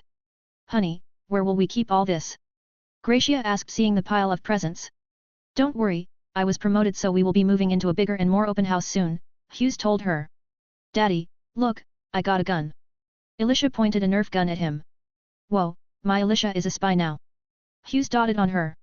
Evil man, stay back. Bang, she shot it. As nobody expected, it hit the babymakers of Hughes. Although Nerf guns were mostly unharmful, the family jewels were also the weakest part of the body. Hughes sat down while holding his crotch and his face sweating. Ah, Gracia, I think we should give Alicia another sibling before Alicia decides the fate of my manhood. Alexander laughed heartily and left the family alone. He deserved this holiday. Alexander went to the underground jail from there. Bradley was still alive. So, Alexander decided to end him and finish this whole chapter. Bradley knew that he could not run away now. Not after seeing father being manhandled like a child and eventually getting destroyed so easily. Bradley had no ambitions now and simply waited for what was to come now. He could not feel the connection with his siblings anymore, so that would only mean he was the last of homunculus remaining. Once face to face, Alexander announced his punishment after reading his sins. King Bradley aka Wrath Category 4. Murder 45,796. Indirect murder 2,779,655. Kidnapping 67. Attempted murder 4,789,654. Sin percentage 80%. Any last words? Alexander asked. Bradley nodded. Since my creation until now, everything about me in my life was planned by Father. The only choice I ever made without any outer influence was to marry my wife. Can you make it so she doesn't get sad after I'm gone? She wouldn't just lose her husband but also will be losing her son. Alexander sighed. You have my word. Honestly, you seemed like a nice guy at first. I would have loved to meet the Bradley not controlled by the dwarf. Alexander disintegrated him for eternal hell and ended the whole homunculus and philosopher's stone debacle. Hell. Deadpool was not on the entry booth anymore. He had been promoted to become the floor manager of Category 4 punishments. He now had a nice office, overlooking the vast area where all kinds of punishments were given to the people. Knock knock. Boss, there is another Category 4. Deadpool's assistant said. Ah, my sexy old man has been sending too many Category 4 it seems. Okay, show me the file. King Bradley, murderer, hypocrite. Give him a standard boiling oil bath and then a full night course. Then make him the head of his prisoner block. He has military experience, it will be helpful. He ordered and got back to reading his book. Where do you want to put these? Darth Vader asked him. He was being made to organize Deadpool's library, which only consisted of photo albums filled with photos of Vanessa, Gaia, Lady Death, and Alexander. He took Alexander's photos secretly though. Ah, that one is for the top 100 jerk-off worthy photos of my sexy old man. Put them in the glass showcase. Vader looked at the books in disgust and levitated them to put them in the glass showcase with lights and glitter. Hey, don't sigh about my choices, emo boy. I'm still better than you. Seriously, if I were in your place and had a hot chick like Padme in love with me, I'd have given Palpatine a nice anal with my lightsaber and then would have spent my life on Naboo with the beauty doing hanky-panky. You'd have completed the prophecy and also gotten the girl that way. Deadpool barked at Vader, who simply ignored him as he had gotten used to his ramblings. But deep down, even Vader had been thinking about his whole life and the choices he made. What he could have done differently. A/N, hey guys. A good news and a bad news. I just bought a new PC today. But I was only able to write one chapter because of that. So, there will be one chapter today and tomorrow. One chapter because I write chapters in pairs and they have continuity in them. I cannot mess up the order. So, I thank you for being patient in advance. Thank you for reading. You can see Hughes and Alicia on my Discord https://discord.gg/dghkrn or see them on Instagram https://www.instagram.com/MisterImmortal novel. 30 advanced chapters are available on patreon.com/MisterImmortal. Special thanks to Douglas Flower Umar Latif. 582. Gold lovers. Alexander had some more loose ends to tie before he started his work as the president. He needed to handle the girl from seeing and another guy he was told about that was locked up inside the prison. He was the same guy out of whom greed homunculus was taken out. Alexander had thought that the guy must have died as his soul was shattered with the Philosopher's Stone. But he was wrong, somehow, even with the Philosopher's Stone in his body, his own soul stayed to retain some control. It was an amazing feat that not many could hope to achieve. He quickly freed him and organized a meeting with all these seeing tourists. So, you all entered illegally, Alexander spoke. This scared them all a bit. Oh, we didn't mean to. We just lost our way in the desert. Calm down, I'm not going to punish you. In fact, I am going to go with you to seeing. I'm not going to judge your country's culture but what kind of king marries 50 women from 50 families that run the country and then make his hundreds of kids fight for the throne. He even sent you to find a way to become immortal. All I know is that as long as such traditions are kept ongoing, your country will never advance and maybe in the future it will end up being taken over by some other nearby country. We are in a new era now. Long gone the days when kings ruled their kingdoms. This is the era of globalization. Alexander said in length. Globalization? What is that? May asked him. Oh, globalization means the speed up of movements and exchanges of human beings, goods and services, capital, technologies or cultural practices all over the planet. One of the effects of globalization is that it promotes and increases interactions between different regions and populations around the globe. So, your country needs to adopt a policy that makes it friendly to other countries. But, as your emperor is dying, I don't think there will be much political stability for a long time to come. Alexander said. His worries were acceptable as Mei and Ling knew this was the case. They were not even the eldest children of the emperor and knew what kind of mess the ones in the top would make if it came to full-on fight for the throne. Then what do you propose we should do? Ling Yao asked.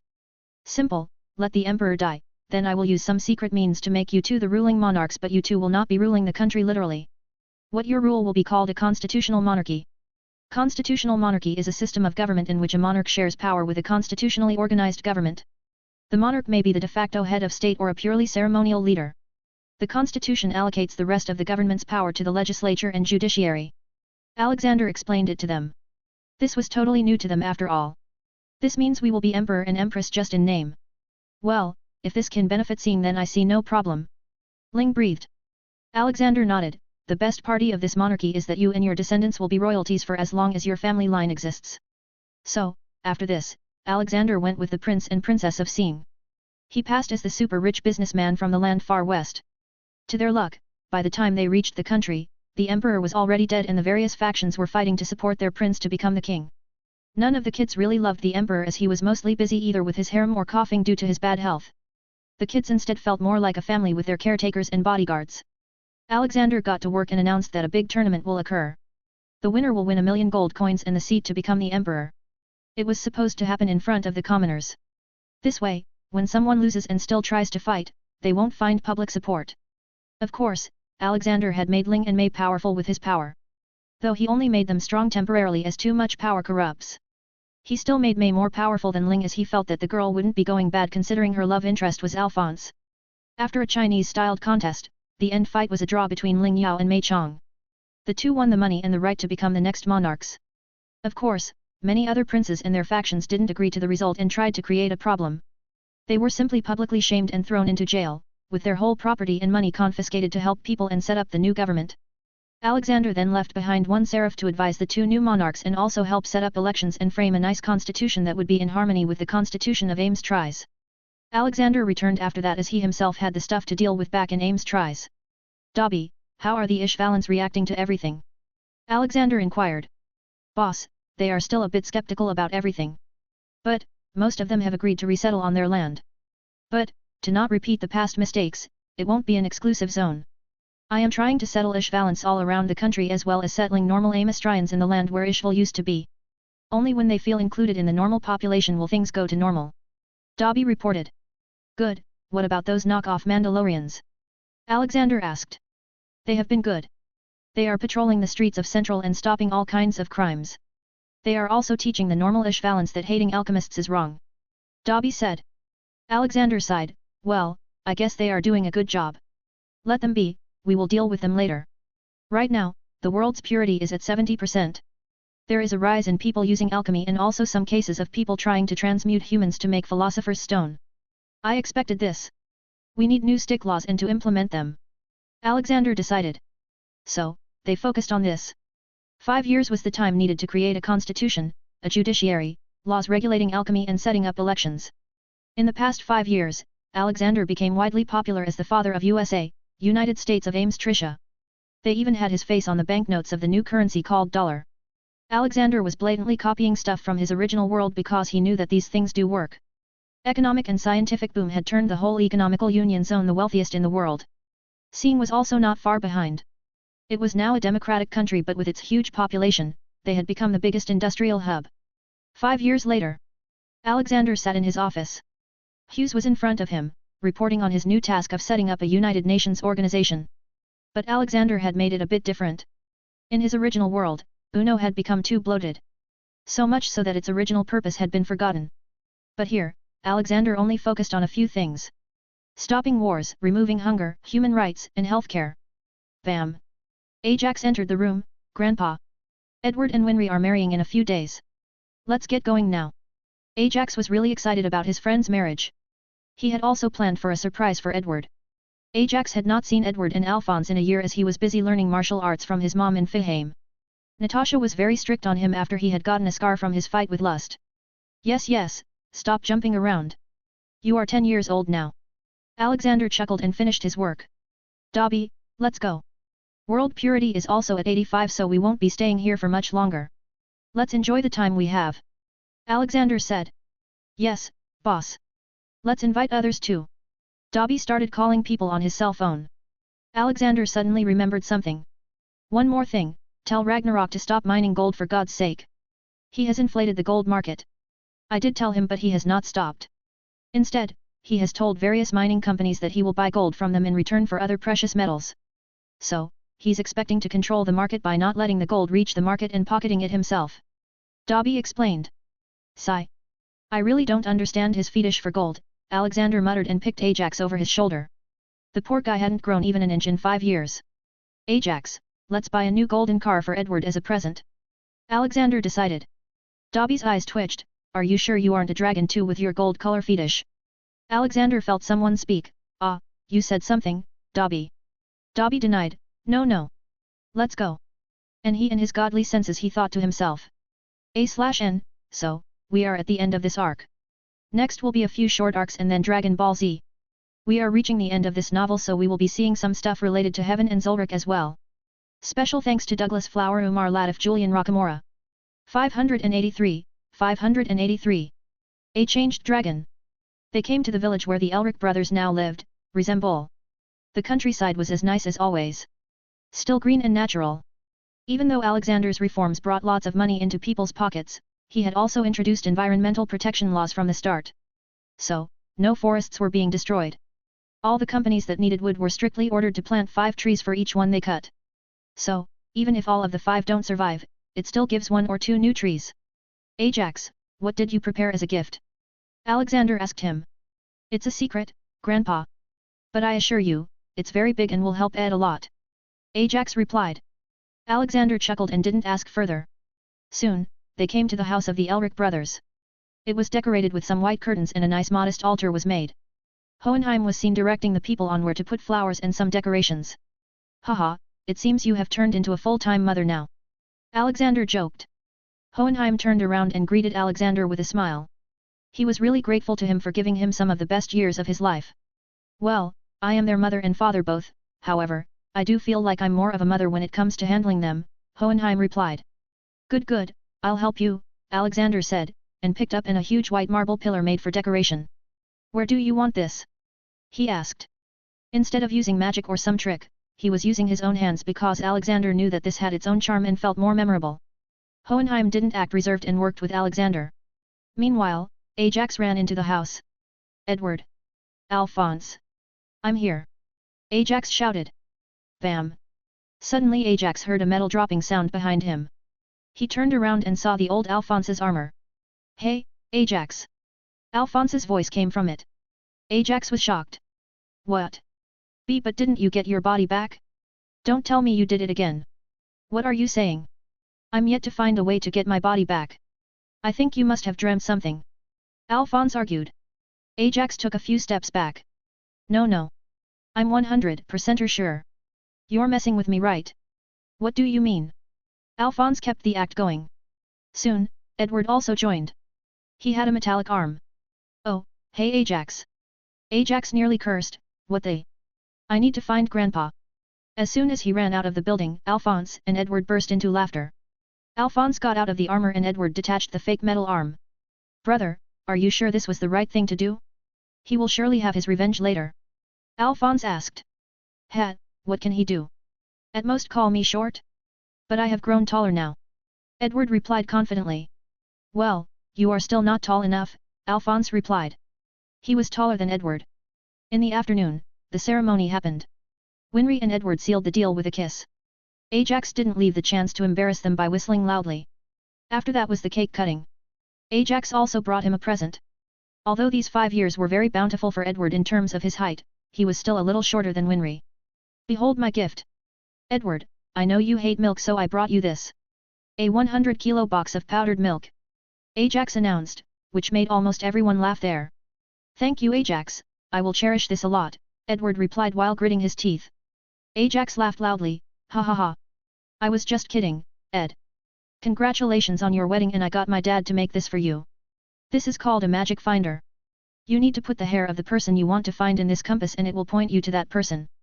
Edward was truly interested in this object. He understood that this instrument was not made with alchemy. By now, the highest-ranking Ames tries people and some close friends knew Alexander's identity. Amazing, thanks, Ajax. I will cherish this present for the rest of my life.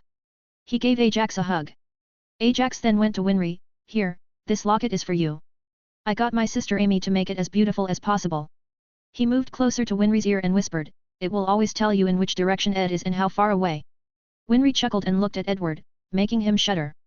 What did you give her? I feel cold for some reason. Edward asked. Oh, nothing. It's just a locket. Winry said with a smile. In her mind, she knew that with this she can pinpoint where Edward is at any moment. After that, the dinner was presented. Hats brought some neighborhood cats to get them some treats as well. In his mind, he was their king and needed to keep them happy. Among the cats, there was also a little potato-sized puppy, Chappie. In the last 5 years, Chappie stayed in Fahame and due to the slow time there, he hadn't grown much. Olivia had told Hats to be a responsible father to him because he was the one who brought Chappie with him. Alexander stood beside Hohenheim while he looked at Edward and others laughing. Hohenheim emotionally said. I never thought I'd be able to see such days. Being able to be a part of their happiness is a big honor for me. I remember that when I had discovered what the dwarf did, I used to pray that if there is a god, then please help me. Alexander patted his shoulder, karma may take its time but it is inevitable. The dwarf got punished for what it did. Now, you should stop being so sad and just enjoy the time you have. Go, talk to your kids. You will probably become a grandpa in a few years' time. Alexander pushed him to go. Iroh came to him with a tea kettle. Want a cup of tea, my friend? Haha, when did you ever see me say no? Come, let's sit and enjoy this evening. Alexander happily made a table for himself. Soon, Dobby, Ragnarok and Leonidas also joined him. So, Ragnarok, how much gold do you have now? Alexander asked. Not much, I used most of the gold I mined here to help poor families in this world. I was surprised at how underdeveloped this planet is. Ragnarok replied and sipped his tea. But his words had shocked them all. When did the dragon divorce gold? Then, let's cheer for our favorite dragon. Alexander picked his cup. You can see Edward and Winry on my Discord https://discord.gg/dghkrn or see them on Instagram https://www.instagram.com/MisterImmortal novel. Special thanks to Douglas Flower, Umar Latif, Julian Rockamora. 584. Ajax and the truth. The marriage went very well. But something happened that night when Ajax woke up to get some water from the kitchen. He didn't have magical jugs and glasses in the Elric home. Ah, why is it getting so warm this year? Is this global warming? But Grandpa made sure that the industrialization has minimal effect on the environment, he wondered while heading down. But while passing by the room of newlywed Edward and Winry, he heard some muffled sound. Ajax thought that they needed something so he opened the door. But when he got in, all he saw was the naked back of Winry as she hopped on the banana of Edward, who was also equally naked. Winry had covered Edward from seeing the door so they didn't find out about Ajax. Ajax quickly closed the door and went back. His face had turned red and his heartbeat had increased. I frickin' knew it, he said to himself. Ajax was now 10 years old and in the past 5 years, he had searched for the smuggler that brings children into the tunnel. But, as he grew up, he started questioning if what Ragnarok had told him was even the truth. He had tried to search the local internet in Fahame but the knowledge was age-restricted for some reason. But now his doubts had turned into facts. Grandpa Raggy lied to me. There is no smuggler, there is no tunnel, wait, there is a tunnel. Oh God, how do I forget all this? It's so disgusting. He forgot why he had even gotten up and went back to sleep. But he couldn't sleep because of the memory. What happened, kid? Hats asked. He was sleeping in the other bed. Hats, I just saw Ed and Winry. They were, making love? In short, smashing. Hats asked without any care. What? I guess you can call it smashing. But, I'm not able to sleep now. How can doing this make babies? Ajax asked. Ah, I see. You want to understand the science behind it. I guess I will have to teach you what kids usually study in 8th grade. Listen, kid, do you remember all the body parts you were taught in school? Hats asked. Yes, I do. I remember all of them. Ajax nodded. Good, you know, the female has a body part called ovary and the lady has eggs inside there and men have sperm inside their testicles. The sperm are like little tadpoles and when they swim into the lady's egg it makes a baby. It takes 9 months for the baby to grow enough to be in good condition to come out. Humans only have a baby when they genuinely love their partner and want to expand their family, Hats explained. What about cats? Ajax asked. Oh, we FCK whenever we want and whenever we can. Hats nonchalantly replied. Ajax just stood there. Wait, I heard Dad once say that they will give me a sibling and it's been 5 years since then. Why don't I have a sibling yet? I don't know, maybe he pulled out. Hats replied. Ajax's face contorted. You, Hats, come on. Don't talk like that about my dad, at least. I feel even less sleepy now. Hat, get used to it. When you grow up, you'll do it too. In fact, you will love it. Hat said and went to sleep. Ajax sternly denied, no, I would never do something so gross. After the marriage, Alexander got back to work. He now had to bring the purity of the world to 90%. But one thing had changed, he was not the president anymore. The first general election had been conducted. Alexander had now found a new way to make sure that no far-right or far-left political party grows up. All he wanted was neutral parties focused on the development of the country. So, he established 5 political parties, headed by 5 T-800 droids. With their superior mental power, they would control their party. But, something happened that no one had expected. In the election, Olivier Myra Armstrong and Roy Mustang both had decided to fight for the position of president. But the one who won was Moss Hughes. This happened because Hughes had become popular with his foreign policies. He was also loved by the people for his personality, and also the fact that he had a family made him look better as compared to the still single military man, Mustang, and too straightforward Olivier Myra Armstrong. So, Hughes became the first elected president of the USA. Or the second if you were to go by the number. Alexander slowly got away from the spotlight and only supported Hughes from the dark while focusing on the rest of the world. 9 months later, as Ajax had expected, Edward became a father and Hohenheim became happier. Even Izumi Curtis had her 3rd child just recently and she was aiming for more. Alexander had silently banned the alchemical ritual to make the Philosopher's Stone. Punishment for this crime was death. Also, because of Alexander's free alchemy classes, the people became a bit more knowledgeable about it and learned its dangers. Hughes, I will be leaving now, it is your duty to run the country, Alexander revealed. What? Where are you going? Hughes asked. Away from this world. I came here to rid the world of evil, didn't I tell you that? Now, I have done it. I will go to some other place that needs my help. Alexander explained. Hughes remembered that Alexander had told him this when he had saved him from dying. Sigh, well, I can't stop you. Thank you for helping this world. Without you, I don't know what would have happened. I would have died and Alicia wouldn't have a dad, that's for sure. Hughes emotionally replied. Alexander patted his shoulder, don't cry now. You are a good man. I believe you can do a good job. Take care now. Say my hello to Alicia. World purity had also slowly risen and finally reached 90%. Alexander went back to Elric's house to meet Hohenheim and finally leave. When he reached the place, he saw Dobby playing with the son of Edward. The child was still a baby and played in Dobby's arms. Alexander smiled, babies like you. Well, I was a house elf, taking care of snobby brats was my job, Dobby replied. Alexander chuckled and looked towards Hohenheim, congratulations to you on becoming a grandpa. I wish you luck and peace. I'll be leaving now. Hohenheim didn't ask where Alexander was going. He understood that wherever Alexander was going, he wouldn't be returning. Let's go, Dobby, this time we will go to a world where we can find you a wife. I can't wait to play with your kids. Alexander said and moved away. Dobby handed the child back to Hohenheim. Ajax also came to them after saying goodbye to his friends. Ragnarok had stopped mining already as he was running out of space in his cave in Drachium. Alexander looked up in the sky, old man, send us somewhere we can find a suitable girl for our friendly neighborhood elf. In reply, a simple golden light fell on them and took them away. By now, Dobby had become strong enough to travel the multiverse with him, without going into his dimensional pocket. While flying, Alexander asked him, what kind of wife do you want? Any kind, as long as she's smart, strong, and is kind, Dobby replied. With those standards, I don't think it will be very hard. What's left to be seen is where the old man will send us. Alexander muttered and waited to touch the ground of the new world. After Alexander was gone, not much change happened in the world of alchemy. As alchemy spread worldwide, Ames Tries became the center of alchemical study. Hohenheim died 50 years later after seeing his great-grandson. He withered away right in front of his wife's grave. With a smile on his face, hoping to see her in heaven finally. You can see Hohenheim on my Discord https://discord.gg/dghkrn or see them on Instagram https://www.instagram.com/MisterImmortal novel. Special thanks to Douglas Flower, Umar Latif, Julian Rockamora. 585. Alexander is not welcome. With a thud, Alexander and Dobby found ground under their feet. Soon their eyes got used to the light and they looked around. Well, boss. From the architecture of that village, I'd say we're not in a modern world. Dobby deduced. Yes, let's check out the village first, Alexander replied, changing his modern clothes to normal grey robes. They entered the village and found it to be filled with people in not very good clothing.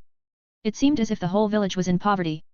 Well, Dobby, if my guesses are right, then by the technological standard of this world, this village would be called a city, Alexander said. You're right, boss. Let's go to the pub and scoop out some info. Dobby pointed. Alexander chuckled, oh, what's this? My elf friend is in a hurry to find his soulmate. Dobby rolled his eyes, I'm just helping you, boss. I've left everything else on fate. Yeah, sure. Fate, haha. Alexander walked towards the village. But as soon as he entered, he started feeling that the village dwellers were somewhat hostile towards him. They saw him with a tint of suspicion. Alexander ignored them for now. He had no idea what kind of world this was. Was it a simple earth or was there some kind of magic involved too? Beep beep. Took it long enough. Alexander muttered as he took out his old phone and read the message. Okay, so I am a simple wizard. This world is filled with all kinds of legendary species and magic. There are also some disturbances in space-time. The world's purity is it. Whoa, so low? It's at 45%. Alexander read everything. Dobby was also taken aback. 45% is really low. Second only to Berserk's 30%. Let's keep our eyes open and look at what's going on around us. Alexander decided. But before he could move forward, a horde of people came towards him with flaming torches, wooden sticks, knives, and some pointy farming tools. Whoa, what's going on, people? Why so angry? Alexander asked them. You are not welcome here, Witcher. We know your kind. Go away and take your filthy elf with you. One in the crowd shouted. Alexander looked at Dobby's face and chuckled, haha, he's many things but filthy he's not. He baths 3 times a day. Also, why are you calling me Witcher? I don't even know what that means. Do you think we are jesting here? We know your kind. Your yellow eyes and that white hair. You are the Geralt of Rivia. A man from the crowds shouted. Alexander felt that these people were too stupid to tell the difference in yellow color and golden that his eyes were. So, he randomly checked the thoughts of one of them to learn where he was. In the end, the man turned out to be a peasant and didn't know much. All he knew was about the nearby locations and general history of the world. Also the current king and the fact he had allowed the Church of Eternal Fire to start witch hunts to eradicate any and all magic users throughout the northern kingdoms. He also learned about witchers, some kind of superhumans, but didn't find the info on this Geralt of Rivia. He was currently in a city called Rind. Since the reign of King Heribert, Rind's town council advocated the taxing of spells and, in general, was relatively hostile towards sorcerers. Alexander decided to head to this nearby big city called Novigrad. Ah, okay, I will leave. But, are you sure you don't want new clothes? Alexander asked and waved his hand. In an instant, the clothes of everyone present there got back to their new condition. People gawked in shock. How dare you use your sorcery on us? Kill him! People shouted and launched an attack on Alexander. He just waved his hand and froze everyone in mid-air. Hold it right there. I'm leaving so you don't have to create problems anymore. I don't want to punch you all yet. Not before I learn everything. With that said, Alexander left the village. All the villagers got back to normal after 15 minutes. They were also guessing now if the man they just messed with was really Geralt of Rivia or some strong sorcerer. But by then, Alexander had left the city behind. He walked straight towards the direction a farmer had pointed. Though this direction involved crossing a small forest and a river, but it wasn't much of a problem for him. However, when crossing the river, he found a creature. A unicorn. Happily lying on a flat rock in the middle of the river and bathing in the sun. Its white fur was shining in the light, making the unicorn look fabulous. Alexander didn't want to disturb the rest of such creatures, so he decided to pass by quietly. But, to Alexander's shock, the unicorn got up and ran to him. It didn't look hostile for now as it was not pointing its horn at him. Easy now, I'm not here to harm you, Alexander spoke. Unicorn simply nodded at that. You understand me? Alexander inquired. The unicorn nodded. Suddenly, Alexander felt something trying to enter his mind. He felt it was from unicorn, so he let the unicorn pass on his thoughts. It turned out, the unicorn was named Ulrich. He had come here after sniffing Alexander.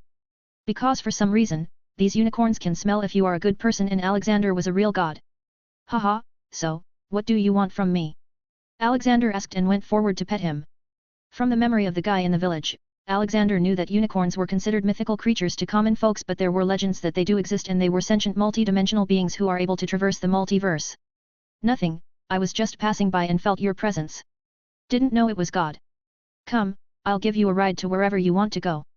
The unicorn said politely via a mental connection. Alexander chuckled, this was the first time he had seen a unicorn offering him a ride. Alexander ruffled his hair, it's fine, Ulrich. We all can walk and talk. You are an intelligent being, not a simple horse. Ulrich nodded with his big head. Where are you headed? Novigrad, Alexander replied. Oh, it's not too far from here. Follow me, I'll show you the way. The unicorn started walking away. On their way, Ulrich told Alexander about the city they were headed to. Novigrad was a free city within Redania and therefore it was not subjected to the rule of that kingdom. It was one of the major ports on the continent and was populated by nearly 30,000 inhabitants, making it one of the largest cities in the north. Novigrad had many factories and was home to all manner of craftsmen offering everywhere possible. The city was also home to numerous banks and even had a zoo.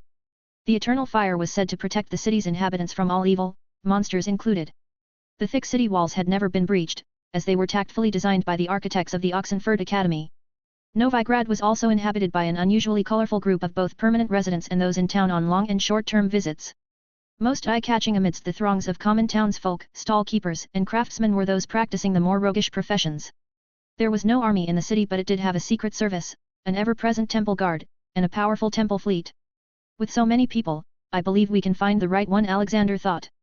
You can see Ulrich on my Discord https://discord.gg/dghkrn or see them on Instagram https://www.instagram.com/MisterImmortal novel. Special thanks to Douglas Flower, Umar Latif, Julian Rockamora. 586. Father-in-law? Currently, all of the northern region is facing the inevitable attack of the Nilfgaardian Empire from the south. They have already taken over most of the continent by now. The Nordlings are foolish creatures, they discriminate against the magical communities and drive them away while the Nilfgaardian Empire even employs the magical communities. Ulrich explained everything to Alexander. Alexander now knew that it was not just the elves, dwarves, and unicorns that were present here. Even the darker beings like ghosts, ghouls, jinns, and others like them were here. This is like a hodgepodge of the dark and light side of the universe combined into one single planet, he thought. What about the unicorns, who do you all support? Alexander asked.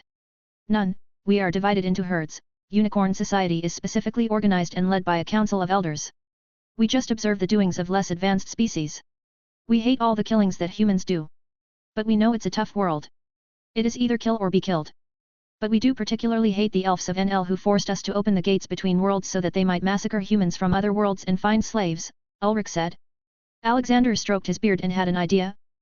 You know, there are thousands of unicorns living in my realm too. Even though they are also very pure beings, they are not as intelligent as you and they can surely not travel the multiverse.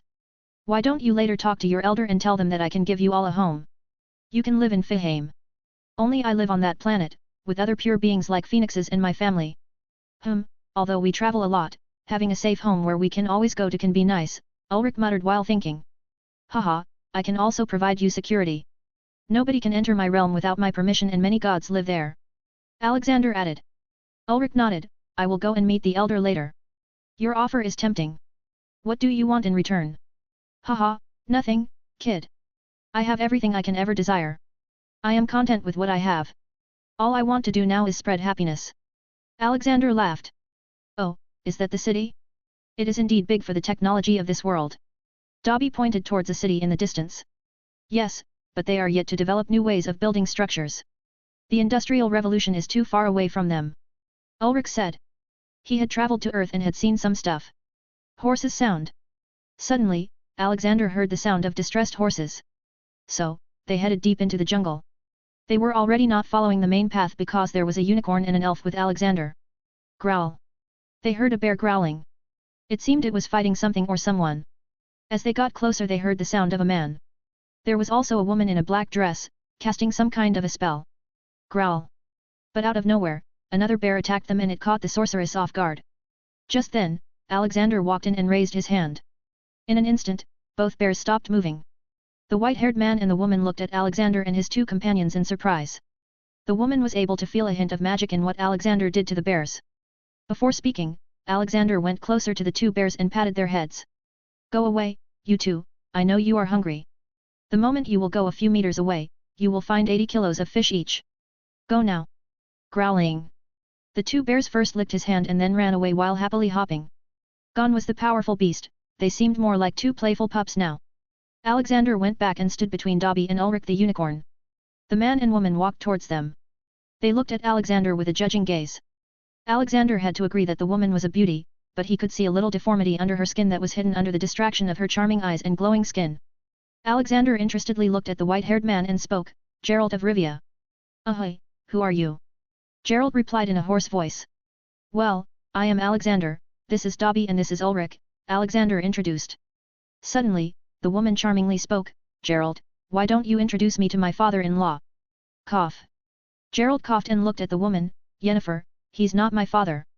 What are you saying? The resemblance is uncanny. She insisted, but by now, her tone of speech had made it obvious that she was pulling his leg. Alexander loudly laughed, ha ha ha, you two seem like a good husband-wife couple. Ah, Olivia and I are like this too. We are not married, Gerald quickly cleared the misunderstanding. What are you saying? You two have such a great aura together. If you don't marry her then it'd be your loss, child. Look at her, the way she's looking at you.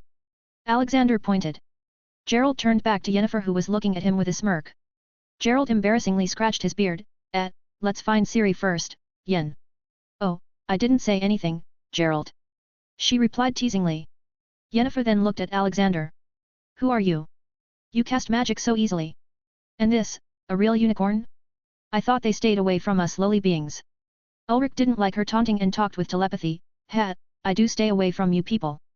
But this man here is not one of you. He is a go. Alexander quickly spoke and stopped Ulrich. What he meant is that I am a good man and not like normal people. Ulrich and Alexander, meanwhile, talked telepathically, don't tell them my status yet. Okay, as you wish. Ulrich shut up. Yennefer then got closer to Dobby, making him blush. And an elf. It's rare to see your kind in the north. Which place are you from? I've never seen an elf as tall as you before. Hey! Don't talk to him like that. There are no kinds when it comes to people. All are living beings with simple differences in biology. He's my friend, just like this unicorn. Alexander defended. What about you, then? You are a sorcerer, and a strong one at that it seems, but I don't think I have ever seen you or heard about you. She asked. Alexander smiled and moved closer to her. She didn't feel any malicious intent so she didn't react in time. Before she could even think, Alexander's hand was on Yennefer's head. Gerald had his sword out which he swung at Alexander's arm. Clank! Nothing happened, it was as if the sword hit metal. But Yennefer was still not reacting. She was just looking at the face of the tall old man who had touched her head. She soon felt a flow of energy inside her body. Then there was a slight pain. She then smiled because she felt what had changed in her body. Yennefer of Vengerberg was born a hunchback, complete with crooked shoulders and a distorted frame. This deformity was the source of much strife in her childhood. Throughout her childhood, she suffered at the hands of her father, who inflicted both physical and mental pain on her. Though he eventually left, Yennefer's youth did not get any easier for it. Her mother then blamed her for his departure and began to beat her as well. This torment pushed Yennefer to the edge, to the point where she once attempted to take her own life. Fortunately, the mages of Aretuza, who recognized her innate magical talent, were able to save Yennefer before helping her find a path to a better life. The stronger in magic she became, her deformity also went away. But, they had not disappeared completely. If one were to look closely, they could see it. She also knew that Gerald had noticed it but he never talked about it. But, now, she felt that those deformities were disappearing. Completely disappearing. Clank! What did you do to her? Let her go. Gerald was still at it, striking Alexander's body. Dobby and Ulrich just stood a distance away, watching everything. Doesn't he get tired of striking so many times? Dobby asked. Nope, he's a witcher. They are known to have superhuman strength. Ulrich replied. Stop, Gerald. Suddenly Yennefer's voice came. Alexander had retracted his hand. Now, Yennefer was looking even prettier than before. Gerald noticed that too. What did he do to you? You look better? Yes, he made me better. Yennefer completed his words. She then looked at Alexander. I presume this was not free. What is the price I must pay? Alexander laughed, behind him, Dobby and Ulrich too. If even Grandpa started charging for such things then the Omniverse was doomed. Child, what I did does not take much of my magic. It is as simple as waving my hand. I do not need any payment, I just did it because I felt your desire for it. Your childhood must have been harsh, Alexander said and patted her again warmly. She was taken aback by how Alexander could feel her emotions and even more by how nice he felt when he patted her. It was as if she was really the child of this man. She felt an unknown warmth. Alexander then looked at Gerald. Kid, are you sure you don't want to be with her? I might find another suitor for her otherwise. Gerald looked at Yennefer. They originally had their fates combined together because of that Jin incident, but Yennefer had severed that magic and gave him a choice to choose if he wanted to be with her or not. He did like her and she liked him too. But he always tried to stay away from any commitment. Sigh. Alexander sighed, sensing the emotions of Gerald. Dobby, I guess we need to find someone else. These two are in love with each other but are acting like edgy teenagers, thinking that the other one should confess first. Alexander moved away. Let's go to Novigrad City. We'll buy a world map there. Wait. Yennefer ran after him and behind her, Gerald also followed with a sigh. Alexander didn't stop and let them join them in the walk. You can see Gerald fight Bear and Yennefer on my Discord https://discord.gg/dghkrn or see them on Instagram https://www.instagram.com/MisterImmortal novel. Special thanks to Douglas Flower, Umar Latif, Julian Rockamora. 587, 587. Witch hunt. Why are you still following me? Alexander asked her. I want to know who you are and if you can help us find Ciri. She spoke. I don't even know who the Ciri is and what gives you the confidence that I can find her.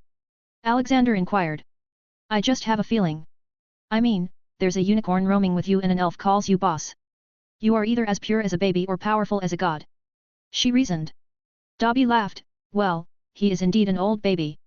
Well, suit yourself. But him helping you fully depends on your skill of convincing him. Of course, I have confidence that I can persuade him to help us. She replied with confidence. Dobby then looked back at Gerald, leading his horse with them. What's her name? Dobby asked. Roach. Gerald replied. Dobby chuckled after hearing the name. Haha, well, I won't say anything about weird names. I know a sentient cat whose name is Hats. Does he like hats? Gerald asked. Yes, he does. He likes them a lot. Fahame. Damn it, Hats. You're so dirty.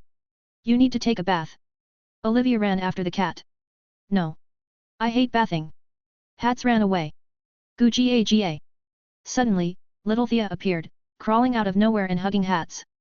Thea's magic did its thing and made Hats so relaxed that he melted in her arms. So, Olivia also caught him and held him by his nape, which was the off switch of most animals. Hats suddenly realized his problem. Ha, Thea, why did you betray me? Oh, Thea made baby noises, oblivious of everything that was happening. Hats resigned to his fate as he was taken to the bathroom. In the tub, water was filled for his doom. He shuddered at the thought of bathing. Boz. But to Hats' surprise, Chappie was already bathing in the tub with his favorite duck toy. Now, Hats had to look tough in front of this kid or else his image would fall.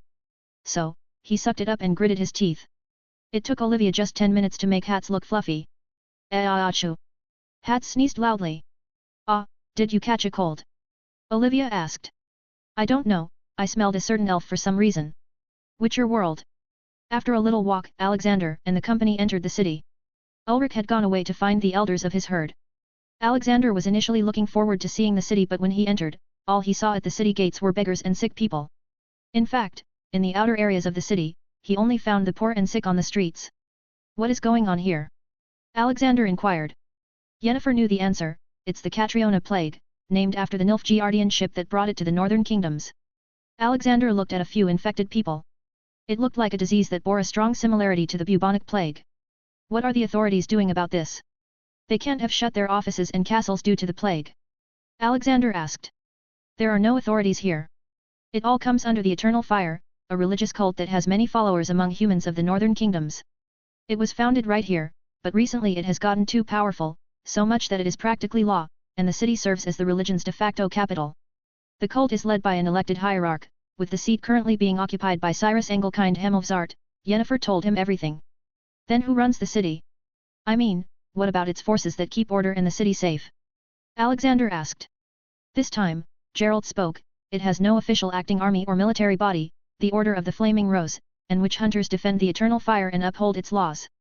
The cult of the Eternal Fire is a very aggressive faith which fights against all abnormal beings such as non-humans, witches and, of course, beasts. Occasionally, even witchers aren't welcome in cities that believe in the Eternal Fire. I don't like coming here because of that. Yennefer chuckled. Yeah, White Wolf likes the wilderness the most. Alexander looked around at the hellhole. So much for a free city. Alexander realized that God most likely did not send him here just to find a wife for Dobby. Help me! Suddenly, they heard the screaming voice of a woman. They looked around and saw a woman being dragged by her hair. There were a couple of men in similar dress, doing the deed.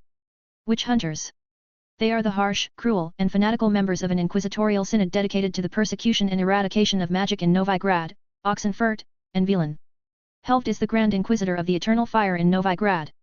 They've been after me too, but I'm too powerful for them. Yennefer explained. Yeah, they tried to kill me too. They are known for being intimidating as well as overzealous in their cause. Gerald added. Alexander then looked at Dobby and nodded. Let's start our work.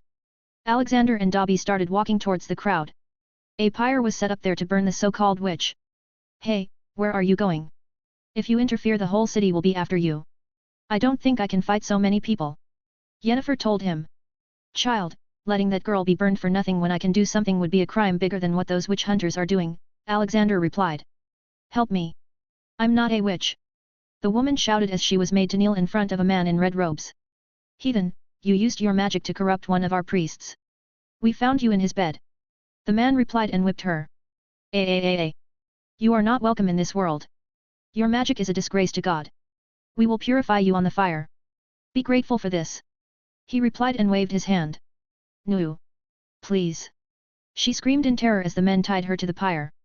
The people around them were also booing at her. The whole crowd's IQ at that moment was in single digit even if combined. Alexander couldn't see it anymore. He walked forward, checking the sins of each of the witch hunters. That's enough, Alexander came forward. You can see Novigrad and Grand Inquisitor on my Discord https://discord.gg/dghkrn or see them on Instagram https://www.instagram.com/MisterImmortal novel. Special thanks to Douglas Flower, Umar Latif, Julian Rockamora. 588. 588. Accidents happen. And who are you? A freak sympathizer. The man sitting in his chair asked. Dobby chuckled, this feels like the wizarding world all over again.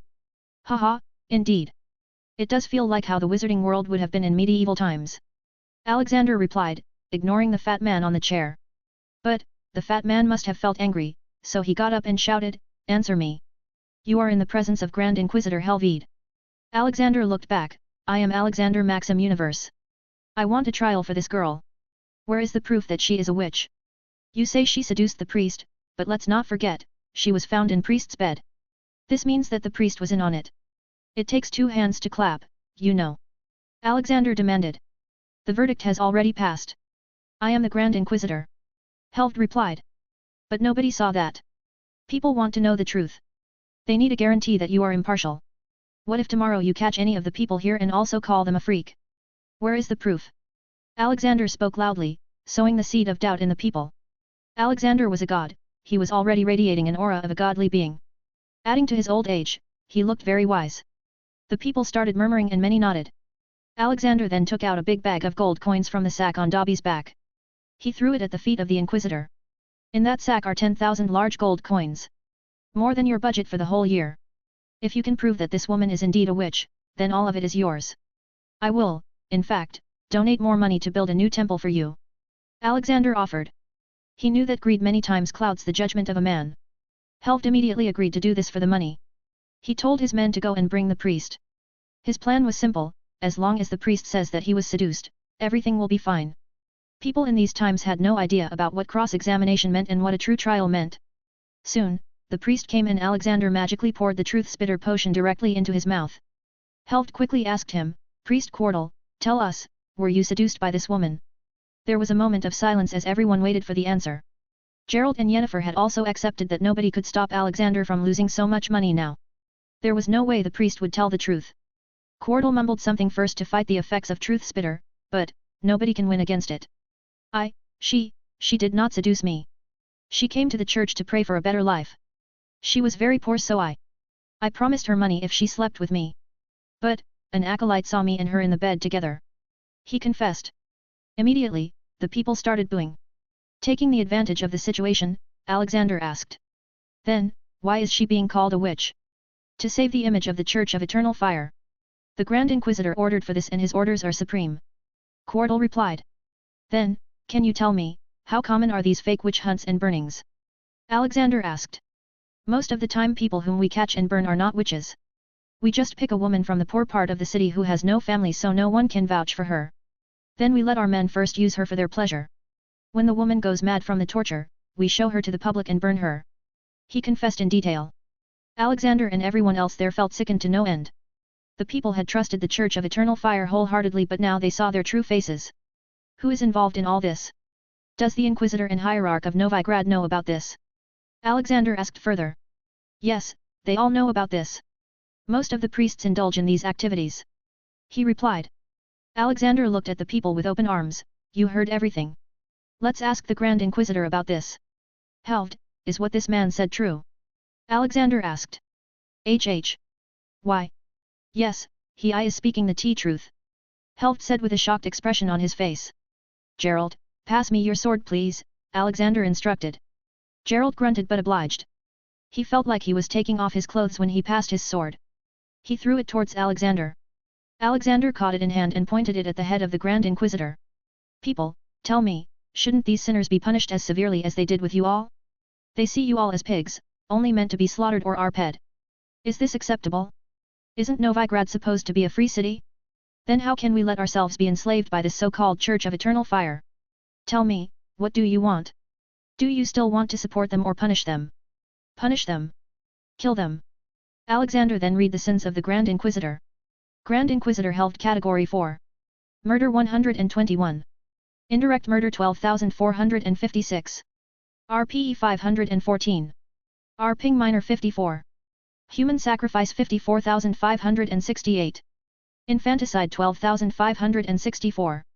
Thievery 45,456. Lying to public 1,256,000. Sin percentage 87%. Alexander took a long breath after that.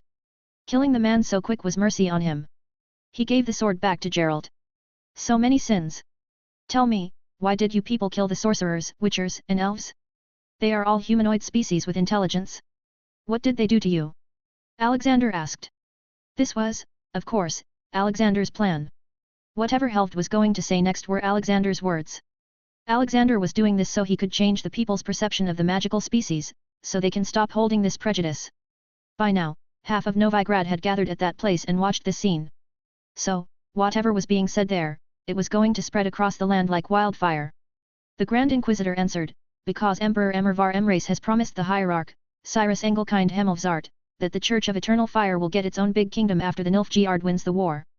The Nilfgaardian army employs all kinds of magical creatures in their forces. But the northern kingdoms discriminate against magical creatures. We reinforced this idea across the lands, so the northern kingdoms don't employ these magical beings.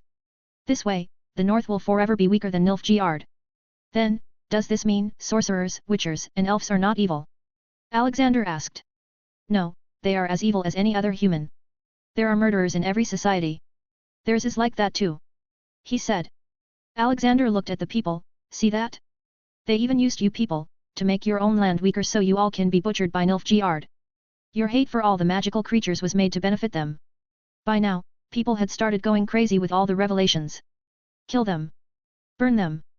But, seeing the public angry, the witch hunters drew their swords out and ran towards people to make a way for their escape. They were all surrounded at the moment. The people screamed in panic. But Alexander had talked to Yennefer mentally. She immediately appeared in front of the people who were about to be attacked. She used a magical blast to throw the attackers away. Don't worry. They can't even touch you. She assured the people. On the other side, Dobby had saved some people. With his elf ears clearly showing to the people, everyone knew which species he belongs to. In a third location, Gerald was saving the people. The people were shocked and confused. What are you waiting for? Even an elf, a witcher, and a sorceress are saving you. Pick your arms, join them and save yourself. Don't be anybody's tool. I can show you the path, but you must walk the path on your own.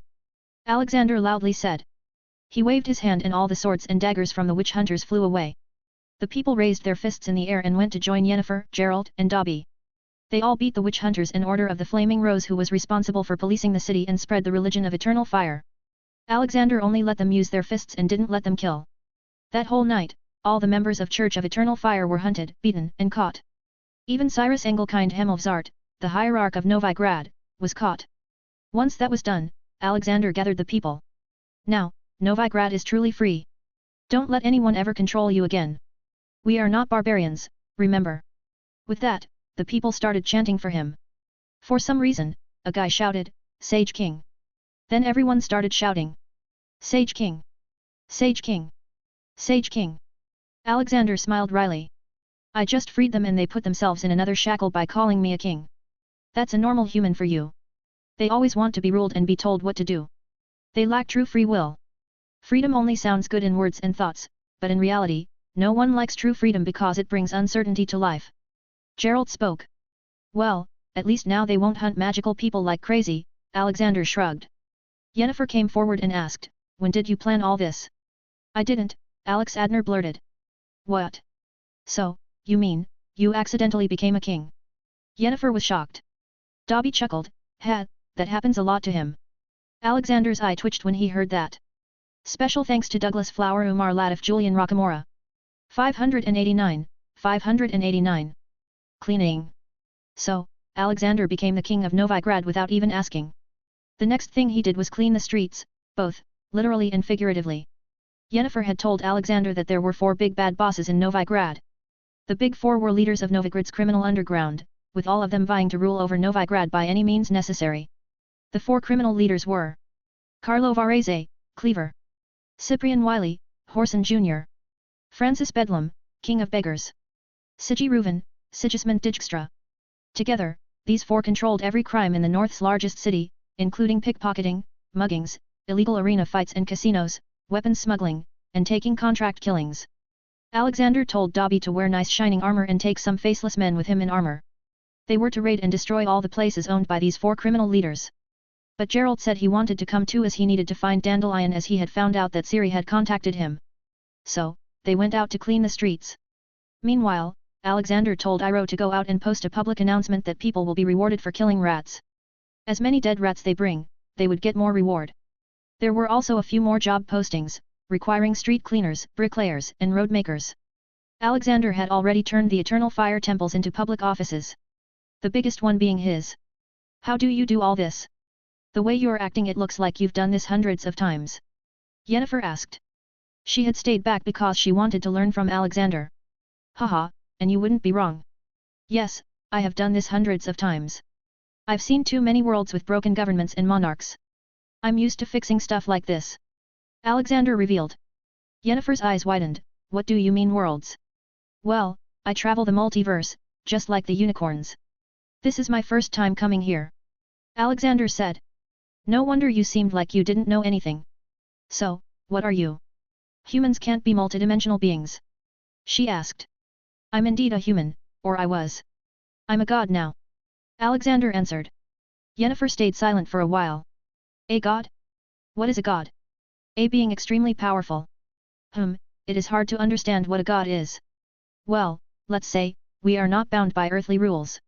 We can judge a person's soul. Send it to either hell, heaven, or the cycle of reincarnation. I'm the son of God who made everything. You, me, this building, this planet, universe, multiverse, space and time. Alexander answered her. He had no reason to hide such stuff because it eventually comes out in the open whenever he's about to leave. Yennefer also took a seat. This is shocking. To think that one's fate lies in someone's hands. No, you're wrong. Your fate was always in your hands from the start. You made the choices. You choose the path. After you die, you just get judged for what your life choices were. This is the reason most mortals can't fathom the thought of a real god. To them, it's enough as long as the god is just an idea. The day he becomes a person with flesh and bones, he'd be hunted and killed. Alexander explained to her. So, what god are you? There are types of gods, right? She asked. Oh, I'm God's advocate. I work directly for my father. I'm responsible for purifying sins from different worlds. Help them get better and then leave for the next world. Alexander said. Ha, sounds like the dream job. She replied sarcastically. You believe me? Alexander asked amusingly. Why not? You have that kind of godly aura. She said. Then Yennefer finally asked the big question. Can you help us find Ciri? Sure, what does she look like and what's her story? Alexander inquired. Yennefer started telling him the story of how Ciri was born, her father's current status, the law of surprise, how Ciri has her fate connected with Gerald and how her father wants to use Ciri to probably impregnate her and create offspring, hoping that they'd also have elder blood because one who has the elder blood is supposed to be very powerful. Then she explained what elder blood was and what wild hunt was. To me, she's like a daughter I could never have. To Gerald as well, she's like a daughter. So, for her, we are ready to do anything. Yennefer confidently stated. Oh, aren't these wild hunt guys the elves that forced the unicorns to open the multiverse gate for them? Alexander asked. What? I've never heard of this. She replied. So it's not common knowledge. Well, it doesn't matter. I will help you find her, protect her, defeat her evil father and also this wild hunt. Alexander replied. By the way, what do you mean you can't have your own daughter? Alexander asked suddenly. Meanwhile, Dobby had already bashed the heads of 3 crime lords by now. Dobby and Gerald had bonded during their fights together. They had each other's backs. Dobby even saved him from a rogue arrow. The only remaining one was the Whoreson Jr. So, how does one become a witcher? Dobby inquired. Gerald was already friendly with the big elf so he answered, we're taken in as children, then witchers to be are subjected to intense alchemical processes, consumption of mutagenic compounds, and relentless physical and magical training to make them dangerous and highly versatile against their vast array of opponents, many of which possess superhuman speed, strength, or other deadly powers. Only 3 or 4 survive out of 10 to fully become a witcher. That is very sad. I can't imagine the pain the kids would go through. Dobby muttered. Well, they would have died of starvation or something anyway. But no one makes more witchers now. For one, we lost the formula for the mutation potion and second, witchers are no longer needed. With the rise of human civilization, monsters are being driven away or killed by huge hunting parties. Gerald said. Soon, amidst their talks, they reached the place where Whoreson Jr. was holed up. They quickly dismantled his goons and found the man. But what sickened them was that there were corpses of various women. Some were alive too but with various injuries. So your name means much more than just being a name.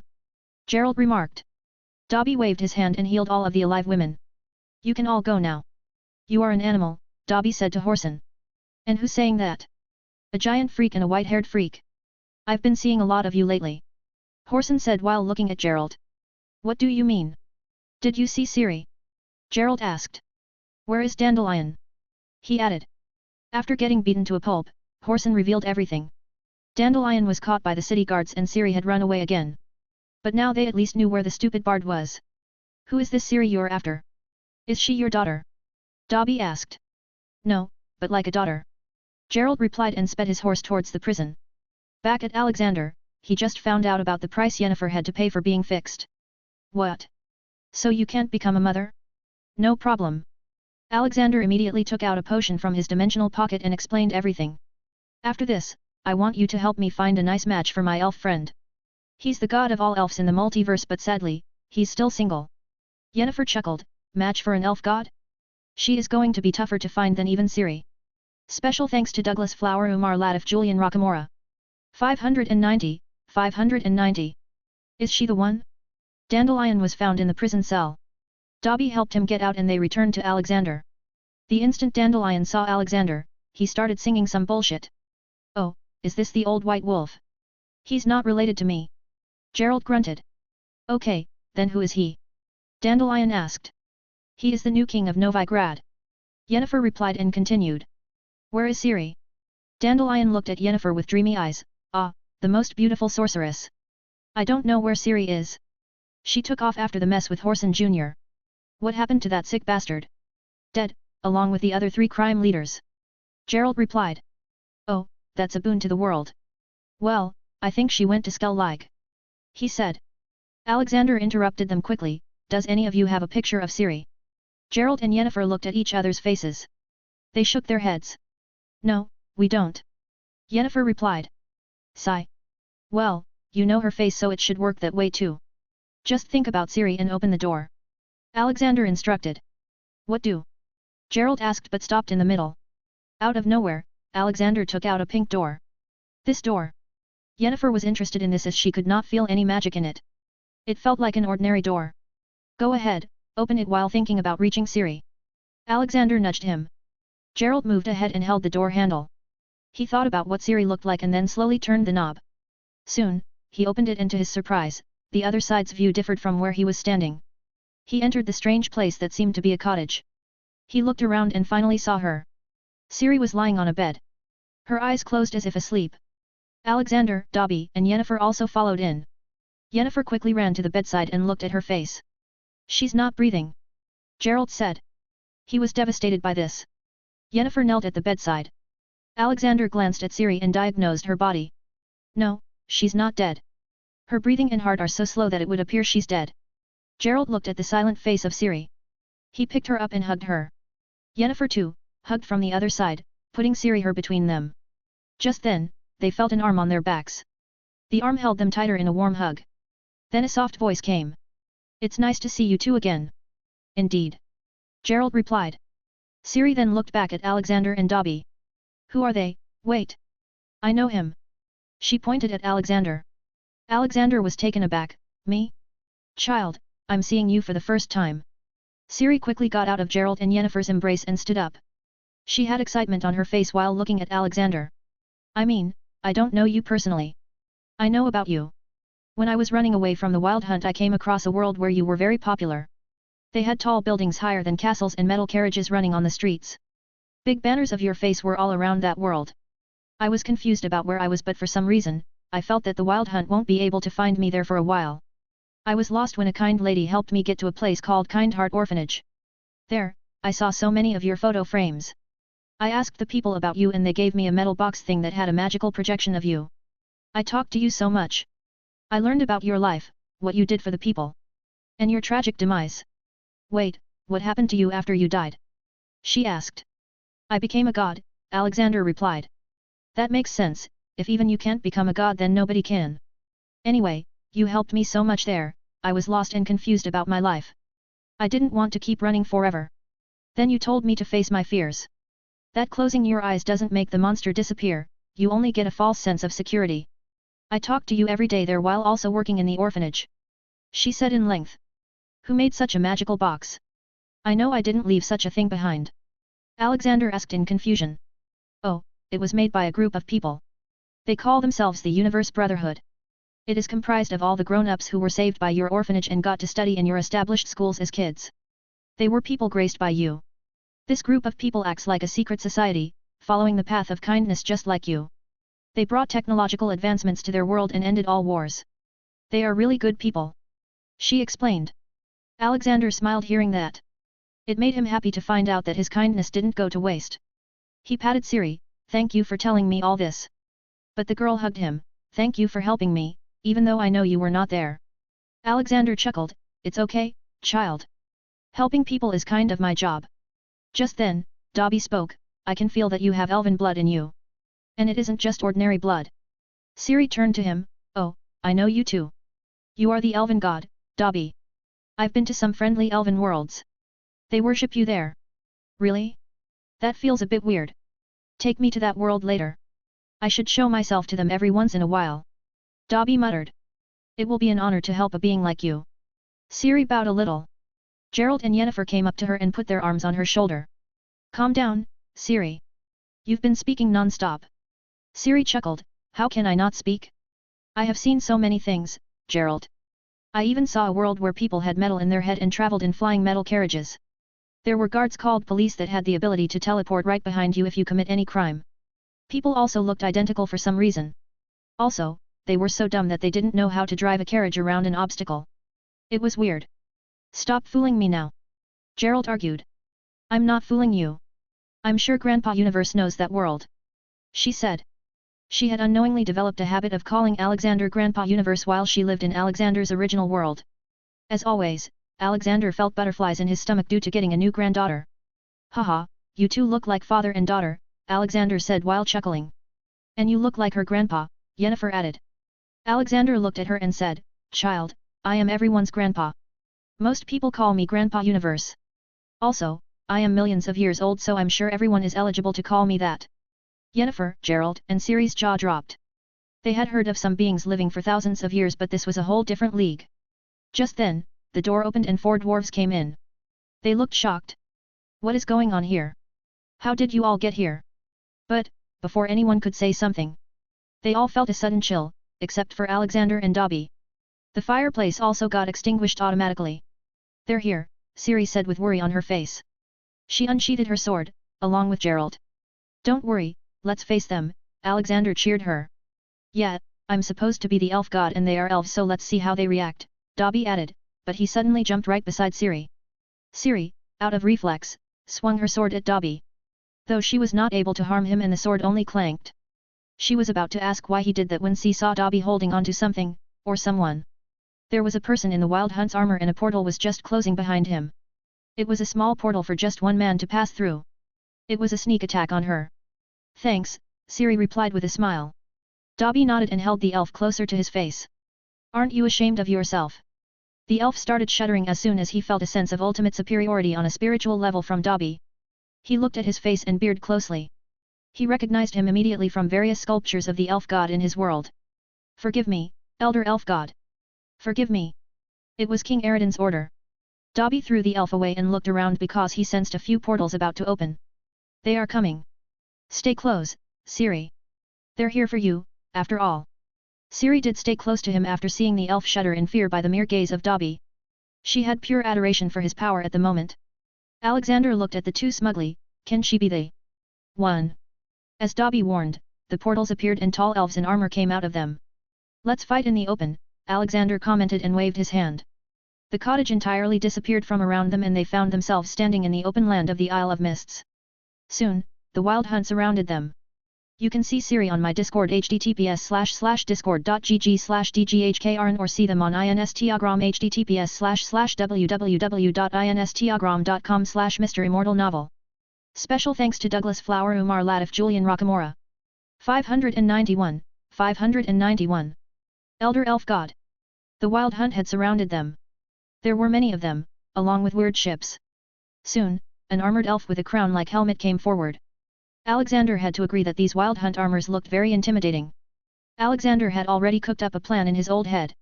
He would let Dobby be the man here. These were all elves anyway, so it came under Dobby's authority. Dobby, you want to talk to them first? Alexander asked. Dobby nodded and went forward.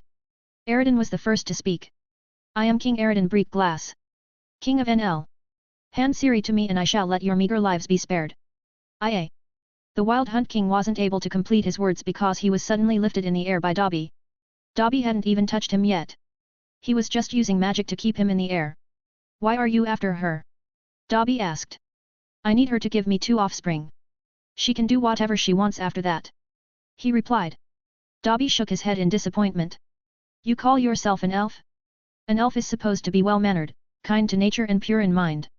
Who told you that women can be treated like this? Let me make this clear. You have no right to decide the life of any person. You have no right to force any woman to submit to you. What you are doing is against the very principle of civilization. But the Wild Hunt King argued, I am the king of NL, I know every elven law. There is none that states we cannot take lesser species as our slaves. You as an elf should know this. Humans are below us. They are just hairless apes. Dobby walked closer to the elf. It seems you didn't recognize me. I am the elven law as long as it relates to elves. Bam! Dobby forcefully pulled the faceplate of the king's helmet. If you are the king of Air-El, then I am the elf god of all elves in the multiverse. I cannot force you to follow my laws, but I am obligated to punish you if you do something wrong. Dobby spoke, now looking very serious and also cool. Alexander, while staying back and standing between Gerald and Yennefer, talked about Dobby.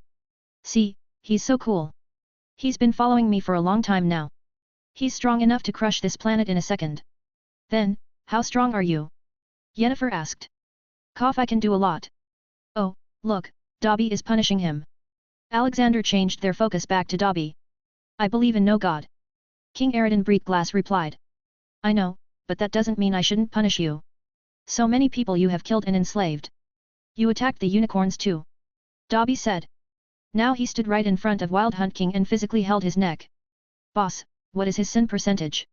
Dobby asked. Alexander read it. Eridan Breakglass Category 4. Murder 1,125.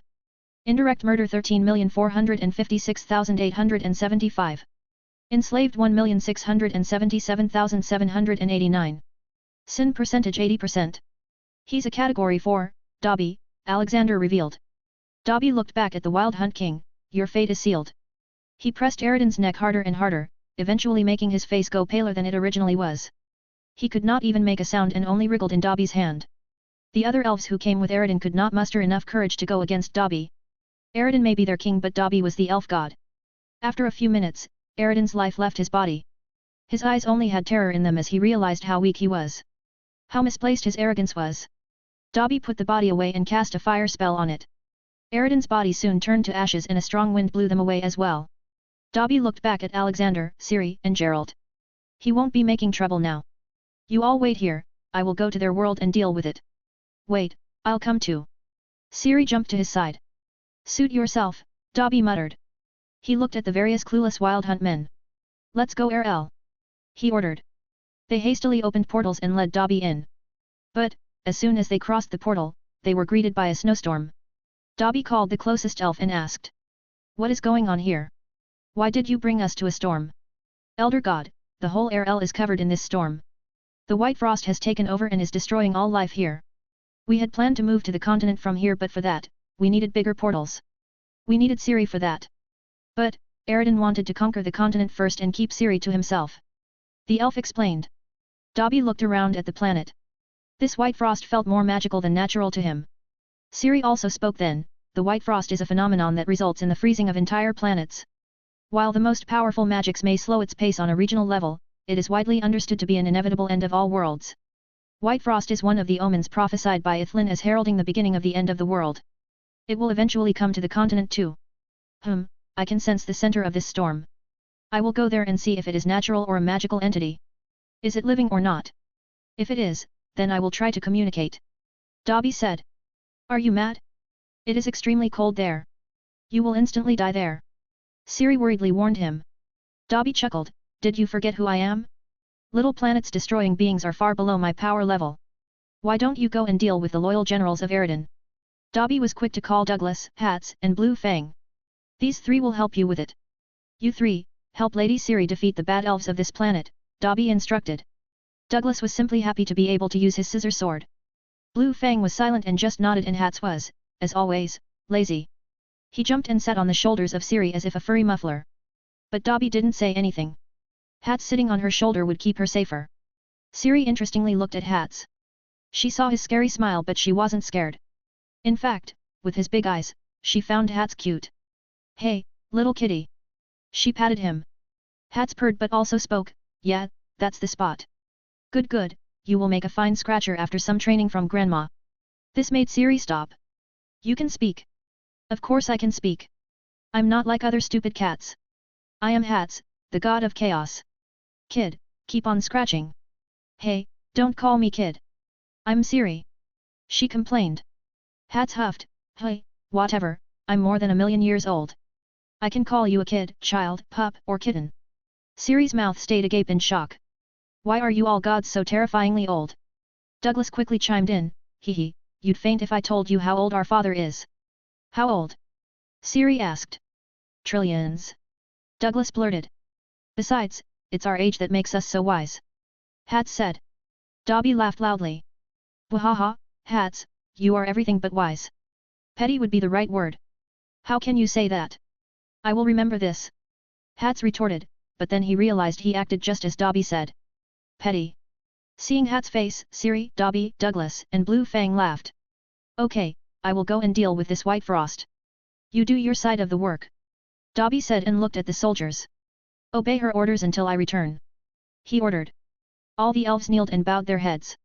You can see Eridan break glass on my Discord https://discord.gg/dghkrn or see them on Instagram https://www.instagram.com/MisterImmortal novel.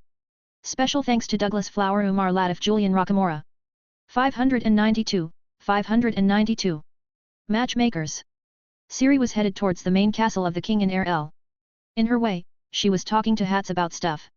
Where do you live? You just came out of thin air earlier. She asked. Ah, that. We live in a separate dimension. We have lots of planets there.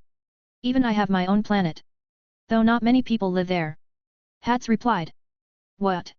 So you all have planets? She asked. No, not all of us. There is one with all dragons, one with all ice people, one where old man lives with his family, phoenixes and unicorns. I earned my planet as a reward too. It ain't much, but it's honest work, I'm telling you. Hats replied. Does your honest work involve sleeping on someone's lap? Ciri asked with a smirk. Yup, that and babysitting some kids in Fihame. Hats replied and closed his eyes, making himself feel comfortable. So, tell me about the elf god. She asked. Hats chuckled, Hat, what?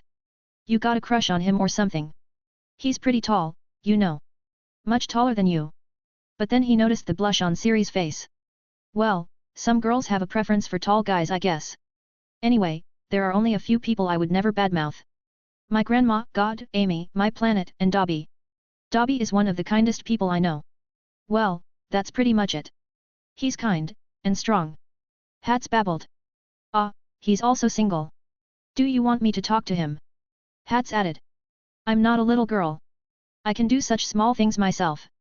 She confidently replied. Dobby at the moment was in the sky. He had gone to the North Pole of the planet.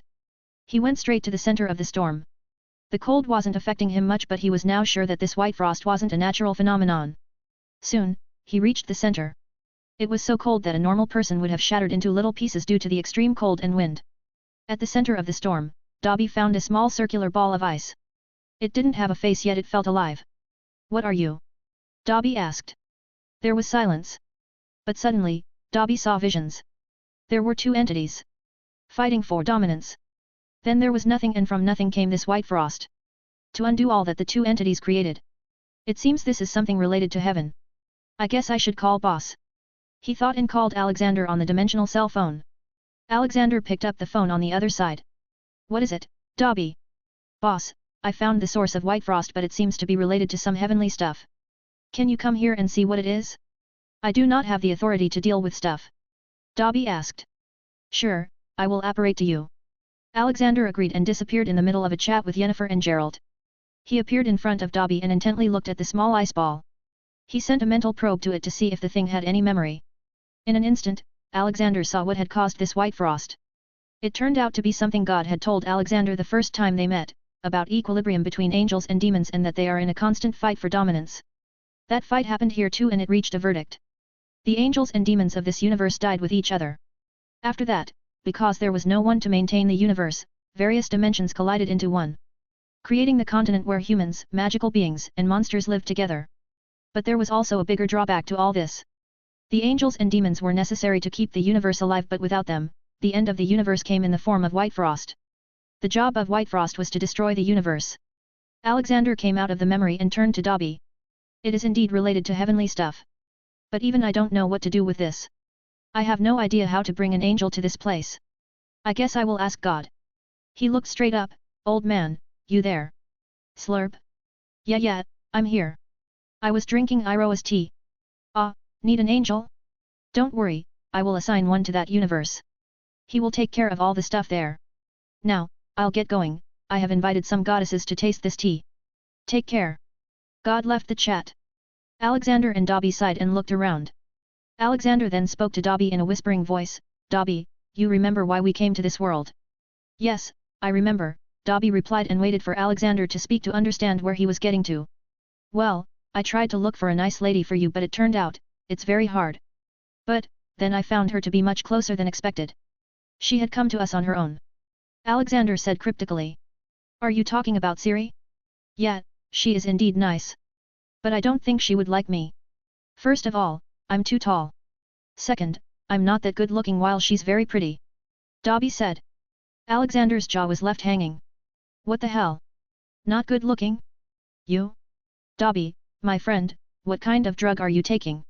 You are one of the best looking guys I have ever seen. You and Siri would look perfect together. Also, don't worry about height. I will teach you a technique to control your height. Dobby sighed, I won't force her, boss. If she likes me, I will talk to her but if she doesn't then I guess I will have to wait some more. Okay, I'm not really forcing you. Go and join her. I'm going back to talk to her parents. Alexander pushed him and disappeared. Dobby came to where the fight took place. The loyalists of Eridan were not many. So, Siri was able to defeat them easily. But, after that, she was lost on what to do. She didn't want to become their queen. So, she ordered everyone to only wait for Dobby. Pop. Dobby appeared in the hall. Ah, here comes the groom. Hats meowed and jumped on top of Dobby's shoulder. He whispered in Dobby's ears. She likes you, big guy. She confessed directly to me. Dobby paused for a second from this information. He instinctively turned towards Siri. Siri was also looking straight at him. Their eyes met and they stayed like that for 3 minutes.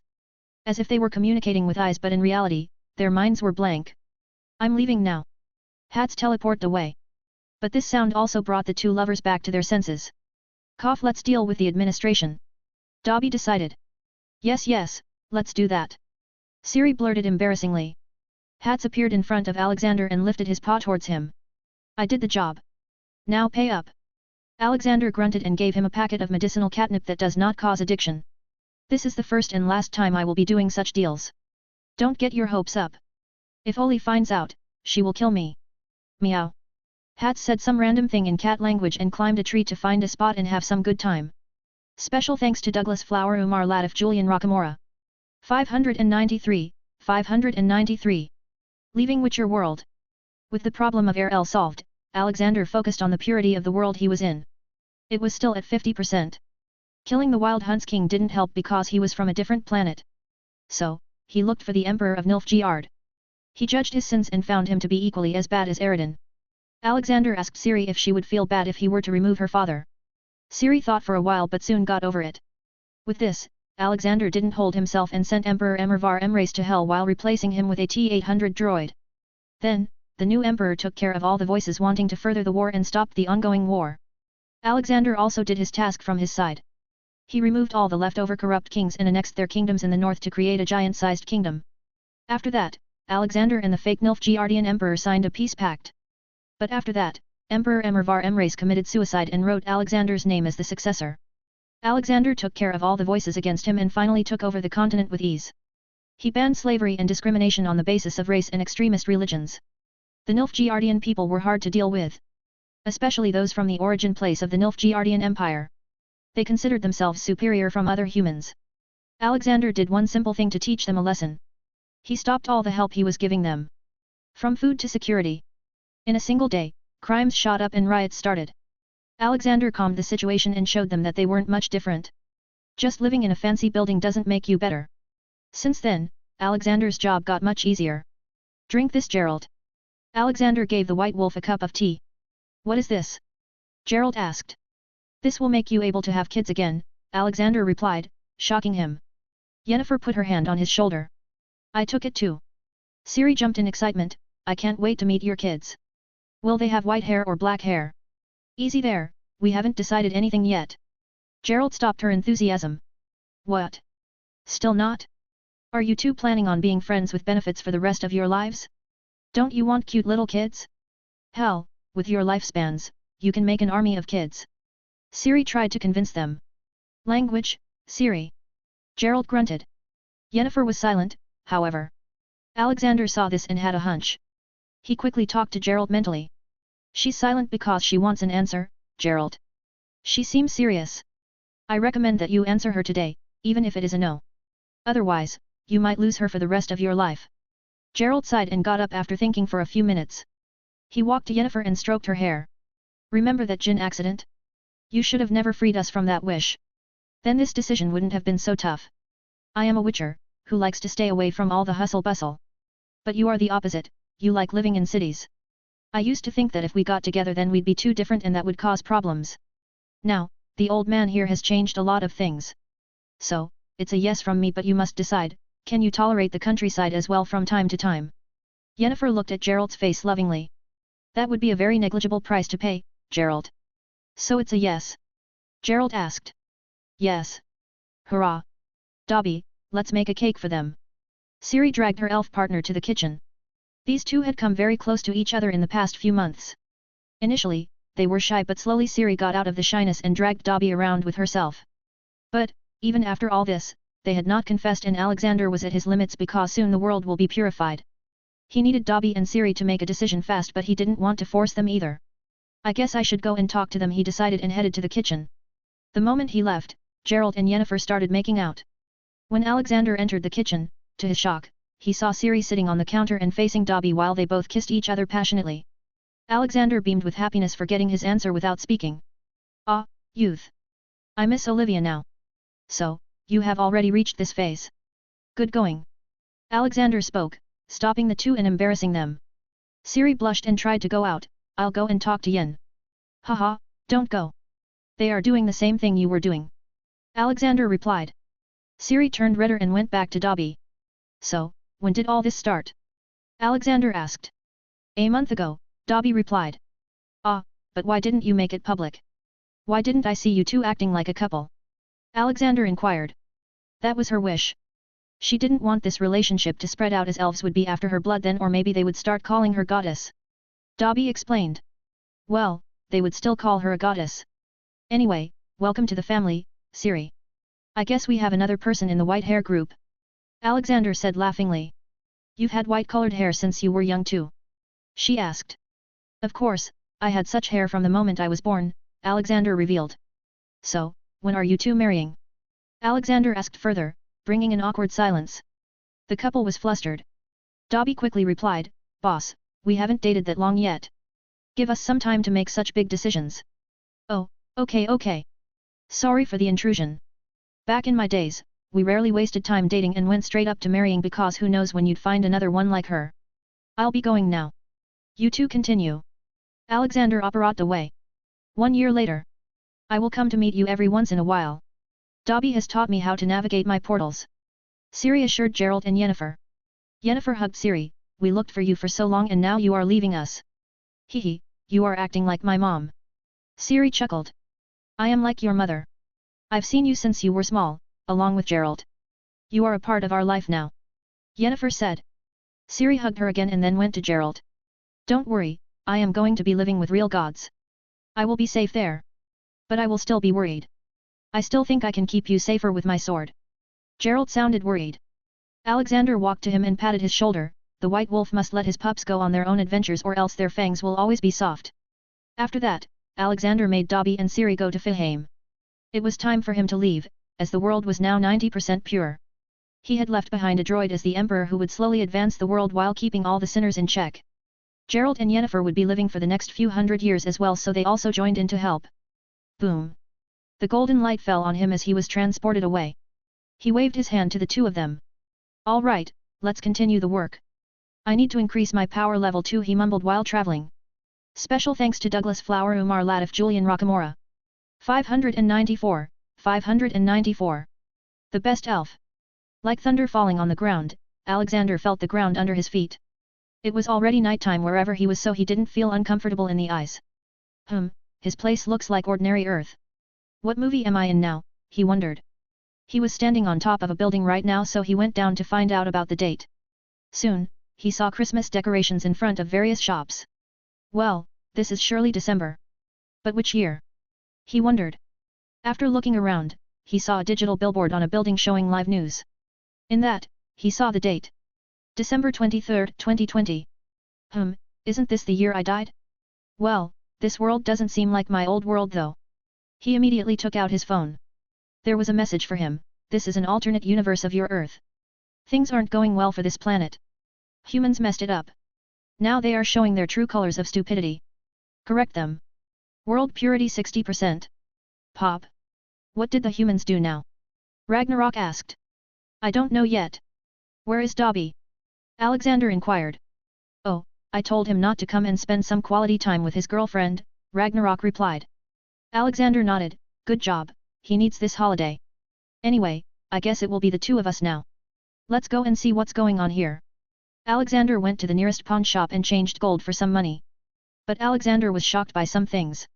Lots of people were wearing masks. The streets looked empty, and many shops looked closed. What the hell happened here? He wondered. Alexander then went to a phone shop to buy a phone. Sorry, no mask, no entry. He was stopped at the door. What happened? Why are masks compulsory? Alexander inquired. The man at the door looked at Alexander and Ragnarok dumbly. He thought that these two old fogies must have some kind of memory problem. There is a coronavirus pandemic going on around the world. Although it has a 99.9% recovery rate, it's still pretty dangerous because there is no telling if you will survive or not. Sometimes, old people recover and young people die. The man explained. Alexander nodded, if that is the case, masks are good. Even if the recovery rate is 99.9, that still means that the 74 million could die. For comparison, 75 million died in World War II. But, if a vaccine or cure is made in time, these numbers can be heavily decreased. How many have died by now? They did make a vaccine but no one trusts them. Most people won't be taking them. Even though 1.7 million people have died. The man said. Alexander understood what had happened. But he needed more research. Alexander put on a mask and went into the store and bought a phone. Then he went to a Starbucks with Ragnarok. Alexander told Ragnarok to buy anything he wanted while he sat by the window and looked through the internet. Ragnarok went to the counter and read the menu. He was baffled by it. What the FCK is summer berry panna cotta frappuccino? I thought this was a coffee house. Ragnarok asked with a confused face. He stayed there understanding what the hell this drink was and even forgot to order. Alexander, on the other hand, was gawking at the knowledge he learned about the origin of the virus. Then there were protests and riots in the US and finally, the elections, where Joe won. Wasn't he a bit too old to be the president? Alexander wondered and continued reading. Why were people buying out toilet paper? Man, humans have become more stupid. What the hell was who doing? How could they say the virus did not have human-to-human transmission? They seriously messed up this pandemic from the start. He talked to himself. He then got up to leave. Ragnarok, let's go. He called out. Ragnarok ignored the guy who was making him his drink and simply left after paying. So, where are we going? Ragnarok asked. To the World Health Organization's headquarters, Alexander replied. Both of them teleport to their destination. Alexander went ahead and slapped the chief of WHO. How stupid did you have to be to believe the words of the Chinese government? Of course, they would deny that the virus can spread through the human transmission. They are a country and know how much damaging it would be for their image and economy. Most countries would try to suppress such things at the start. But it was your job to investigate and make announcements. Even after all this, you had the audacity to keep on working. I'm sure if I investigated I would find lots of bribes. Now, your first job is to resign. He scolded the man. But the WHO chief cried with his swollen face. Who are you? Illuminati. Now do the job or you will silently disappear. Alexander threatened him. The chief of WHO scaredly wrote his resignation quickly, citing his worries for his home country and its civil war. If you are Illuminati, can you stop the Ethiopian civil war? Yes, I can and I will. I will stop the virus, the forced slave labor camps, Yemen crisis and Ethiopia's civil war too. Now, for your punishment. Alexander put the man in a time torture in which he would feel the cries of every person that died due to the virus. The cries will tell him to confess to corruption and they won't stop unless he does it. Alexander ignored him and got to work. He quickly took over the whole organization from the shadows and manipulated the WHO's own research into developing a COVID vaccine. Alexander created a vaccine on his own. It was not just a vaccine but also a cure. You don't need an injection for it. It was a simple tablet with liquid inside. He thought of making a nasal spray but stopped because he guessed that someone might start saying that the vaccine would affect their brain or something.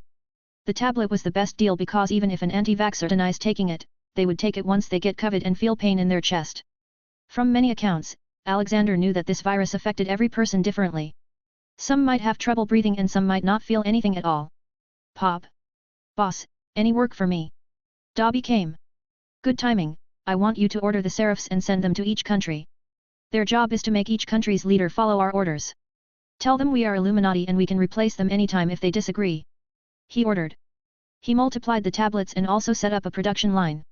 It wasn't hard to do with magic and he made sure that it was replicable. Then he let the research staff make it public. This tablet was going to have 100% efficacy. Now what?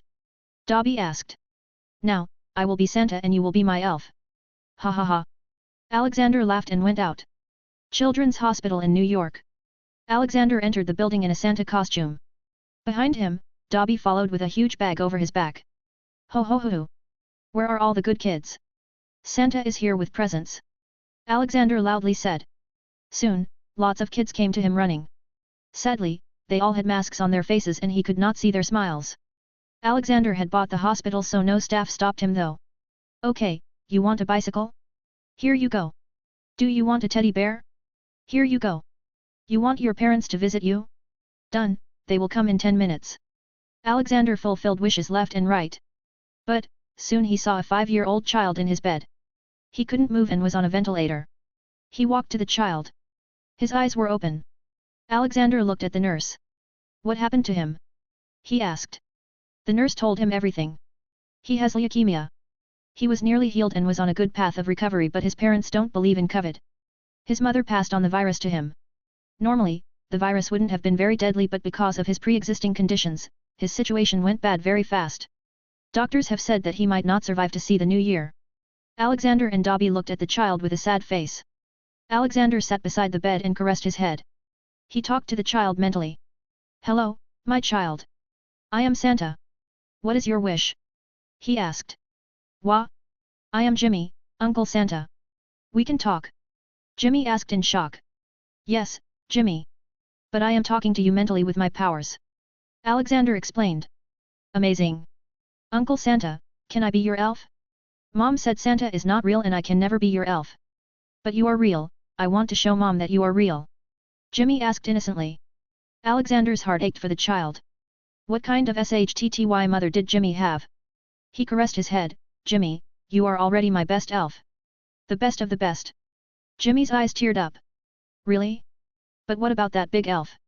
Oh, his name is Dobby. He's the second best elf. Why don't we both travel the world and give other children gifts? Alexander offered. Can we? Jimmy asked in hope. Yes, of course.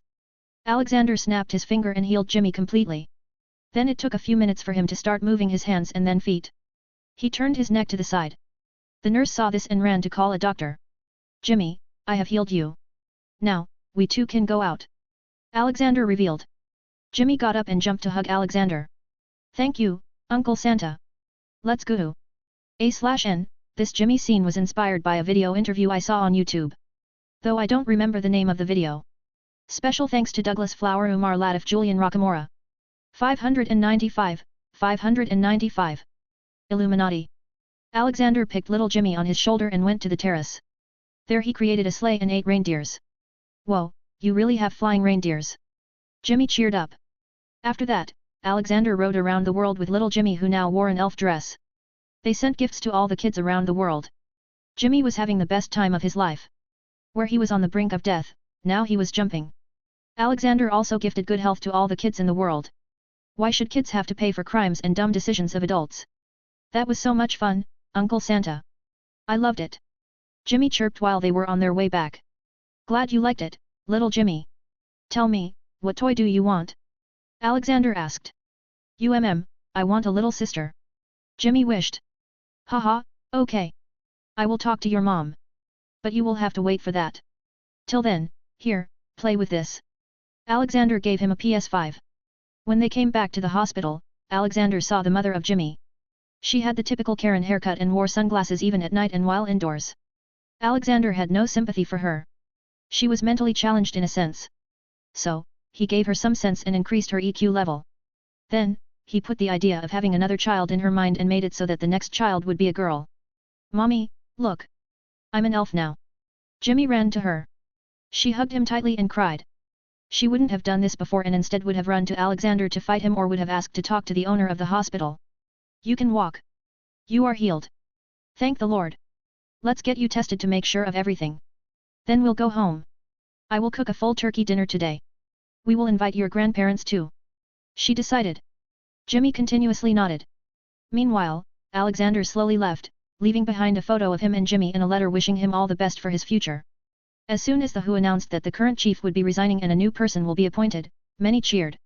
Then the cure of COVID was announced and it spread shock, excitement and hope in people's hearts. However, there were some companies that spent billions of dollars to research and develop their vaccines.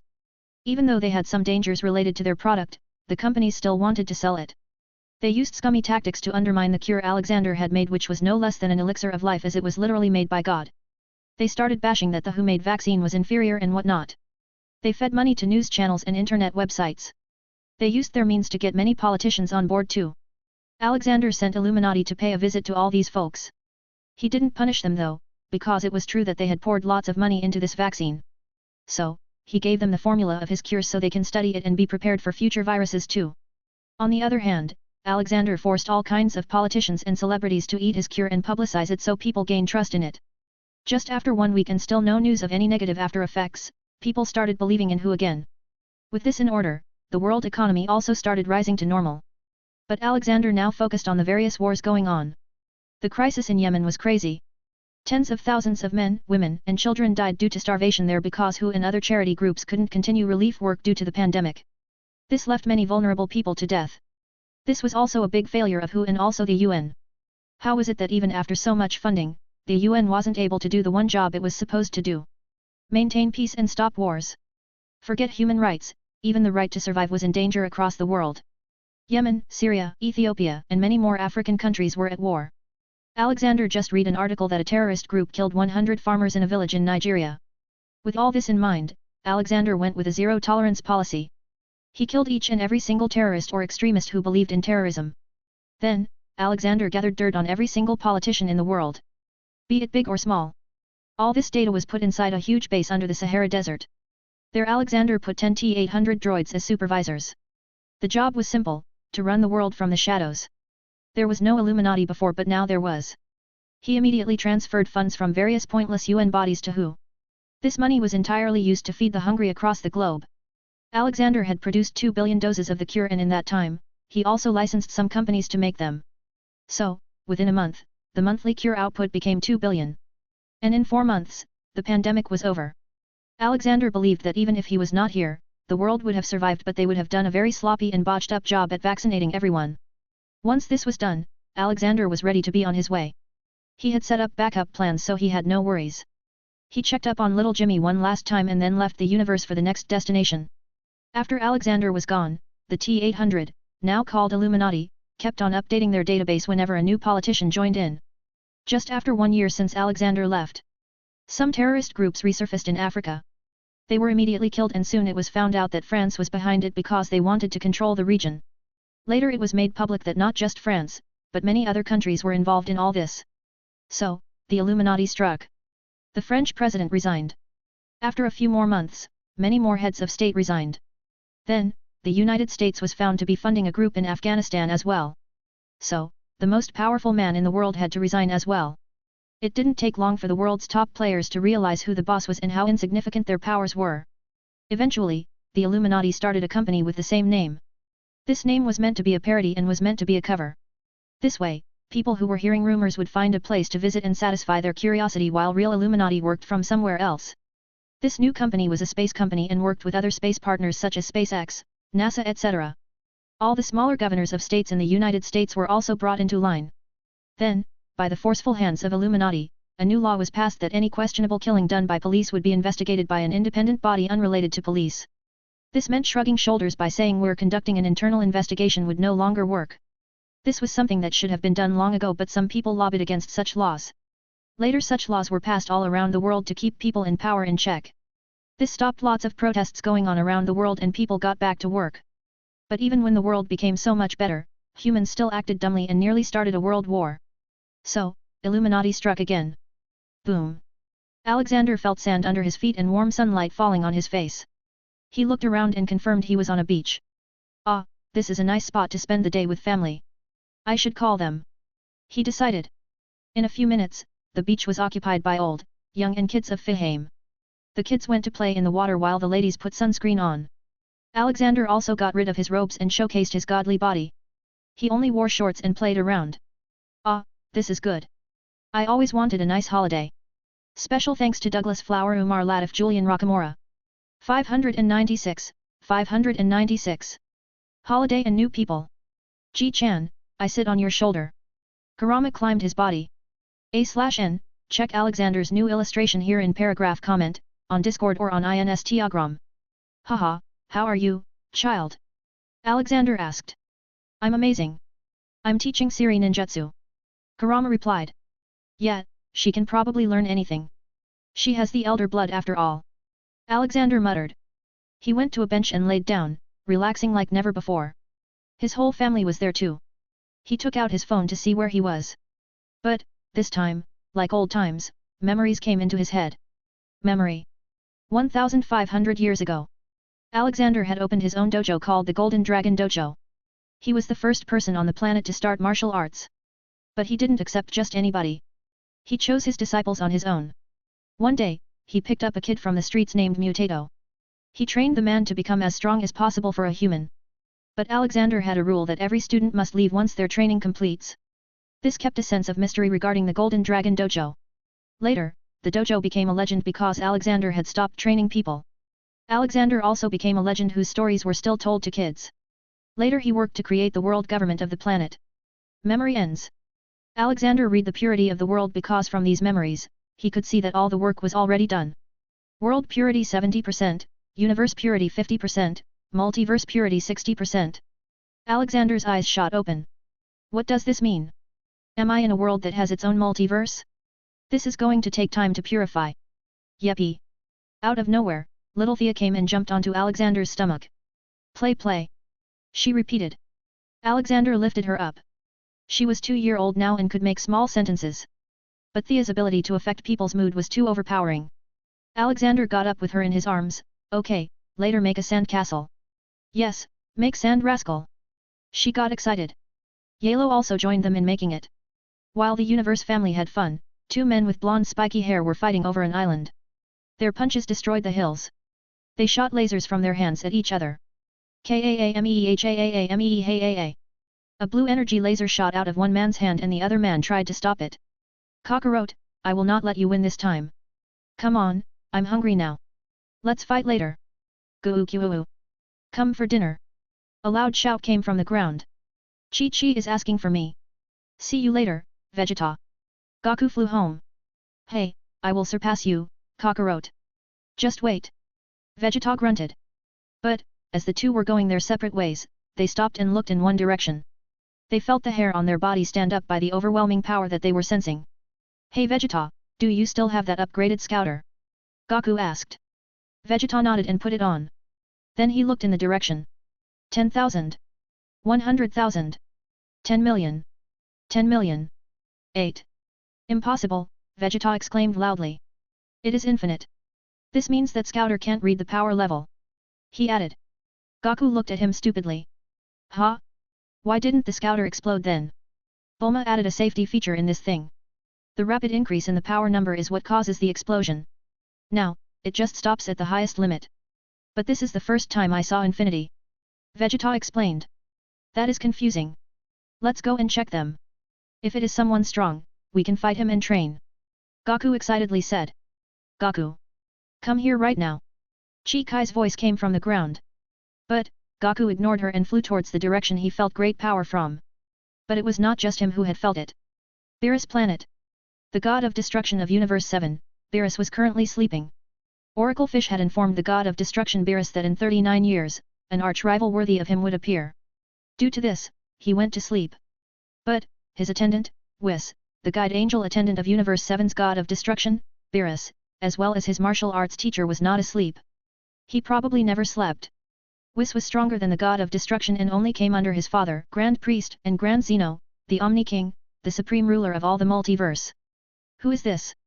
I can't seem to assess their strength at all. He talked to himself. For once, he looked behind at the castle. I don't think he will be waking up anytime soon. I should go and check these people out myself. He decided and vanished from his place. Catch Ji-chan. Haha, easy, Komei. Don't throw the ball too hard. It nearly went to the space.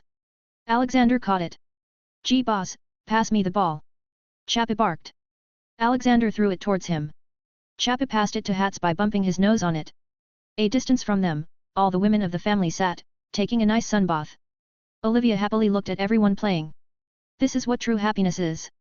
Seeing your whole family together like this. She said. Indeed, look at Dobby and Siri. They are still practicing with swords. I guess their idea of a date is different, Natasha added. Ha ha ha, indeed. They are just made differently.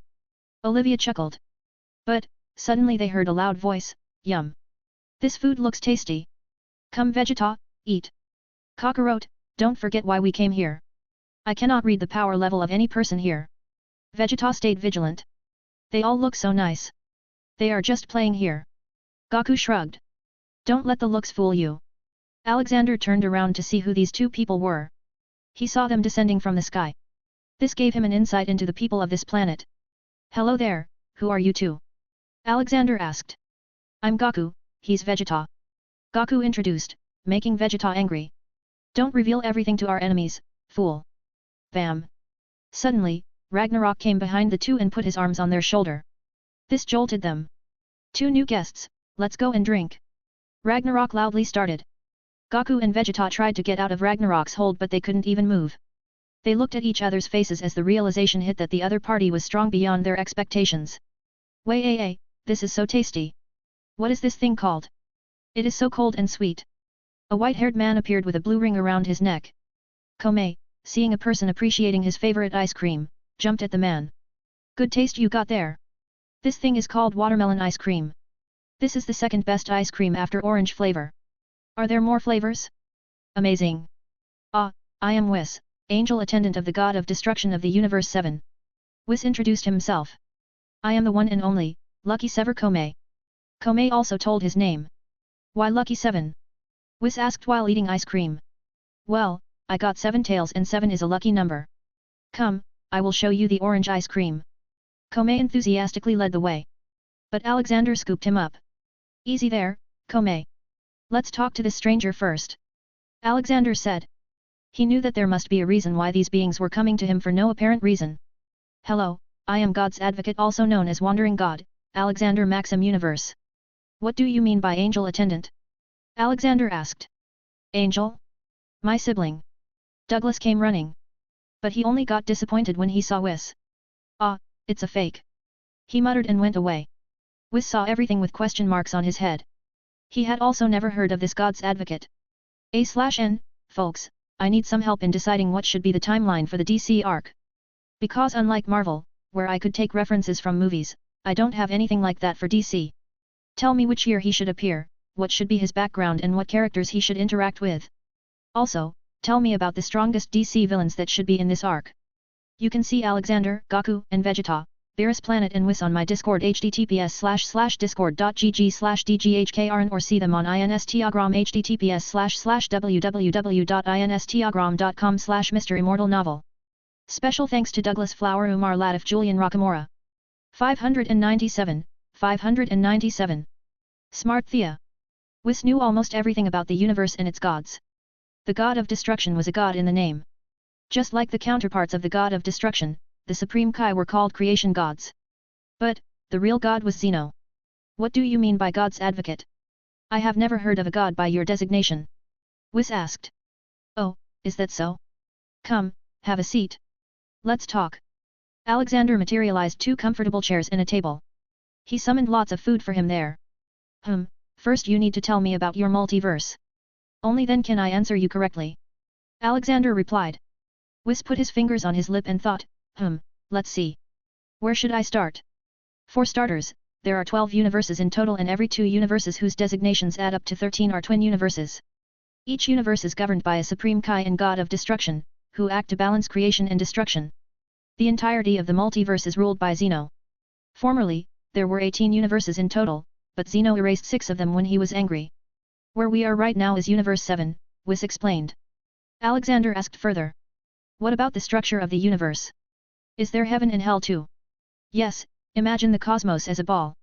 This ball is divided up in 2 halves, the lower half is the realm of the living, or the universe, and the upper half is the other world, or the cosmos, with hell located between the 2 halves. The demon realm is located at the bottom of the living universe. The sacred world of the Kais exists on the outside of the universe. The realm of living is divided into 4 quadrants based on the cardinal directions, each ruled by a Kai chosen among the core person from World Core. The planet of the Supreme Kais, the top-tier deities of the universe who watch over both the other world and the living world, is located outside of the ball, in the sacred world of the Kai. The Supreme Kais are gods of creation who provide the catalyst for life and planets to be born. In order to provide a balance to the constantly increasing number of planets, the gods of destruction regularly destroy life and planets. There are 12 gods of destruction, 1 for each universe, and Beerus is the god of destruction for Universe 7. Ah, that is it. I never spoke this much before. I need some ice cream. Alexander nodded the whole time. Okay, so your multiverse is a little mini multiverse. That's somewhat relieving. What do you mean mini multiverse? Whis asked. As far as he knew, there was nothing outside the 12 universes. Well, in simple words, I am not a being from this whole multiverse.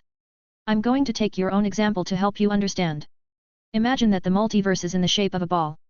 There are 12 compartments in the ball with walls. Each compartment is a universe. In the center, there is a compartment where all the gods and Zeno live. Outside that ball's wall is literal chaos. True omniverse, there are different universes with their parallel universes and alternate universes. There are infinite universes outside that ball. But, you and the Zeno can't leave this ball because this is your reality. Even though you are much higher than mortals, you are still not at the highest. Whis quickly asked, then who is at the highest? It is my father.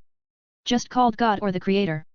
He made everything, me, you, this universe, your Zeno, space and time. He is too powerful and his mere presence in worlds can destroy them, so he lets me do the evil purification job. Alexander explained. Whis stayed quiet for a minute. He digested this new knowledge. He was clearly a little shaken. So, that makes you the highest ranking god here in both authority and power? Whis asked.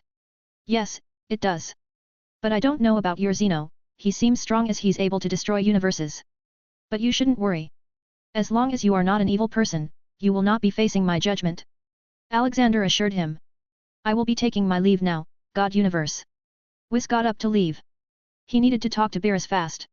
Alexander nodded, letting him go. Once Whis was gone, he looked at the two guys who had come. Ragnarok was still entertaining them and made them drink liquor. Wahaha! You, young people, have no tolerance. Look at you two wobble. Ragnarok laughed. How dare you talk to this prince like that? I am Prince Vegeta, the future king of planet Vegeta. Vegeta rambled. He was clearly drunk. Goku was also drunk. What are you saying? Planet Vegeta was destroyed, wasn't it? Vegeta's shoulders fell as soon as he remembered that. His face coming to the brink of crying. Alexander just shook his head. Where is your home? Hiccups. Where Chi-Chi lives, Goku replied. Where Bulma lives, Vegeta added. Goku looked at Vegeta. What? Do you live with her? Well, be careful. She is a girl. If you do anything you will have to marry her. Hey, I do not need relationship advice from a man like you, Kakarot. You get dragged around by your wife. Pathetic for how a Super Saiyan can be such a weakling. Vegeta spoke in disgust. Hiccups. Alexander turned to Ragnarok, why couldn't you just find Iroh for drinking? He only drinks tea, Ragnarok replied. With a sigh, Alexander picked the two Scions up to drop them at their home. He just used Point Me Charm and flew in that direction. After flying for a while, he came to a futuristic-looking dome-shaped small home. He landed in front of it. Instantly, a kid came out from inside. Dad. Behind the kid, a woman also followed. Goku, how can you be so irresponsible? Chi-Chi. Hello. Goku greeted her in stuttering tone. Are you drunk? Chi-Chi was about to boil in anger. Here, hold these two. They drank too much. Alexander handed the two to her and flew away without talking much. I need to start purifying this world soon so I can focus on the universe and multiverse. He thought while on his way back. As soon as he reached the beach, little Thea came to him running. Grandpa. Look. In front of him, Thea pulled her skin from her palm. She continuously looked at his face to see his reaction. Alexander knew the trick, but to make her happy, so he acted shocked. Oh no, what happened to my Thea? Are you hurt? He asked in concern. Thea tried to hold herself but soon burst into laughter. Pfff, he. Grandpa. I'm not hurt. Look, this glue. She proudly explained and applied some glue on Alexander's palm. Alexander also pulled the residue after it dried up. Whoa. My Thea is smart. Go and show this to your grandma too. I bet she will be shocked. Thea had stars in her eyes. She again put glue on her hand and ran to Olivia and Natasha on her tiny stumbling feet. While seeing her leaving, Alexander also had another thought. I should focus on getting stronger too. If Zulrich wins, Thea, Olivia, and my whole family will be in danger. All my work till now would be for nothing. I have purified so many worlds, and if I lost, they would fall too. He started feeling his shoulders getting a bit heavy from this burden. Special thanks to Douglas Flower, Umar Latif, Julian Rockamora. 598. Spar with me. Whis returned to the Beerus planet and headed straight to where Beerus was sleeping. Bam! He kicked the bed of Beerus. Wake up, Lord Beerus. It is an emergency. Beerus grumpily woke up while rubbing his eyes. What happened? Did the world end? Did my stupid brother get some new food? Wait, has my rival appeared? Two of your questions are correct. The world will really end if you don't get your act together, and yes, in a way you can say your rival has arrived. Whis started. Beerus' eyes shined. Ah, finally I can have a good fight. Where is this rival of mine? I recommend you don't go looking for him. First, you must clean up some sins. You need to do some good deeds or else your existence will be removed from the universe. Whis warned him. Beerus scratched his head in confusion. Don't tell me you ate something foul. What are you talking about? Who can remove my existence? Wait, don't tell me, Grand Zeno. No, it is much worse than that. Much more terrifying than that. Whis corrected him. What can be more terrifying than Zeno? Beerus inquired. A god from outside the multiverse who rules countless multiverses. A god who ranks much higher than even Grand Zeno. Whis revealed. Ah, I get it. This is one of your jokes, isn't it? Not funny, I am going back to sleep. Beerus asked. Whis sighed and showed Beerus earth on his orb attached to his staff. Why don't you look through this? Alexander spent the whole day with his family on the beach. At night they camped around and had a nice barbecue. The next day, everyone went to Fahame and Alexander got to work. He flew to the place where he had dropped the two spiky-haired men. With him were Ragnarok and Dobby. Knock knock. Alexander knocked on the door. Soon, a kid opened the door. He looked nearly 10 years old. Hello, kid. Can you call your father out? Alexander asked. Died. There's someone for you. The kid shouted. Gaku came out with a bowl of ramen in his hand and his mouth full. Oh, you are that old man from yesterday. Come on in, have some breakfast. Gaku invited them in. Chi-Chi also came forward with a very welcoming attitude too. From her attitude, Alexander could deduce that she was a good wife. Thank you, we have eaten our breakfast. We just came here to have a chat. Where is the other guy? Alexander inquired. Gaku kept on eating while he talked. Oh, he's very shy. He went back to his home in the West City. Then I guess we will just ask you. Tell me, can all people of this planet fly like you? Alexander asked. Oh, no. Not everyone. Only a selected few who have trained to a higher level. But I am different, I am a scion. Gaku revealed. What is a scion? Dobby inquired. Well, I only found out a short time ago. I am not from this planet, you know. I am supposed to be from a race called scions. Gaku answered. Alexander nodded. Are there more scions on this planet? I don't know. I only know Vegeta and my son Gohan. Vegeta said Scion's homeworld was destroyed and all scions had died out. He revealed. Hey, you seem pretty strong. Let's spar. Gaku suddenly demanded. Alexander looked at him amusingly. Gaku was present there when Alexander told Whis about his identity. That should have made it clear that probably no one was his match in this world. Are you sure? Didn't you hear me yesterday? He asked. I did, but I'm not religious so I don't think you are a god. I don't know how strong you are either. I also need to train for the soon-to-be arriving androids. Gaku replied, insisting on fighting. Alexander shook his head. He knew that there was some problem with this man's overly enthusiastic nature. He first checked his sins. Kakarot aka Son Goku Category 2. Arrogance in fighting 3, letting the enemy reach higher power when he could have killed them. Lazy to the point of not contributing to the household 50. Recklessly putting others' lives in danger 21. Neglecting wife and son always. Sin percentage 40%. Sigh I need to teach him how to be a good person before being a good fighter. Alright, let's go out and do it. It won't take much time anyway. Alexander got up. On the other hand, Ragnarok laughed, haha, you are wasting your time, kid. But, Chi-Chi tried to stop Gaku, you cannot do this in front of Gohan, fighting cannot feed our family, you need to be a responsible person. But Gaku simply ran out and behind him, Gohan also followed. Alexander walked to Chi-Chi, do not worry, child. I will teach him some lessons about being a responsible man. Alexander went out and flew into the sky. Gaku followed him too. Soon, they hovered a distance away from each other. Gaku, let's have a bet. Otherwise, this is too boring for me. Alexander demanded. Huh? What bet? Gaku asked back. If you lose, you need to promise that you will be a good husband and father. If you do not keep the promise then you will lose all your powers. To get your powers back, you will have to be a good contributor to the family for 3 days. Alexander proposed. Gaku was a simple man. He didn't ask for any details about what Alexander meant by being a good husband and father. He just nodded because he wanted a good fight as soon as possible. Sure, I can do that. He agreed. Alexander nodded, good, now, show me your strongest move. Gaku excitedly took his position. Since he had defeated Frieza, he had not found any powerful opponent.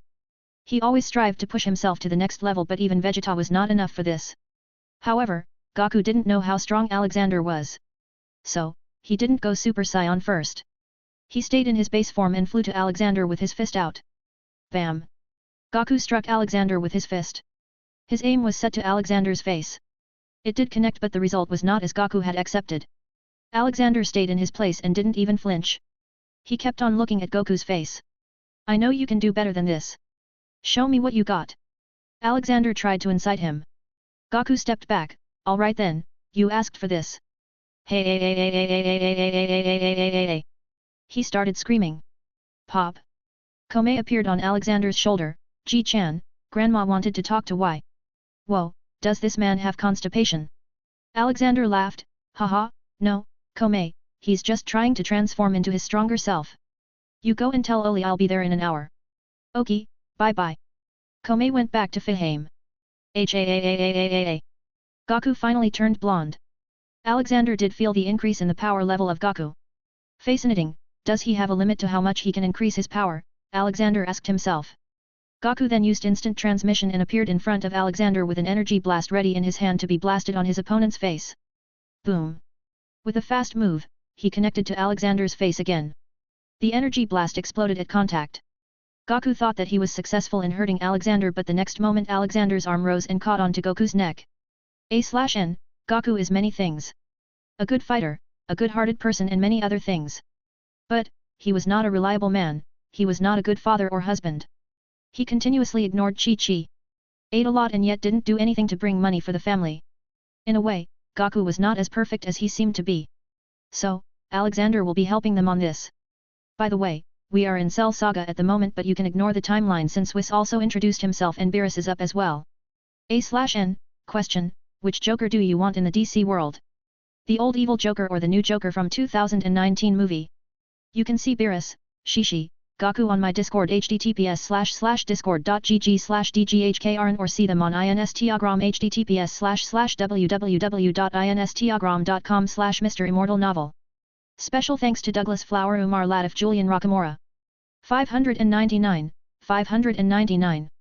Mirror of Narcissism. A/N, Alfred is the AI turned android from Courage the Cowardly Dog world.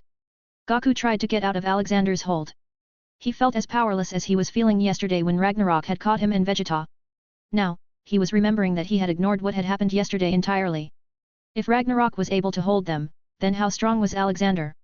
Alexander tightened his hold. Kid, you are very weak. But, I believe that you have unlimited potential. I think so too, haha. Gaku laughed wryly. So, you accept defeat? Alexander asked. He knew that toying with Gaku was like playing with a small toy for him and he would only be wasting his time by doing it. Gaku didn't reply fast. So, Alexander applied some more pressure. I can train you later. We can find out your limit.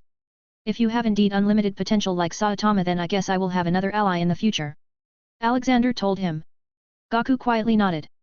Alexander also let him go at that point. Gaku turned back to normal and stretched his shoulders as they felt stiff due to being nearly strangled by Alexander. You really are a god it seems, Gaku said. Took you long enough to realize, Alexander replied in a sarcastic tone. Now, do you remember your promise? You will have to be a good father and husband. For this, you need to find a job and provide money to the family so they don't have to worry about putting food on the table and work to improve Gohan's studies. Alexander reminded Gaku. But Goku's face fell. What? But this was not in the deal. Alexander chuckled. It was. You just didn't ask me what I meant by a good husband and a good father. The number one duty of a good father is to be a role model for his son. You are a good role model when it comes to physical strength but lack when it comes to mental abilities. The number one duty of a good husband is to try to keep your wife happy and help her with her problems. Not leave her to deal with them alone. You had the daring to get married and have a kid. Now you need to fulfill those roles. But what about training? Those androids will be appearing soon. Gaku complained. Do this and I will train you to become the strongest being in the universe. Leave whoever these androids are to me. Got it. Alexander instructed him. Oh, that would be amazing. I'll see you later then. Gaku happily left. Alexander sighed and went to Fihame to talk to Olivia. Fihame. Move your hips. Round and round. One step forward, one step backwards. Natasha was teaching the inhabitants of Fihame how to exercise. It was funny seeing the tailed beasts, Hats, Chappie, Ajax, Douglas, Noodles, Barry, and all kinds of beings shaking their hips or trying to do it and failing miserably. The environment of Fihame was always peak satisfying and relaxing. Alexander went to Olivia who sat on a bench and read a book. Hey, Oli. Hey, Alex. I had something important to talk to you about. Olivia put down her book. Alexander turned serious and listened to her. What is it? I was thinking about Rena and Golly. They have been gone for so long now. I wonder how they are. They haven't contacted us in so long either. Olivia said worriedly. Alexander laid back and thought. Yes, I left them in One Piece world. I don't know if they are still there though. Don't worry. I will go and get them soon. Yes, that would be best. Olivia went back to reading her book. Then Alexander went to the underground lab to see what his scientists were cooking. What did you make for me, Alfred? Alexander asked. Ah, boss. Come, behold my latest creation. The mirror of narcissism. If you stand in front of it, it will praise you. Alfred revealed and went in front of it. Soon, a voice came from the mirror. It spoke in a British accent. Hey, such a foolish waste of my energy. You look absolutely horrendous. Like a piece of junk that nobody wants. Alfred was left standing there with his eyes wide open. Damn it, it seems I messed up its emotional settings. Alfred cursed. Just correct it then, Alexander advised. Not possible. I used magic to make it and now it is basically a semi-living thing. Alfred explained. Seeing Alexander standing in front of it, the mirror got activated. Oh, who do we have here? Colonel Sanders himself? I thought you died of cholesterol from that greasy chicken whose so-called recipe has more ingredients than an East India Company's spy/slave ship and yet tastes like crap. Alexander was taken aback by all this. This was indeed a fun pastime. He immediately called Dobby to see what the mirror would say. Confused Dobby stood in front of the mirror. Ah, the Bigfoot is here. You must be one of the lucky ones to survive the worst pandemic to ever hit Earth, humans. The mirror said. Though it was unclear to whom it was insulting. Next was Ragnarok's turn. For God's sake, why is this gold fetish man here? I never thought you'd come out of your dweeb cave where you probably ejaculate to the gold itself before licking it clean to keep the gold shining. Ragnarok raged. What did it say? I'm going to melt this mirror. Ha ha ha, what is going on here? Iroh asked as he entered with a teacup in his hand. But he stood in front of the mirror mistakenly. How can a man drink piss of so many flavors? You must truly be a different kind of pervert. Alexander laughed at Iroh's shocked expression. Soon, Ragnarok brought a confused Douglas because he was interested in knowing what the mirror would say about his scissor fetish. What's going on? Douglas asked. But the mirror was the one to reply, this is an angel? Whoa, it seems heaven's standards have really fallen. What kind of angel has scissors as weapons? Might as well cut your own dick and become a tailor. The scissor will be better used there. Wahaha, Ragnarok started laughing. Alex, I need you to make me a. Olivia entered suddenly. Whistle. What a nice ass. Damn, those hips don't really lie and I wanna lie on them. The mirror spoke. But Olivia was alerted and looked around. Which degenerate used such foul language? Everyone pointed to the mirror. A few moments later, the mirror was thrown onto the conveyor belt taking it to the melting station to be rebuilt later.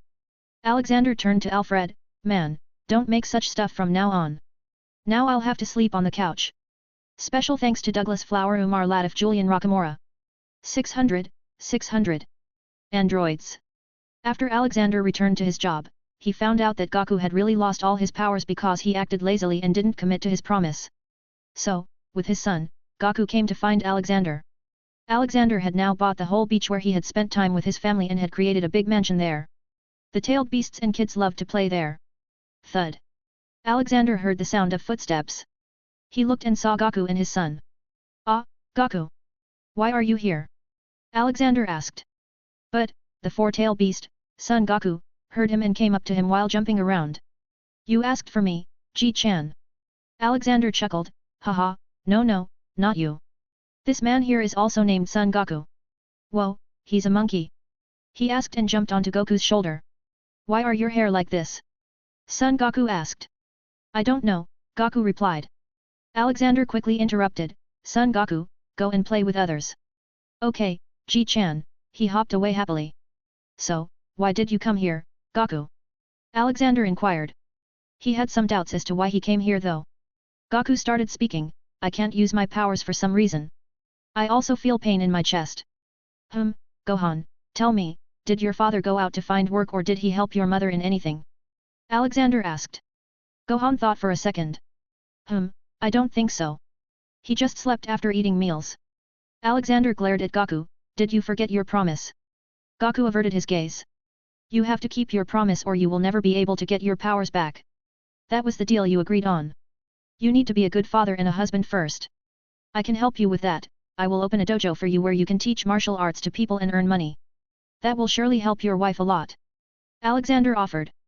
But I want to train myself. How will I find time to train others? Goku asked.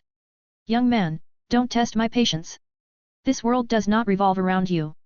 You need to earn your living here. Gohan, tell me. What is your mom's daily routine? Alexander asked. Gohan honestly answered, she wakes up at 4 in the morning to cook breakfast. Then, she washes the dishes and clothes till 9. After that, she goes out to the farm to get vegetables and then go to hunt animals. She complains that we have no money so we have to do all this. She starts cooking lunch at 12 in the afternoon. Then, Dad eats and she goes back to washing dishes till 5 in the evening and after that, she starts preparing for dinner. She sleeps at 12 in the night after finishing her chores. She also teaches me whenever she has time. And what does your father do all this time? Alexander asked further. Well, he's rarely home. He only comes to eat and sometimes sleep. Gohan answered. Alexander sighed. He turned to Goku, do you have no shame? Did you marry your wife just so she can be your slave who cooks and cleans for you? I can't believe she still does all this for you. She must really love you. Goku, I am giving you 10 days. If you don't get your act together then I will be harsher on you. I will never train you and you will never get your powers back. Remember, to be a good martial artist, you not only need patience and discipline in your practice but also in your daily life. With this, Alexander went closer to Goku and put his hand on his shoulder. I sensed a life-threatening heart disease in you. Here, drink this. This will heal you. Alexander said as he handed him a small bottle. What? So that's why I was feeling pain in my chest. Goku muttered and quickly drank it. He immediately felt better. Okay, I will keep my promise. All I have to do is earn money and keep my family happy. I think I can do it. See you later, old man. Goku went away with Gohan. Goku still couldn't fly so he was being helped by Gohan. Alexander just hoped that Goku would become better. Okay, I should head to this West City now. Let's see what is the state of this planet. Later Alexander went straight to West City. It looked like a normal city except there was a huge dome-shaped building in the middle. Alexander curiously went to it and found it was some kind of a lab, owned by Dr. Brief. He thought about looking and so he pressed the doorbell. Surprisingly, the owner of the world's biggest corporation opened the door himself. Yes. Dr. Brief asked. I am Alexander Maxim Universe, I'm something of a scientist myself. I was interested in learning more about your corporation. Alexander introduced himself. Oh, another man with a brain. Come, I'll show you around. Dr. Brief surprisingly invited him. Alexander didn't think much and followed him. Dr. Brief showed him the various items he had made. By far the most revolutionary thing was hoi poi capsules. This one is called the gravity machine. Made so people can train in it. It increases gravity and pushes the body to the limit. Dr. Brief explained. This is amazing. You can make a spaceship with this technology. Humanity can become a space civilization very easily now. Alexander deduced. Machine's door opens. Vegeta came out of the machine, all sweaty. He sees Alexander and points his finger. It's you. I want to fight you, right now. Sure, but you better turn blonde first. Goku already lost in that form. Alexander nonchalantly replied. You fought Goku? Vegeta asked in shock. He knew that Goku was a little stronger than him and if Goku still lost then this man must be very powerful. Beating his is like beating Goku too he thought and got ready. Yeah, now, do it fast, Alexander nudged him. H-A-A-A-A-A-A-A. Vegeta did his shouting and turned Super Saiyan. But, the next moment, he found his body being pulled to Alexander's raised palm. His neck automatically got placed in Alexander's grasp. See, the power difference between us is astronomical. So, calm down and think from your head and not from testosterone. Alexander advised him and put him down. Vegeta's mouth stayed open in shock and unwillingness to accept this. He again attacked Alexander but got slapped away by him. Dr. Brief went to check up. Oh, he has passed out. Who's going to go fight the androids now? Alexander had been hearing about these androids for a while now, so he asked. What androids? How do you know they will be coming? Well, my grandson came here from the future and warned all of us about them. In his own timeline, most of the warrior had died and only he, Gohan and a few others were left. Dr. Brief explained everything to him. Is that so? Where is this future grandson of yours?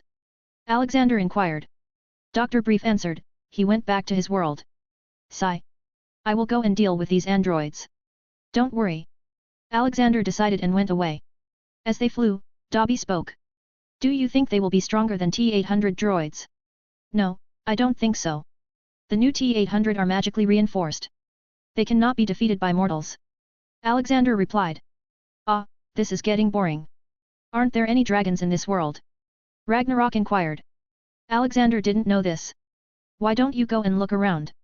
Good idea. So, Ragnarok left. Android 19 and 20, Dr. Gero, had arrived.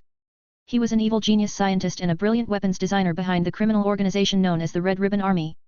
But, the Red Ribbon Army was destroyed by Goku when he was a child, and since then Dr. Gero held grudges against him.